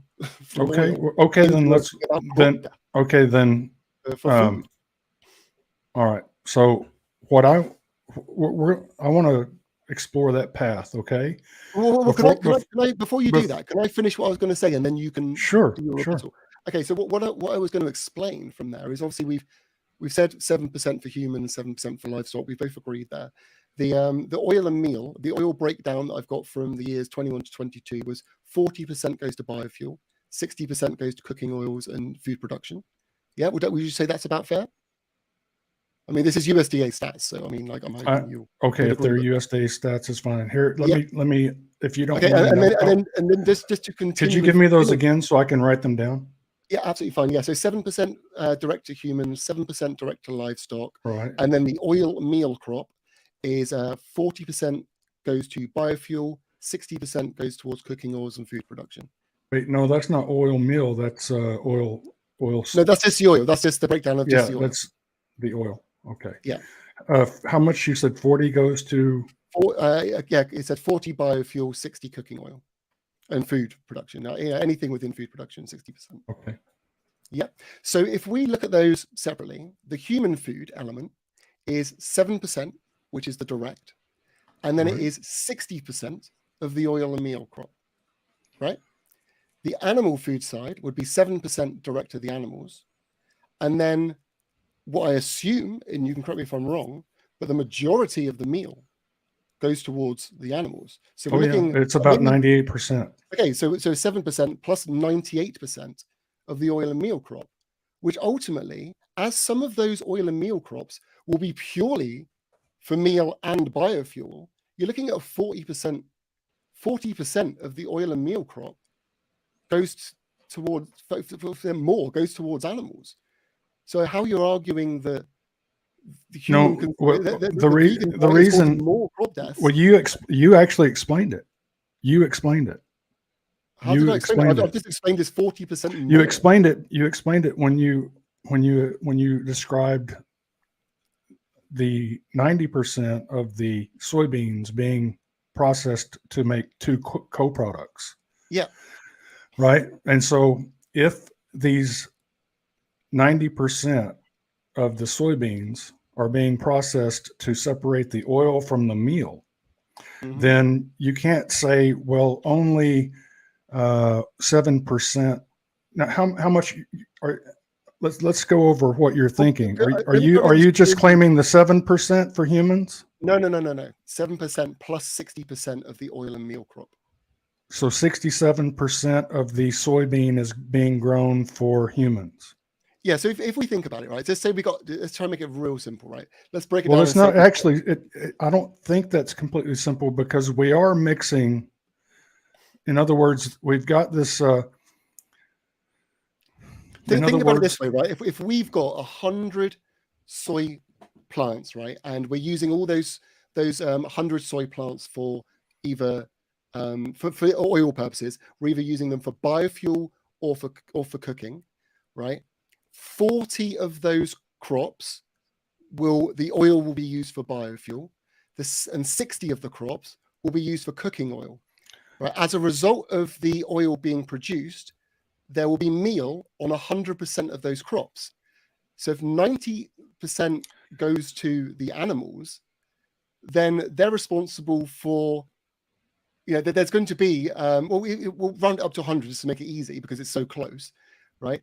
There'll be 40%, or is it 60%? Sorry. There'll be a large portion of those crops grown, which are only for biofuel and only for livestock feed.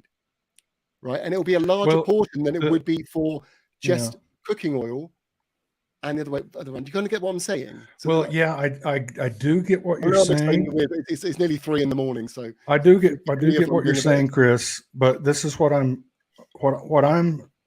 This is why I want to go ahead and say this is that I'm going to go down this path with you. We're going to go ahead and we're going to flesh this out. I'm happy to do that with you. Sure. Let's break it down. However, like Jason was saying earlier, is that vegans have this vision of an animal-free future. And so, if we abolish the animals, then what you guys will have to do is you'll have to prove that under that scenario that there would be the crop that this, I think everyone agrees that the crop agriculture, I always say the crop agriculture that also, it's making all of our food, but it also makes the vegans food, right? It can't get away from that especially with people like some of your close friends saying you got to avoid organic, you got to go for the regular stuff, which is covered in pesticides and relies upon synthetic and mined fertilizers.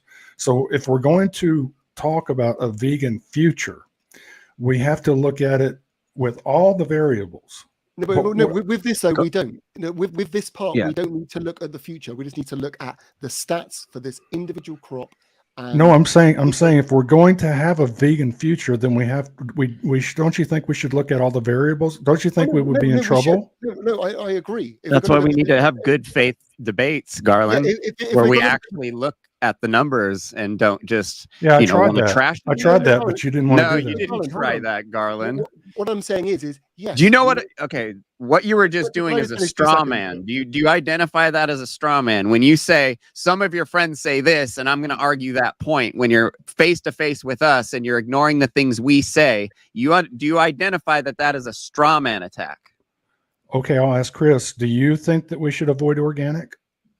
Do I think I'm This sure is organic a crops. deflection, a distraction, and a straw man attack because you don't want to hear what Chris has to say. I'm waiting for him to speak. Okay, well, Then what don't I talk want to say anymore. then, if you want to listen to me, what I want to say is, yes, this conversation about the bigger picture needs to be had, but at the moment, I'd like to focus on this one argument, just this, because this is what we were talking about a hell of a lot.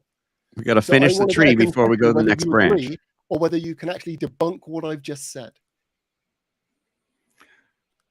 You're saying that when we look just at the oil, that 40% of it is going to human consumption as biofuel.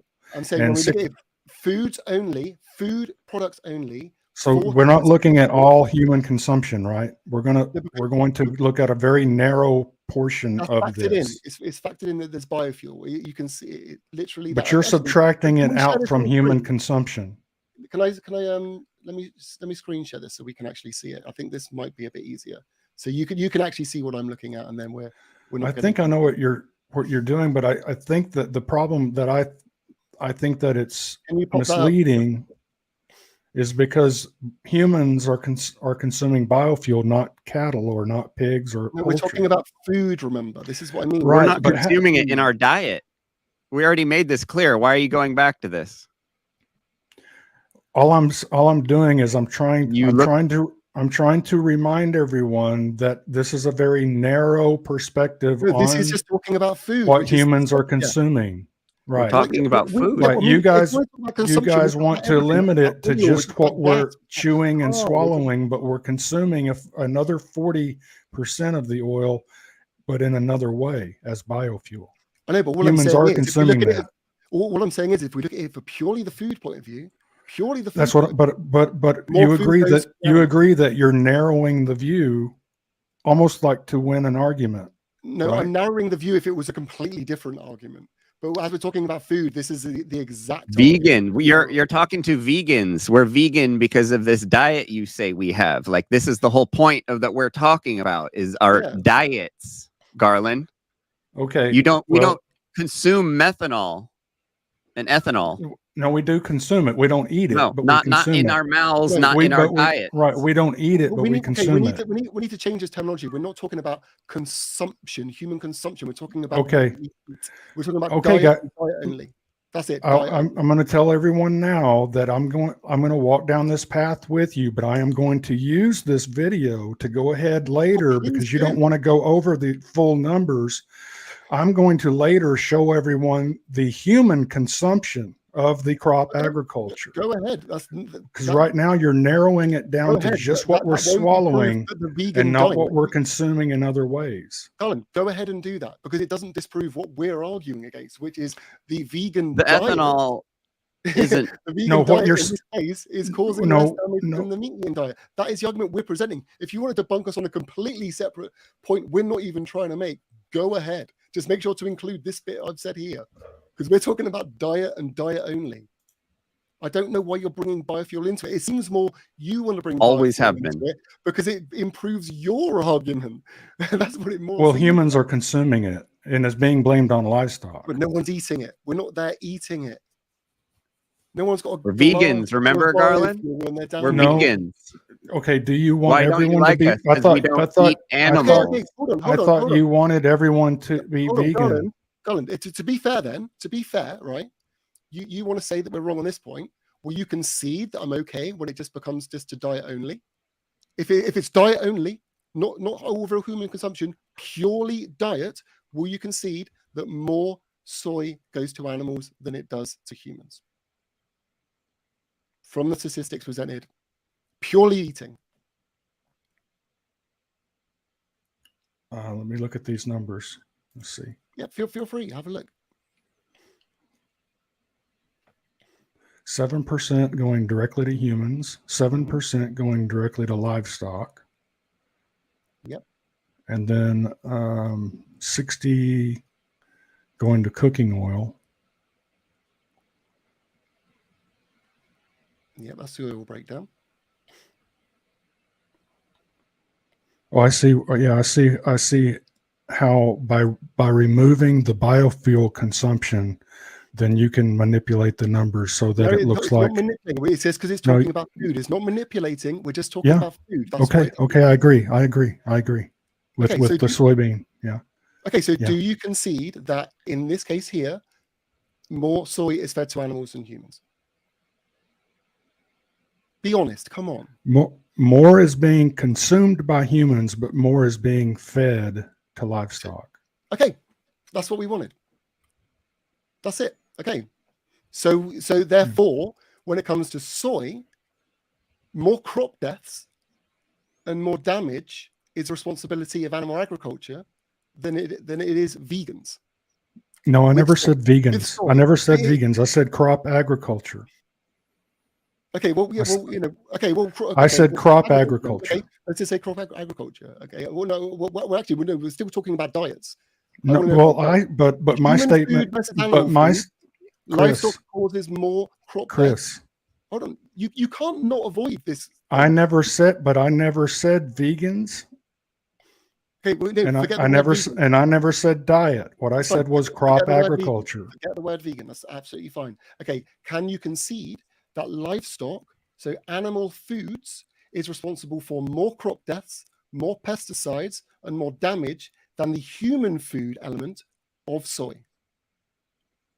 From what you've just conceded, you should say yes because you've agreed there's more being grown for them. It should be a very simple answer. Well, on a Come on, technicality, since you're removing the biofuel consumption that humans are doing, and Yep, you're making us focus just on a very thin portion of what's being produced, then technically you would be right. Technically. Okay. I think most sensible people will see why we're not including biofuel in this argument. Okay, so the next question that we have to ask is, okay, if we omit livestock, by what percentage is that going to reduce soybean agriculture? Okay, right. We can dive into that. Okay, so you might already be aware that when the demand for soy oil isn't available, that another oil is generally used instead, correct? It normally goes to someone like palm oil. Hold on a second. No, I'm not. You can't keep I don't think that you should keep the scope narrow throughout this whole conversation. No, I'm not keeping narrow. I'm just saying this is what generally happens. I'm just asking. No, I don't agree with that, and this is why. But that's what happens. Okay. No, I'm going to tell you why it's not going to happen. Okay. There is, and you guys actually had this graph up here earlier, and I can put it up. I can put it up on the screen if y'all are interested in it. When soy demand can't be met, soy oil demand can't be met, is it true that they use another oil? That's all I'm asking. This shouldn't be a difficult question, right? I haven't seen any proof of that. Have you seen proof of that? Yeah, I can probably find it for you. Hold on, let me quickly have a look. Soy oil demand. Actually, I might have the actual link. Hold on. Obviously, I wasn't prepared, so I need to quickly look. So bear with me.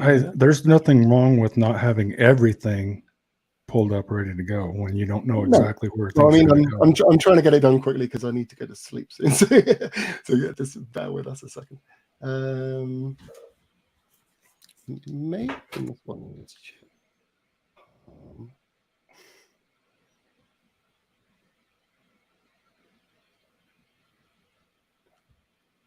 I don't know if you want to, Jeff. I don't know if you just want to help just to speed this up. If you want to quickly try and Google it, if you search for like soy oil demand, something like palm or something, there should be something that comes up, or even like vegetable oil. It should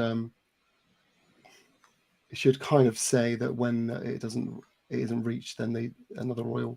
It kind of increases the market for another oil.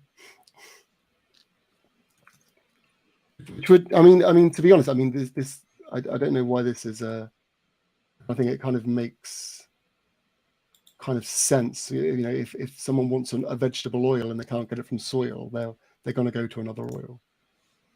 Here maybe we are seeing a significant. Well, why would they not be able to make the oil? I don't understand why. Well, because you need to also have a market for the meal it produces. We as do, well. but we do. That's what I'm trying to tell you is that we have a market for that. Well, the thing is, there's I've actually got a video from the VP of marketing of the soy board, which is literally a video on how they can use more meal, because they're trying to find other ways to do it. They're thinking of trying to replace more distillers grains or something like that. So it's not like easy. It's not like, oh, it's just like we can chuck it at them. It's like, well, they need to find a way to use it, which is why they're so linked. Oh God, I wish I could find that link. I've got like a billion links here, just going through and finding the one, because there was one that explained it like really, really well. I wish there was like a quick way I could shovel these links somewhere and just do a search. It would be so much easier. I've actually got something that I'm ready to show. If okay, yeah. If you got something to show, let's roll with what you've got to show first, and we can go from there. Happy to do that. Okay, so the red bar on the left there, that is the amount, the grams of protein that you guys want to abolish. It's almost 129. It's almost 129 trillion grams of highly bioavailable, high quality, nutrient dense protein. It also has all of the essential amino acids, all of the essential fatty acids. The yellow bar is, and that's what's being consumed around the world today. The yellow bar is the amount of soybean protein, and vegans are already consuming soybean protein. In fact, the market analyses for the soybean market is touting the growth in veganism right now to being a driver for the growth of the soybean market.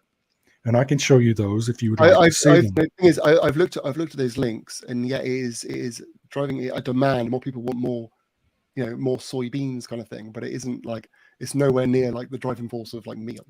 So like, soybean protein is really, as far as quality, it's not as good as meat, but it's the best that the plant world has to offer.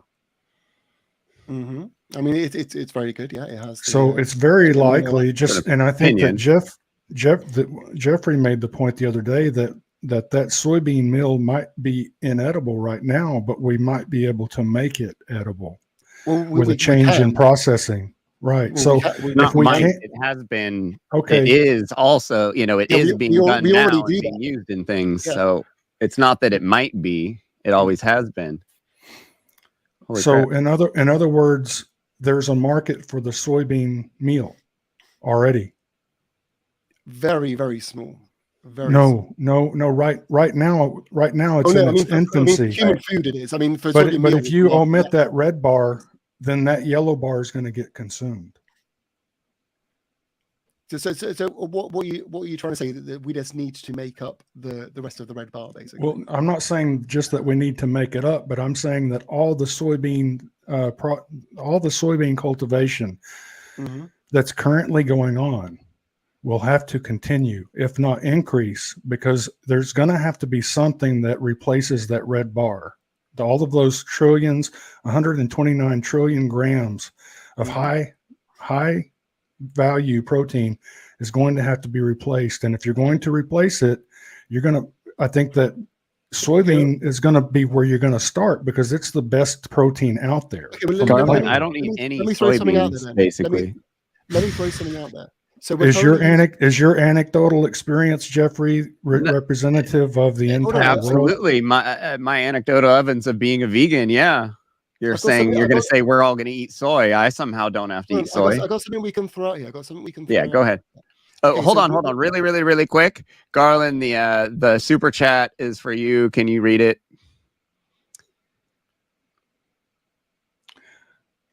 Jason and I are two different types of Christian, so I'm not going to argue religion today. That's fair enough. Okay. Thanks for the super chat, though. Holy crap. That's my first super chat ever. Thank you, Vegan for the Animals. Yeah, what was I going to say? I'm lost my trail of thought now. So if we obviously hop into a vegan world, okay, what would generally happen, which is why I was trying to bring up the oil thing, is that if we're not utilizing all that meal, then the market for the oil is going to be not where it's going to be. It's going to be thrown off. Both of you guys just said that the meal can be made human edible. Oh, no, it can. I'm not denying that. I'm not denying that. If you omit livestock, then you've already. If you omit livestock, then the vegan population goes from, what do you think it is right now? Total. If you listen to it makes sense. How many people are in the world right now? About what is that? What does making inedible edible have to do with any of this? None of this matters. Do you know what gibberish is, Garland? Because it matters. You can't say it's irrelevant. But you haven't gotten to the point where it matters. What was I going to say? You Chris? Never do. You just talk in circles. What was I going to say, Chris? Soy meal being inedible or edible have to do with anything? Jeff, let Chris speak. What was I going to say? Nah, I'm muting up. Okay, right. So this is what I was going to say. Okay, right. Chances are, right, yes, some of the soy meal we could make. Wait, hold on. What do you? Let's just go. Let's just. Wait, can I explain the whole thing first? No. I think what you're saying, because I know what you're going to say, Chris. Okay, let me say it for you. What you're going to say is that Garland, let him talk. I'll mute you. You mute me all the time. No, wait. Let him finish. If he knows. Yes, I know what you're going to say. What am I going to say? Because I've heard you say it before. Is that if we abolish that red, the red bar, which is all the grams of protein from animals, that includes meat, fish, and milk. Yep. That's a conservative number because there's other sources of animal protein that I'm not including there. But that is a total on the soybean. So if we omit the what's red the bar, point I'm about to make? You said you knew. What's the point? you were going to say that if we get rid of livestock, then we won't have a need for soybean meal anymore. And that's not what I'm saying. Okay. So what are you saying? What I'm going to say was, okay, like I totally agree that we could use soy meal and we could convert it for human use to add to this amount of protein. I mean, wait, there's more. I need to finish, otherwise you won't understand my point, right? But the thing is, the vast majority of what we will probably require would be whole soybeans, because that's what we're actually making most of the food out of. That would be the prominent one we would use. Now, because of that, if we're going to use whole soybeans, we wouldn't be producing the soy oil if we were growing those. You can't have both of them at the same time, obviously. So what would happen would be the soy oil demand would actually drop, and it would probably go to something like palm, which is more sustainable, better yield, and it would be an all-round better choice. So what would actually happen is the soy crop would actually get quite small. We would still use some for the oil, granted, and use some for the meal. So in other words, percentage, but the majority that we would. Can you give me an estimate? Well, let's just say, for example, okay, let's just say that the majority of the oil goes to palm. Let's see percent, say, right, and then let's just say that we make up the soy crop from whole beans, right? We could 10 times that, right? If we're using 7% now, we could say we're using 70%, right? If we add on that, I mean, it's going to be difficult to argue that we're even going to use more than we're using now. Do you not think? Do you think we're going to use 10 times more? We're going to need 10 times more soybeans? No, I don't think 10 times, but I'm thinking. I mean. So first of all, scenario, what I'm trying to explain I'm still confused, and I guess you're going to have to let me ask the question so that you can help me be unconfused, because you're a lot smarter than me. No, hold on. You're a lot smarter than me.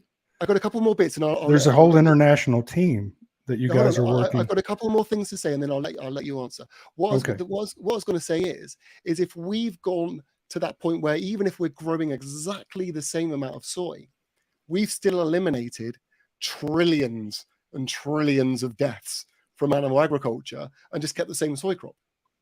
It's still a win. We need to put that graph back up there. Yeah, we can put the graph back up because it is relevant to what we're talking about. Sure, go for it. Okay. So you're saying that we're going to keep the soybean production the same? All I'm saying is, as a worst case scenario, even if we 10 times the production of what we're currently using for human consumption now, and that we can move the oil to another oil, like a palm oil, which would be more sustainable, Like we would still be growing the same, but we would have eliminated all the deaths involved in animal agriculture, which would still be a huge. What percentage of the population right now is vegan? I mean, like 2-3%, something like that. 3. So yeah, but I'm not talking about just vegans. I'm talking about everybody here. Like I'm talking about a worldwide diet here, not just vegans. Wait, hold on. If we abolish all animal agriculture and we criminalize the eating of animal I mean, foods, you could technically say everyone is vegan if you want to say. Like okay, that. We have to, don't we? We can't continue to say that the world is plant-based. In this case, we could say everyone's plant-based. No. Well, we can't say that everyone unless would technically be about the elimination of wool, leather, circuses. Well, of course it would. Of course it would. Of course it would. Yeah, of course it would. So we're talking about a vegan world, right? That's what we're talking about. If you're going to abolish all animal agriculture and criminalize the eating of meat, make it a felony. Well, I don't know why it's relevant to what we're right. talking Let's about. make it a felony to milk a cow. Let's do that. Okay. Well, what's my point is right now we've got 100% of the population. If we divide that by 3, that's 33. And you're saying if we take the amount of soybeans that humans are eating right now and multiply it times 10, hold on. You would need to multiply it times 33.333333. No, hold on. Your stats are assuming that only vegans currently eat soy, which isn't true. You can't use the 3%. What about all the countries in Asia which live off of soy?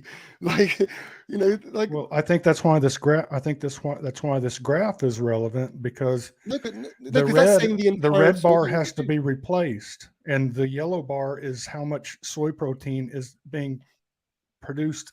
And what I've done there is I've calculated how many soybeans are being produced and calculated for vegans, how much, which are 3%, which is that's not for vegans. That was, no. That was a bad calculation, Jeffrey. Bad calculation. You can't 3. You can't say that that's only for 3%, and then no, that's not what I'm saying. Listen, Chris, okay, say it again. Say it again. Okay, say it again. Look what it says up there by all the soybean, and that's the protein that's in every soybean produced. Not just the soybeans that are processed for soybean isolate, soy protein isolate. It's not just the soybeans that are being crushed. It's not just the 7% that are being consumed directly by humans. That is all the protein in all the soybeans in the world that's being produced today. And so if you took all the protein, if you took every soybean that's being grown this year and removed it from the soybeans for human consumption, that yellow bar would represent all of that protein. There would be no more soybean protein available after that soybean protein there in the yellow bar had been extracted from every soybean in the world. So if you keep today's soybean production exactly where it is, and you extract all of the protein from those soybeans, then you're at that yellow bar. You're still not even 1/3 towards the amount of protein that you have to replace. Yeah, hold on. Could I just say something right here? Right. So I've just read what's on the other side of this screen, and I think there's something very important there. So the graph we've got there, okay, that's how much soybeans is being made at the moment, and the red is how much meat and protein we're getting from there. Okay, it says here, a vegan world would require soybean production to more than triple, 3.289. If we tripled that yellow section there, okay, that would equal about the same, right? It would, well, except that we also know that plant proteins are not as digestible. They're not as bioavailable. There are nutrients that are missing from it, and so you would have to produce more soy than there is meat right now, because all of that soybean protein is not going to be bioavailable. So yeah, but this is what I'm saying is from what I said about if we move the oil to somewhere else and we're just only growing it for human consumption, we're not even going to need to make that much. We're not even going to have to grow that much, really. Why? It's not going to be a big deal considering the amount of death on the other side we would lose. I can't see why that's bad. I mean, if you want to argue it from a health point of view, that's a different argument. But I mean, I'm just talking about it from well, we have to do it for health, right? We have to do it for health. I know veganism isn't for health, but we don't want to replace the system we have now with a system that people are dying. So if we're talking about health again, would you concede that if we eliminated animal agriculture and we moved over and we increased the soy, would we still be causing less deaths, animal deaths? Well, how much are you saying that we would? Let's agree first on how much soy we're going to have to replace, or how much are we going to have to ramp up soybean production? What I'm saying is, it said here it needs to triple by 3.289, right? Well, considering if we move the oil across, right, we only need 7%, and then we triple that because we're not using the meal for the currently for the human food. So I mean, it's going to be about the same, if not slightly less, right? But we're talking about it in a vegan world, 100% vegan population around the world. You're going to have to replace. I'm going from what it says on your screen, where it would need to triple. But I'm saying if you eliminated the oil and put it back onto something like the palm oil, and then you're growing the 7%, 3.28 times, that works out 21. Where's the 7.21%? So it's only 21% of that graph. Where's the 7% coming from? Well, the 7% is what we currently grow for human consumption, right? Right, but where have you replaced that red bar? That's 21. So where have you replaced that?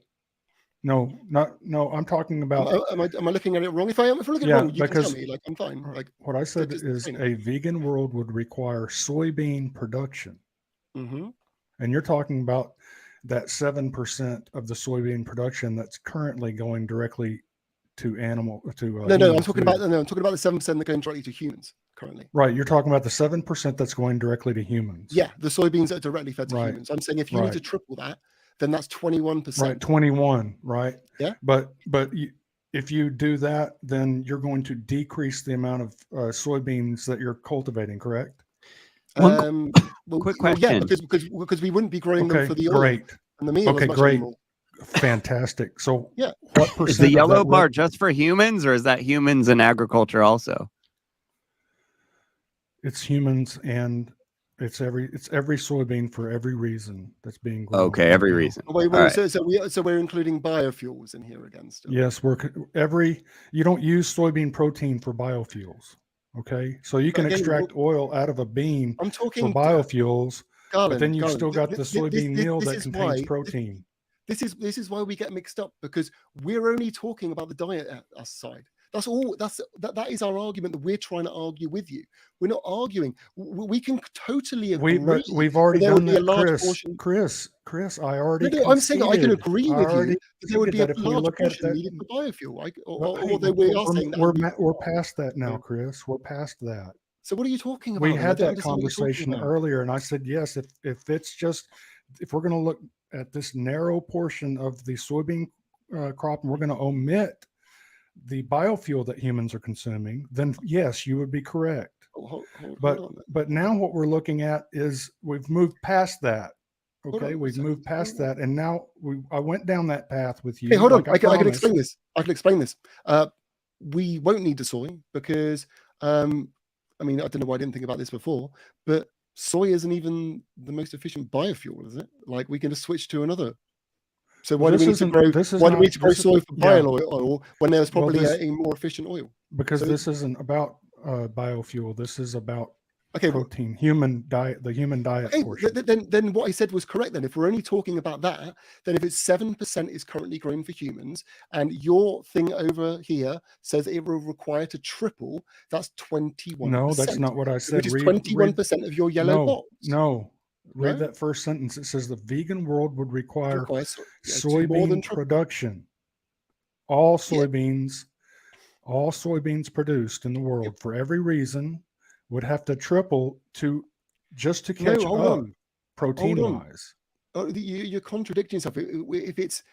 If we're saying that the biofuel has gone elsewhere. No, that was you and I already agreed on that. I conceded Exactly. That's what I'm saying. That's what I'm saying. I conceded now, but now we've so I don't moved understand past what you're that, talking Chris. about now. I don't understand But what you're talking about. You seem to be now talking about more than food we're, again. What we've done is we've broadened you and I already. I think what you're doing is you're going back to a previous conversation that we had, and you're confusing the facts from that conversation, I'm which trying I to conceded. Biofuel and talk about food. I conceded. Do you maybe if you could get up out of your chair for a minute, Chris, and do a jig and celebrate that I conceded? Garland, okay. I think Okay. we might just be both agreeing and talking past each other here. No, Like, I think we're not. I don't want to talk about biofuel. Yes, you've conceded those things. I'm not talking. I'm trying about to understand what you biofuel. mean.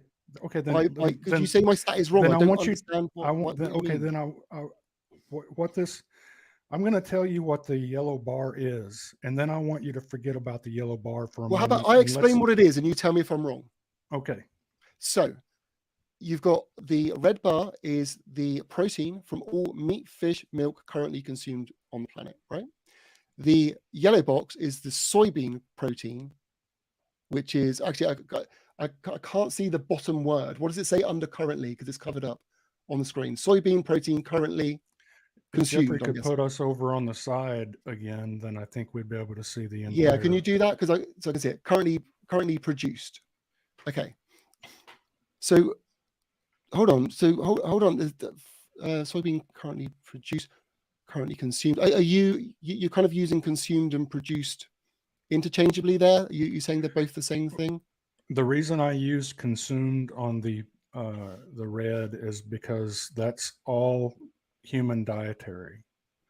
The yellow, and what I'm trying to. The yellow includes everything, including the biofuels, everything. That's everything. Just every soybean we do. That's the protein of everything. Right. So I think the reason it's an important visual is that, let's say we got rid of the biofuel, and this doesn't really, if you're going to remove the protein, that doesn't really affect the oil production. So the oil production could still be going on, right? So that should be that should count in your favor, because you wouldn't have to ramp up, because palm oil is also destructive. So, this would mean that, every one of those soybeans right there could also be the oil extracted out of them, and that could go towards our biofuel needs if we need them. But this is, if we were to extract all of the protein from all the soybeans that are produced today, for every reason, then that yellow bar represents those grams of protein that we could extract from the soybeans for human consumption. And so according to you, we would need to triple that in order to match the protein currently consumed globally. Is that correct? I said, what I'm saying in the paragraph there is not triple, but in order to match it exactly. And I would argue that the soybean protein is not as bioavailable. It's not as digestible. So I think it would have to be more than 3.289 times. But I think for argument's sake, to make it simple, let's say we're just going to match it exactly. We would have to take the soybean production that we have today in the world and multiply that times 3.289 times to match that protein.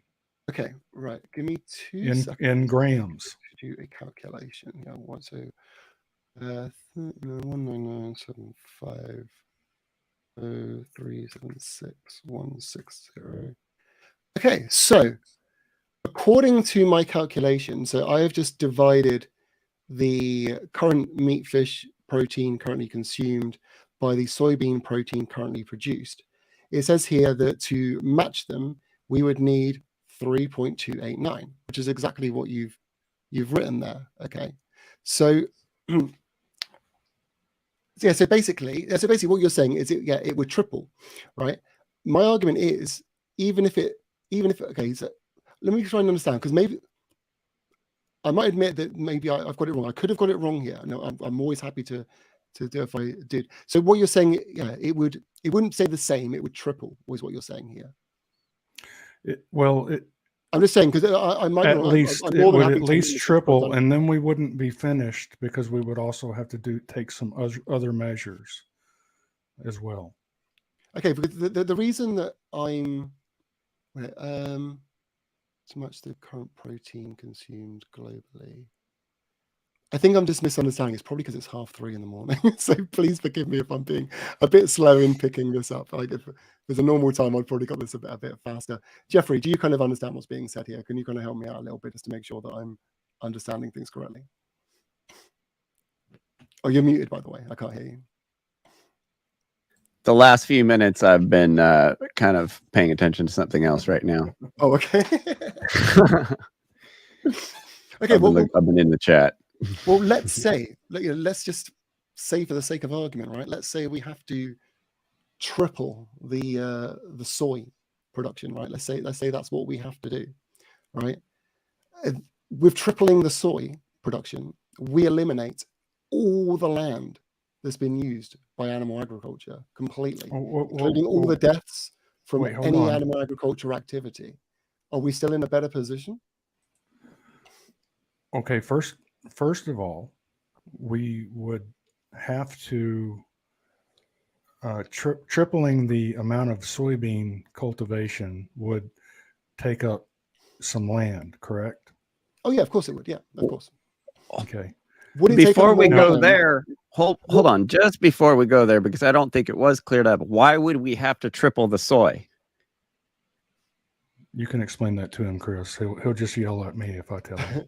I think from what you're saying, if it's correct, is basically this is the amount of soy that we're currently growing. Basically, the red is the protein that people are currently getting. No. I get what he's saying, but why would we need to replace it with soy and not other things? Why would we mandatory have to triple the soy if we could triple all kinds of other? We can make that higher. We can replace that protein with tons of different stuff. That is a valid point, Garland. Like this here currently doesn't equate for the other calories coming from all the other foods that we already currently grow as well. If we factored that in as well, where would that chart be in comparison? Because then we might not actually need to grow as much. You kind of see where we're coming from there. I'd be interested to know. Are you confusing calories with essential protein, essential amino acids? I mean, it depends. We eat a varied diet. We don't just live off of soy, though. We eat different things. Right, but we do need essential amino acids. If we were eating only soy, yeah, we would have amino deficiencies, but we don't all eat only soy, and we would obviously be getting our stuff from all kinds of different stuff. Yeah, and hold on. As much as you don't like the products, and I know I don't want to go into a conversation about these, but the mock meats that are being created as well are also containing a lot of these proteins. To equal soy. Livestock eat like 1 million times more soy than the average human, Garland. Like obviously the average human, if the cows were gone, the huge amount of soy that's exists, like the humans would only be able to eat so much of it before it's just like that's too much. So clearly, the amount of soy would come down, and the demand for protein sources would bring in products that aren't soy based to fill that demand. Like I don't get this, like having to triple the soy and forcing everyone to eat soy. This is some weird like vegan agenda conspiracy that you're pushing, and you're wasting all this time on it. Yeah, you're right. I know. I'm surprised. Probably because I'm tired. I didn't pick on it before. This is kind of assuming that it's a world with only soy and a world with only meat, fish, and everything. This yellow one realistically should include the total protein from all the foods that we're currently, to see then what the deficit would be. Like when I said earlier, I don't eat soy ever. That was kind of to prove this point. I'm a vegan, and most vegans I know don't eat a lot of soy. You're assuming our diet by thinking we eat soy all day because you think we eat Impossible Burgers and stuff all day, but that's not actually the reality. Okay. Yeah, Can you tell me? Whole food vegans don't touch your belly at all. Yeah. Can you tell me where you're getting your protein from? It's not about where I'm getting my protein from. Everything has got protein in. Broccoli, rice, like all kinds of stuff, like vegetables, quinoa, lentils, Brussels sprouts, all kinds of stuff. We've only got. What does that matter? Well, I like think not soy. what it matters is Very, that you know, I'm not saying I don't ever eat soy, but it's not a normal thing that I eat. So to think that all of us would just eat nothing but soy, We've you only know, got hit until our we're RDA. It doesn't depleted matter and what it dying. costs. When you said earlier, you said we can't change our diets to where people are dying. Like, am I we're- dead? I've been we're already- vegan a total of 20 years of my life. Like, have I died yet? Like, there's tons of vegans that are in perfectly good health in their old age, 80 years old, you know, perfectly healthy. Have they died? Like, you're making it out. You're building a false narrative. No, Like you're I using think that those- your conspiracy theory stuff to like push this like science we're trying to do. that red bar has to be replaced. Yeah, No, with tons of other does. stuff. It won't just be With soy. protein. It does, but It what has I'm to be saying replaced is, with protein. but what I'm saying is some of these some of the other protein values already exist. We don't need to grow or to replace them. They're not included in this chart. Okay, so let's say that we leave the soybean protein production the same as it is and don't increase it. Mung Would that be bean, fair? pea protein, garbanzo beans. Right, but all kinds of lentils, all kinds of protein, garlic. What I'd be I interested mean, in seeing, and I don't know whether you got the Jeffrey, stat. Have you- Chris and I were having a very cordial No, it's cool. conversation, and now you're bringing I'm just animosity hanging out. into it. Yeah, Garland, I've got a quick question because I don't know whether you've got it on hand at all because I haven't looked up. Do you know the total amount of protein currently grown for human consumption for crops? Do we have that stat? What is the primary protein that's? Well, it doesn't need to be a primary pea protein source, just protein across all the foods that we're eating. No, I don't. You don't, because that is what should be compared ultimately. Because like I said, because we're not even eating one product and we're switching, as long as we get our RDA, we could get a little bit from this food, a little bit from this food, a little bit from that food.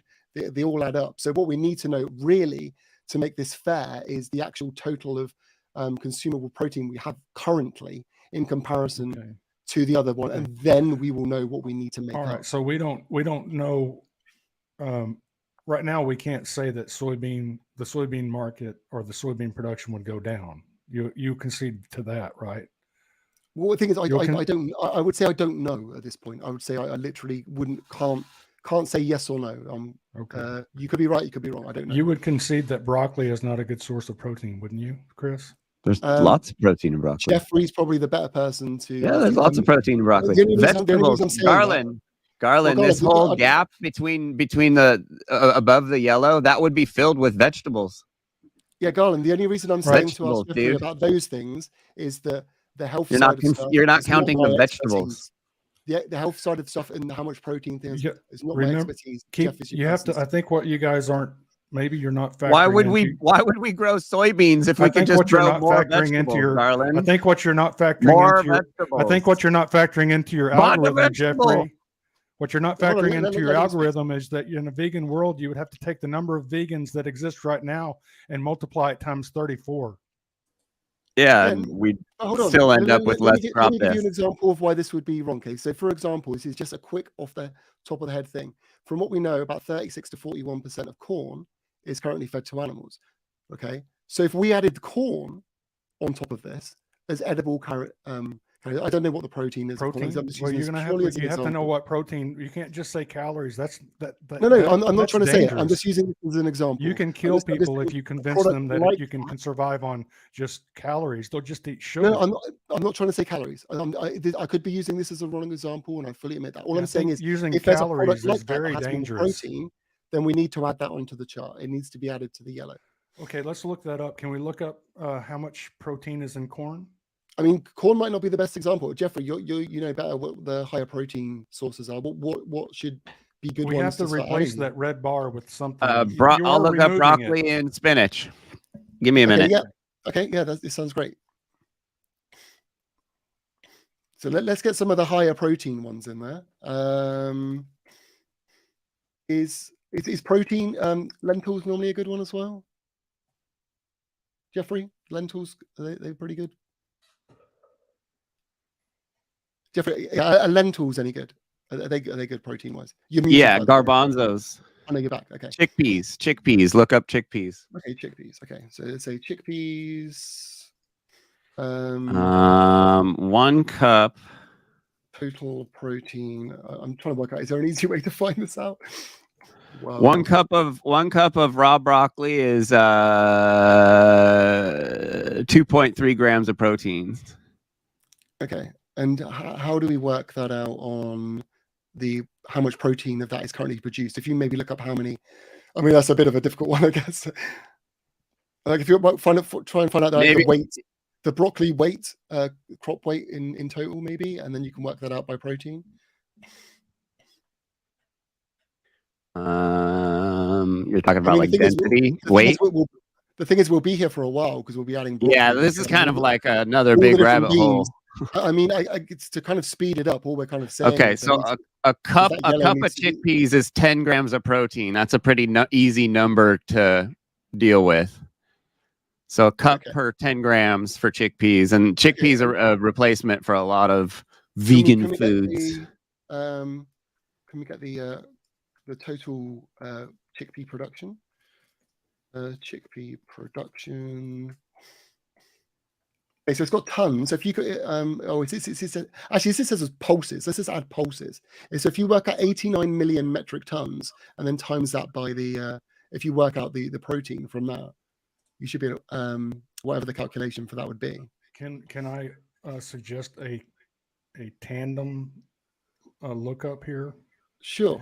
In addition to what you're looking up, I would like us to look up, and I've already done it, but you guys we can end on this and start on this next time.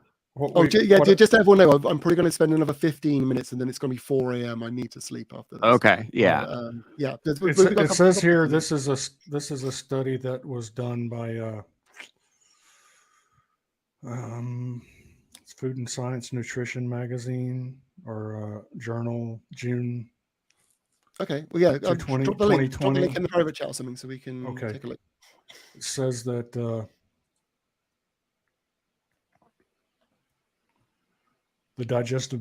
digestibility of raw chickpeas has been reported between 34% and 76%. Yeah, but I mean, this may have slight relevance, but I mean, we're looking at more than just chickpeas here. We're looking at like literally every single other thing that has protein to get the total amount of protein that is currently available to us.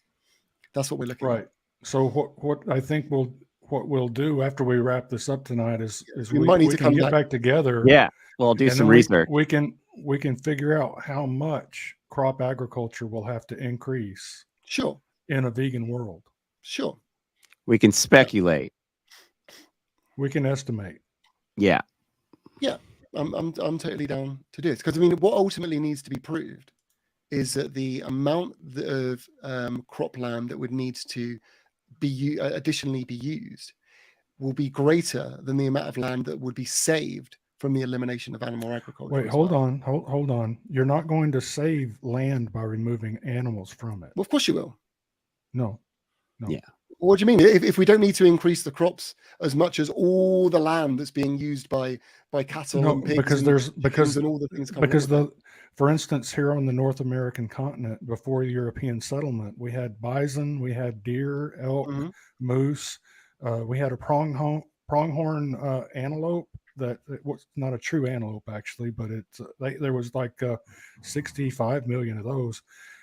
They were roaming around the North American continent. So we want to replace that with cows?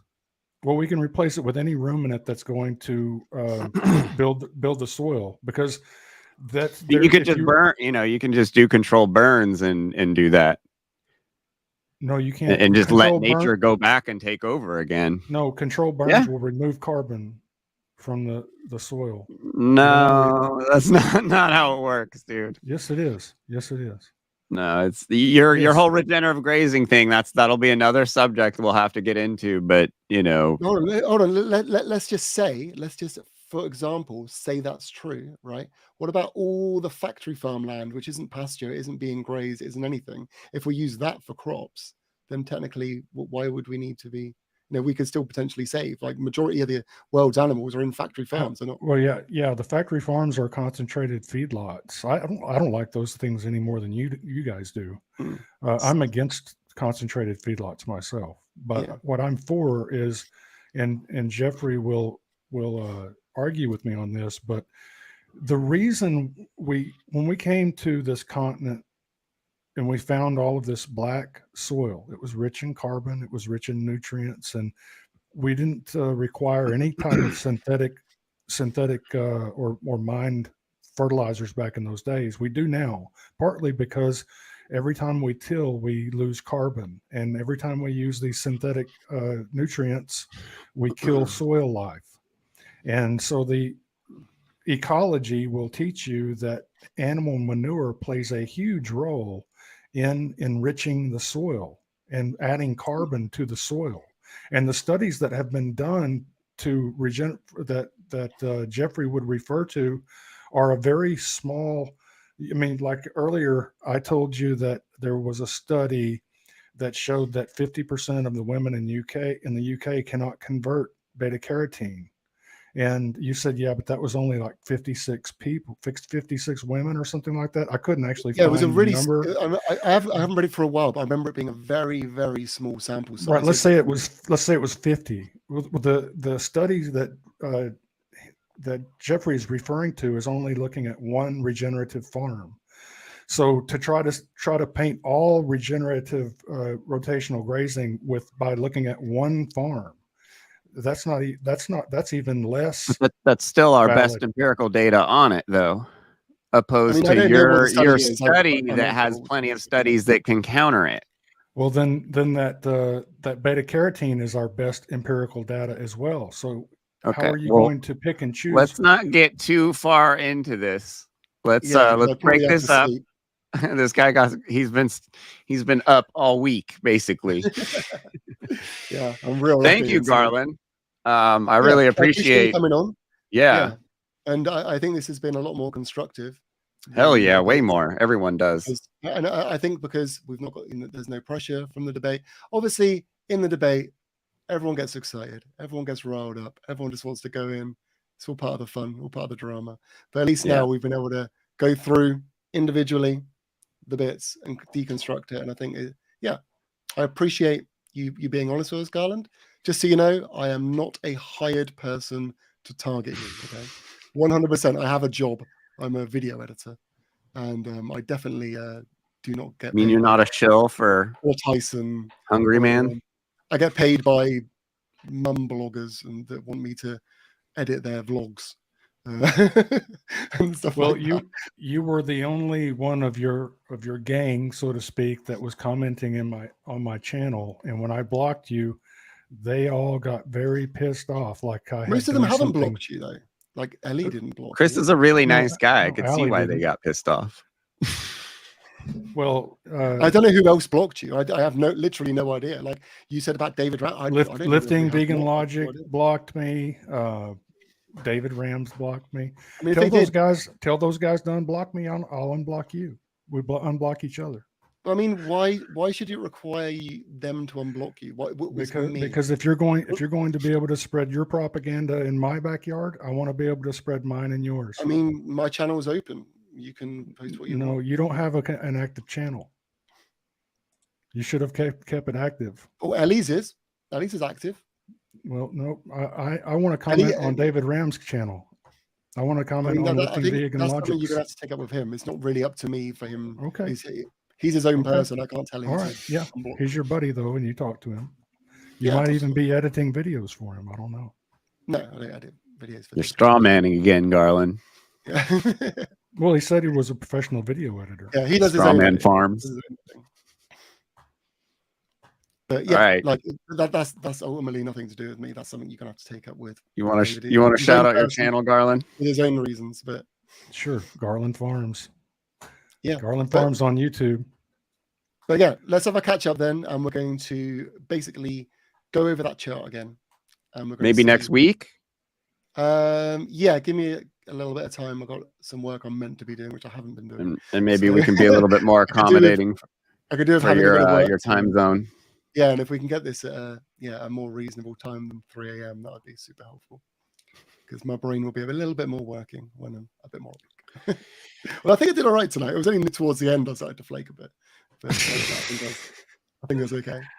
That B12 deficiency kicking in, isn't it? Yeah. Brain Well, fog. thanks for letting me come on, Jeffrey. I enjoyed Yeah, it. man. No worries. I I'm really glad we could appreciate finally you coming chat. up and being honest tonight. Like Garland, I'm glad we could finally chat. I mean, we have been talking in the comments for a long time. And obviously I did offer to chat to you a long time ago, whatever your reasons were, you didn't want to, but I'm glad that we finally made it happen anyway. And we can be amicable. Which is nice. Garland, did you know that he was the crab?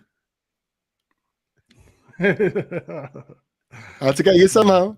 That doesn't surprise me. I can confess now. I can confess that I was the crab. You bastard.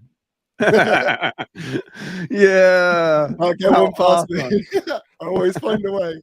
Always find a way. Right, guys, I'm going to head off. I'm going to go to sleep. Lovely chatting to everybody. A crab debate. Yeah. Thanks, guys. Garland, we will chat very soon.